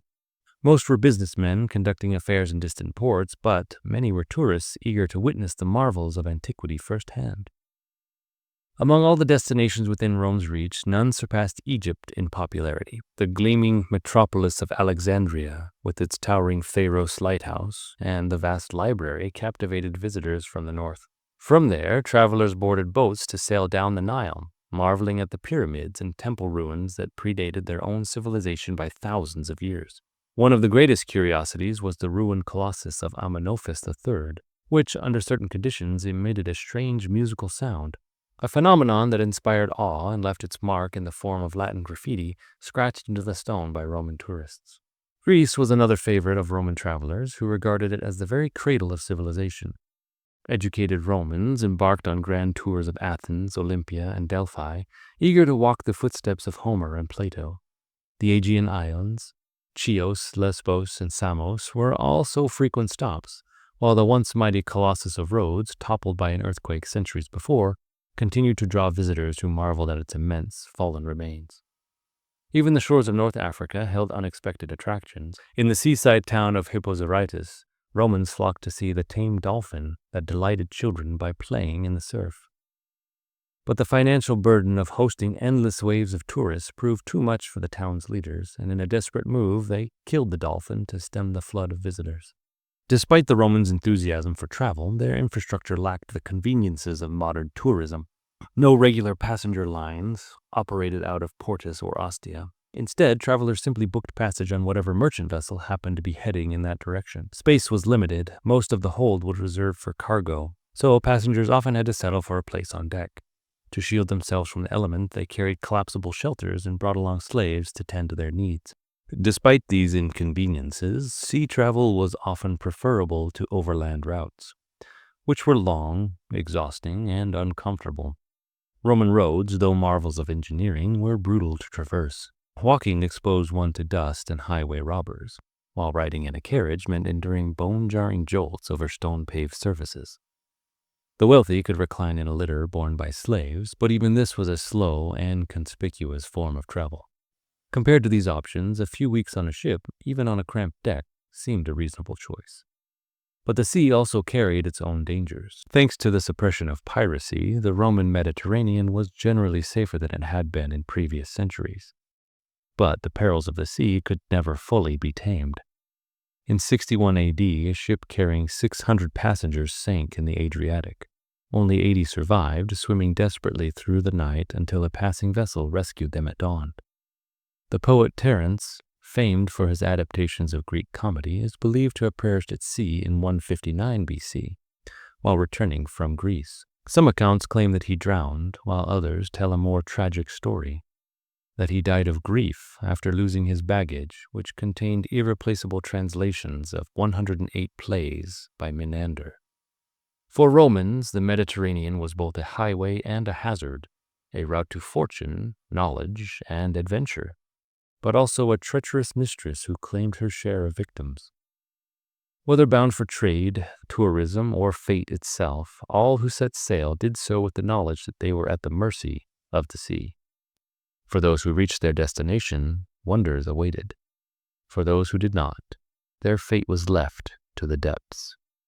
Part 17. Dominion. Decadence. Decline. Though the Mediterranean was the beating heart of the Roman world, its lifeblood flowed far beyond. Across the seas, beyond the deserts, and through distant lands unknown to most Romans, an unbroken stream of trade carried riches from Arabia, Persia, and India into the empire's grasp. From the perfumes of Arabia to the spices of India and the silk of China, the Roman economy was deeply entwined with the East. Ships laden with gold set out from Egypt and Syria, bound for exotic ports where merchants exchanged bullion for luxuries unseen in the West. The scale of this commerce was immense. By the reign of Augustus, over 100 Roman merchant ships set sail each year for the East, braving the vast Indian Ocean to bring back treasures that the Roman elite craved. The Romans were hardly alone in recognizing the value of these exchanges. The great eastern ports welcomed the Romans as honored guests. Rome's fascination with the East was not limited to trade alone. The distant land of India, with its strange creatures and enigmatic sages, captured the imagination of the Romans.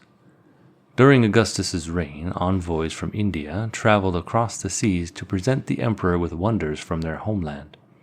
Among them was a man born without arms, a massive river turtle, an oversized partridge, a collection of serpents, and a holy man who, to the astonishment of onlookers, set himself ablaze in an act of self-immolation. The connections deepened under later emperors. By the 1st century AD, the king of Ceylon, now Sri Lanka, sent representatives to Claudius, leading to direct trade between the island and the Roman world.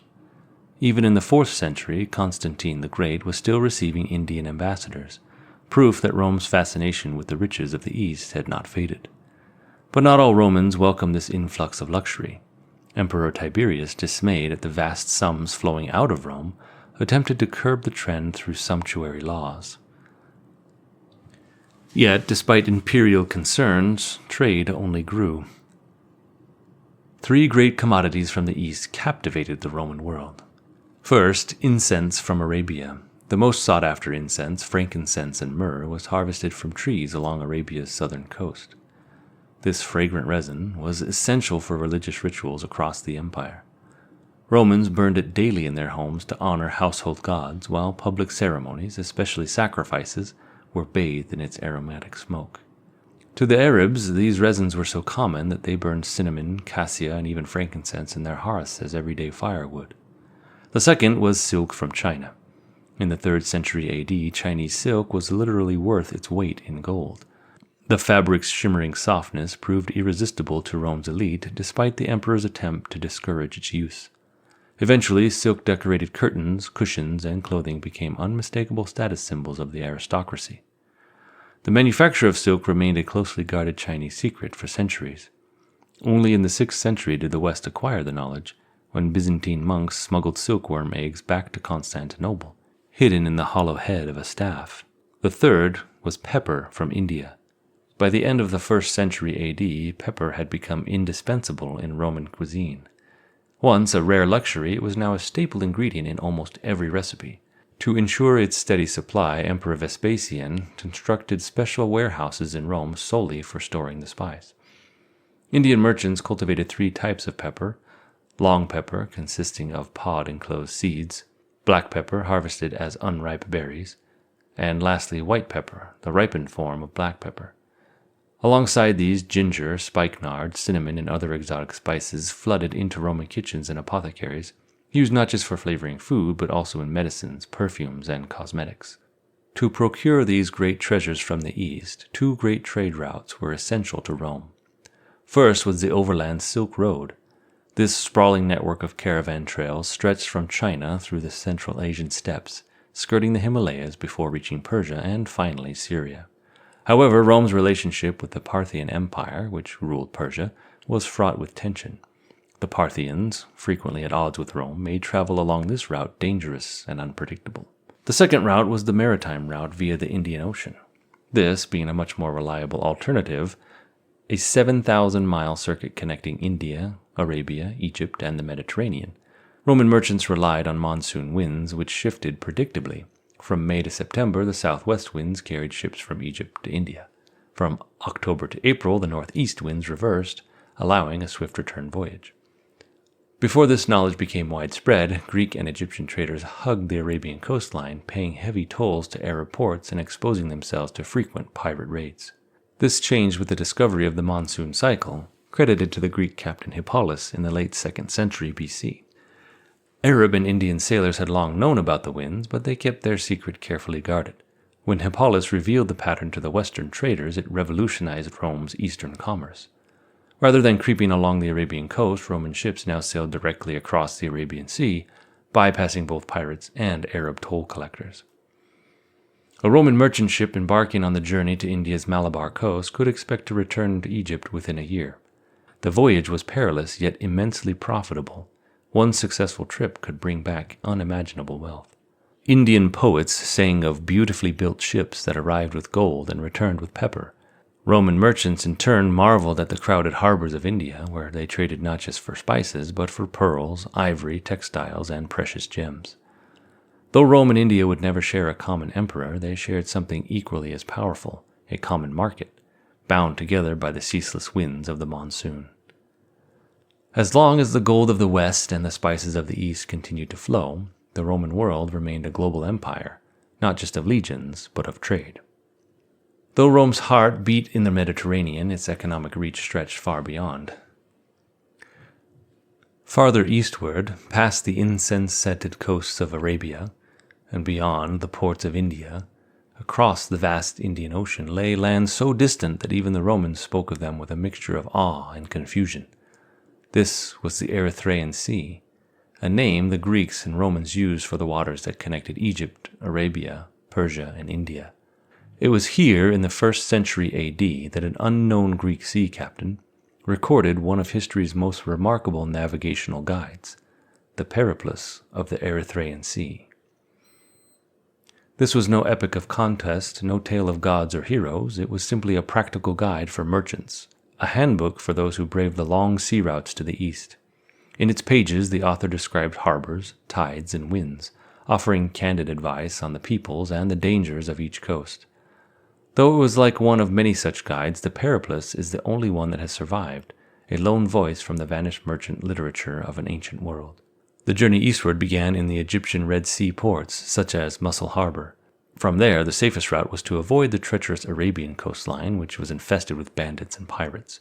The hinterland, warned the captain in the Periplas, is peopled by rascally men speaking 2 languages, who live in villages and nomadic camps, by whom those sailing off the middle course are plundered, and those surviving shipwrecks are taken for slaves. The coast itself was inhospitable, devoid of harbors, with foul anchorages, jagged reefs, and violent breakers. Any ship forced too close to shore risked destruction. So the merchant captains followed the wisdom of experience. They stayed in deep water and sailed as fast as possible past these treacherous shores. But just beyond these dangers, the tone of the Periplas changed. Rounding the southern coast of Arabia, the landscape became gentler, and the captain described the port of Musa, where Arabian merchants flourished under the rule of a distant king. The anchors hold safely, he wrote, noting that the dangers of the sea gave way to safe commerce. Myrrh, alabaster, fine muslins, colorful Arabian tunics, and cloaks poured out of the city's warehouses, while Roman copper, tin, and coral flowed in. Beyond Musa, ships reached the Hadramaut, the legendary land of incense. Here, the frankincense trees grew in cloud-wrapped mountains, their sap gathered by punished criminals and royal slaves. The air thick with fragrant smoke, but the work was deadly. Disease and starvation claimed the lives of many who toiled in the groves. Sailing past the Persian Gulf, a no-man's land where savage islanders clothed themselves in palm leaves, Roman traders followed the open sea route of Hippolytus, directly across the Indian Ocean. They arrived at Berigazza, a major Indian port near the mouth of the Narbada River. Yet reaching it was no simple task. The Periplas warned of the raging tide that swept through the river during the new moon.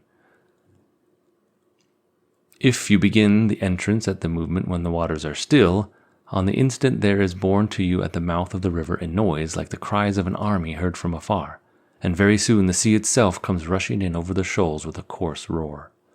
Despite these treacherous waters, Berigazza was an incomparable prize. Here, Roman silver, coral, and glass were exchanged for ivory, rice, cotton, and even Chinese silk. Diplomacy was also part of the trade. Roman merchants often presented the local king with extravagant gifts, silver dishes, concubines for the harem, and singing boys to entertain the court. The great harbor of Musurus, the epicenter of the pepper trade, was filled with Arabian and Greek ships. The city even had a Roman temple, a sign of how deeply entwined Rome and India had become. Local poets described the Yavanas, the fierce-eyed western mercenaries who guarded the city gates. Here, wide-beamed Roman merchantmen took their final cargoes: spices, pearls, tortoise-shells, and jewels. With their hulls packed, they turned westward, waiting for the seasonal monsoon to carry them back across the Indian Ocean. Beyond Malabar, the Periplas grew uncertain. The captain noted pearl fisheries worked by condemned criminals at the tip of India. He spoke of Ceylon, famed for muslin and gemstones. But the eastern coast of India, he claimed, was home to cannibals, the horse faces and long faces, monstrous people of legend. He wrote of Chryse, the Golden Land, which may have been the Malay Peninsula, and a land even farther beyond, one that produced silk, whose people were peaceful and flat-faced. The regions beyond these places, he wrote in the Periplas, are either difficult of access because of their excessive winters and great cold, or else cannot be sought out because of some divine influence of the gods. Here the Periplas ended. But the story of Rome's journey east did not stop there. As the 2nd century AD progressed, knowledge of India and its lands beyond continued to grow. In 160 AD, a Greek mariner named Alexander went further than any Western trader before him. He crossed the Bay of Bengal, passed through the Malacca Straits, and reached China's borders. Here, two great empires of the ancient world met. The Emperor Huan Qi received Alexander's party, but was unimpressed by their gifts of ivory, tortoiseshell, and rhinoceros horn. The Chinese, who had traded with India for centuries, had seen such good before. The Westerners, as the Chinese called the Romans, were known for their honesty and became valued trading partners. From that moment until the decline of Rome in the 3rd century, a handful of daring merchants continued to brave the unknown, venturing across the vast seas to China itself. For a brief moment in history, the two greatest empires of their time were linked by trade. Rome's empire may have been bound by its roads and legions, but its economy was shaped by the sea routes that led east. The world was connected by merchants, by sailors, and by the shifting winds of monsoons. The journey was long, the risks were high, the destinations were unknown, their people foreign, their customs strange, but still the ships set sail, their cargo holds packed, their sails full of wind, bound for a world that for all its distance had become Rome's true frontier. For centuries, Rome had drunk deeply from the well of international trade, indulging in the luxuries of the known world. Incense burned on temple altars, and perfumed oils anointed noblewomen's skin, and pearls from India, coveted by the elite, clinked together as they adorned fingers, ears, and even the gilded sandals of patrician ladies. Pliny the Elder lamented this obsession with excess, disgusted at the ostentation of aristocratic women, who draped themselves in alternating layers of emeralds and pearls. Worse still, he warned, this taste for extravagance was no longer confined to the upper classes. Rome's wealth and power had once been built on discipline, but prosperity softened its resolve. By the 2nd century AD, despite brief revivals under emperors like Vespasian, decadence and instability eroded the empire from within. The assassination of Commodus in 192 AD ushered in a century of chaos, where military usurpers and political intrigue dominated the throne. In a span of 50 years, Rome saw 26 emperors, only one of them who died a natural death. As Rome's grip weakened, so too did its economic might. Heavy taxation stifled commerce, the coinage was debased, reducing its value. The once thriving merchant fleets suffered under imperial control, sapping ship owners of any incentive to maintain their vessels. The navy, which had once ruled Mare Nostrum, fell into decay. Yet the final blow did not come from the sea. Instead, the hammer fell from the north. By the 4th century, barbarian invasions swept across Europe, and Rome, once impregnable, was sacked twice in the following century. The empire fractured. The western half collapsed under the weight of the Germanic conquest, while the eastern portion endured. In Constantinople, the new capital built by Emperor Constantine, the last vestiges of Roman power regrouped. By the 6th century, a fleet of war galleys once again took to the waves, determined to preserve what remained of imperial supremacy. But these ships no longer belonged to Roman sailors. Instead, the empire that survived, the Byzantine Empire, was Greek in culture, language, and identity. Its seafarers, descendants of the same people who had once dominated the Aegean, now wielded the terrifying power of Greek fire, a weapon that turned enemy ships into infernos. Thus history had come full circle. The Romans, for all their might, had never truly embraced the sea as their own. Their empire had ruled the Mediterranean, but their gaze had always been fixed inward, on legions, on roads, on conquest by land. But the Greeks? The Greeks had always belonged to the sea. From the heroes of the Trojan War to the warriors of Salamis, from the merchant sailors of Alexandria to the war galleys of Constantinople, their legacy endured. 1,000 years after Rome's fall, it was they who remained the strongest sea power in the Mediterranean, until finally Constantinople itself succumbed to the Ottomans in 1453. The history of Rome's maritime world was one of conquest, commerce, expansion, extravagance, and decline. The empire had built its dominion through war, secured it through trade, and lost it through excess. From the grain fleets of Egypt to the treasure ships of India, from the war galleys of Actium to the merchantmen braving the monsoons, Rome's power had long been tied to the sea.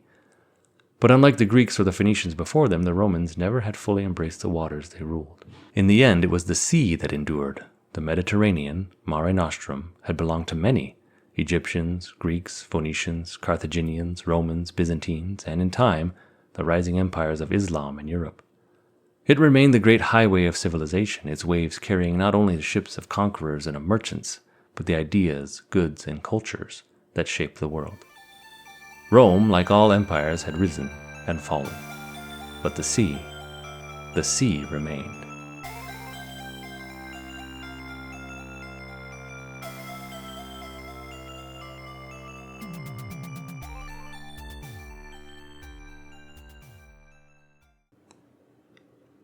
Maritime Memoirs hopes you have enjoyed this program.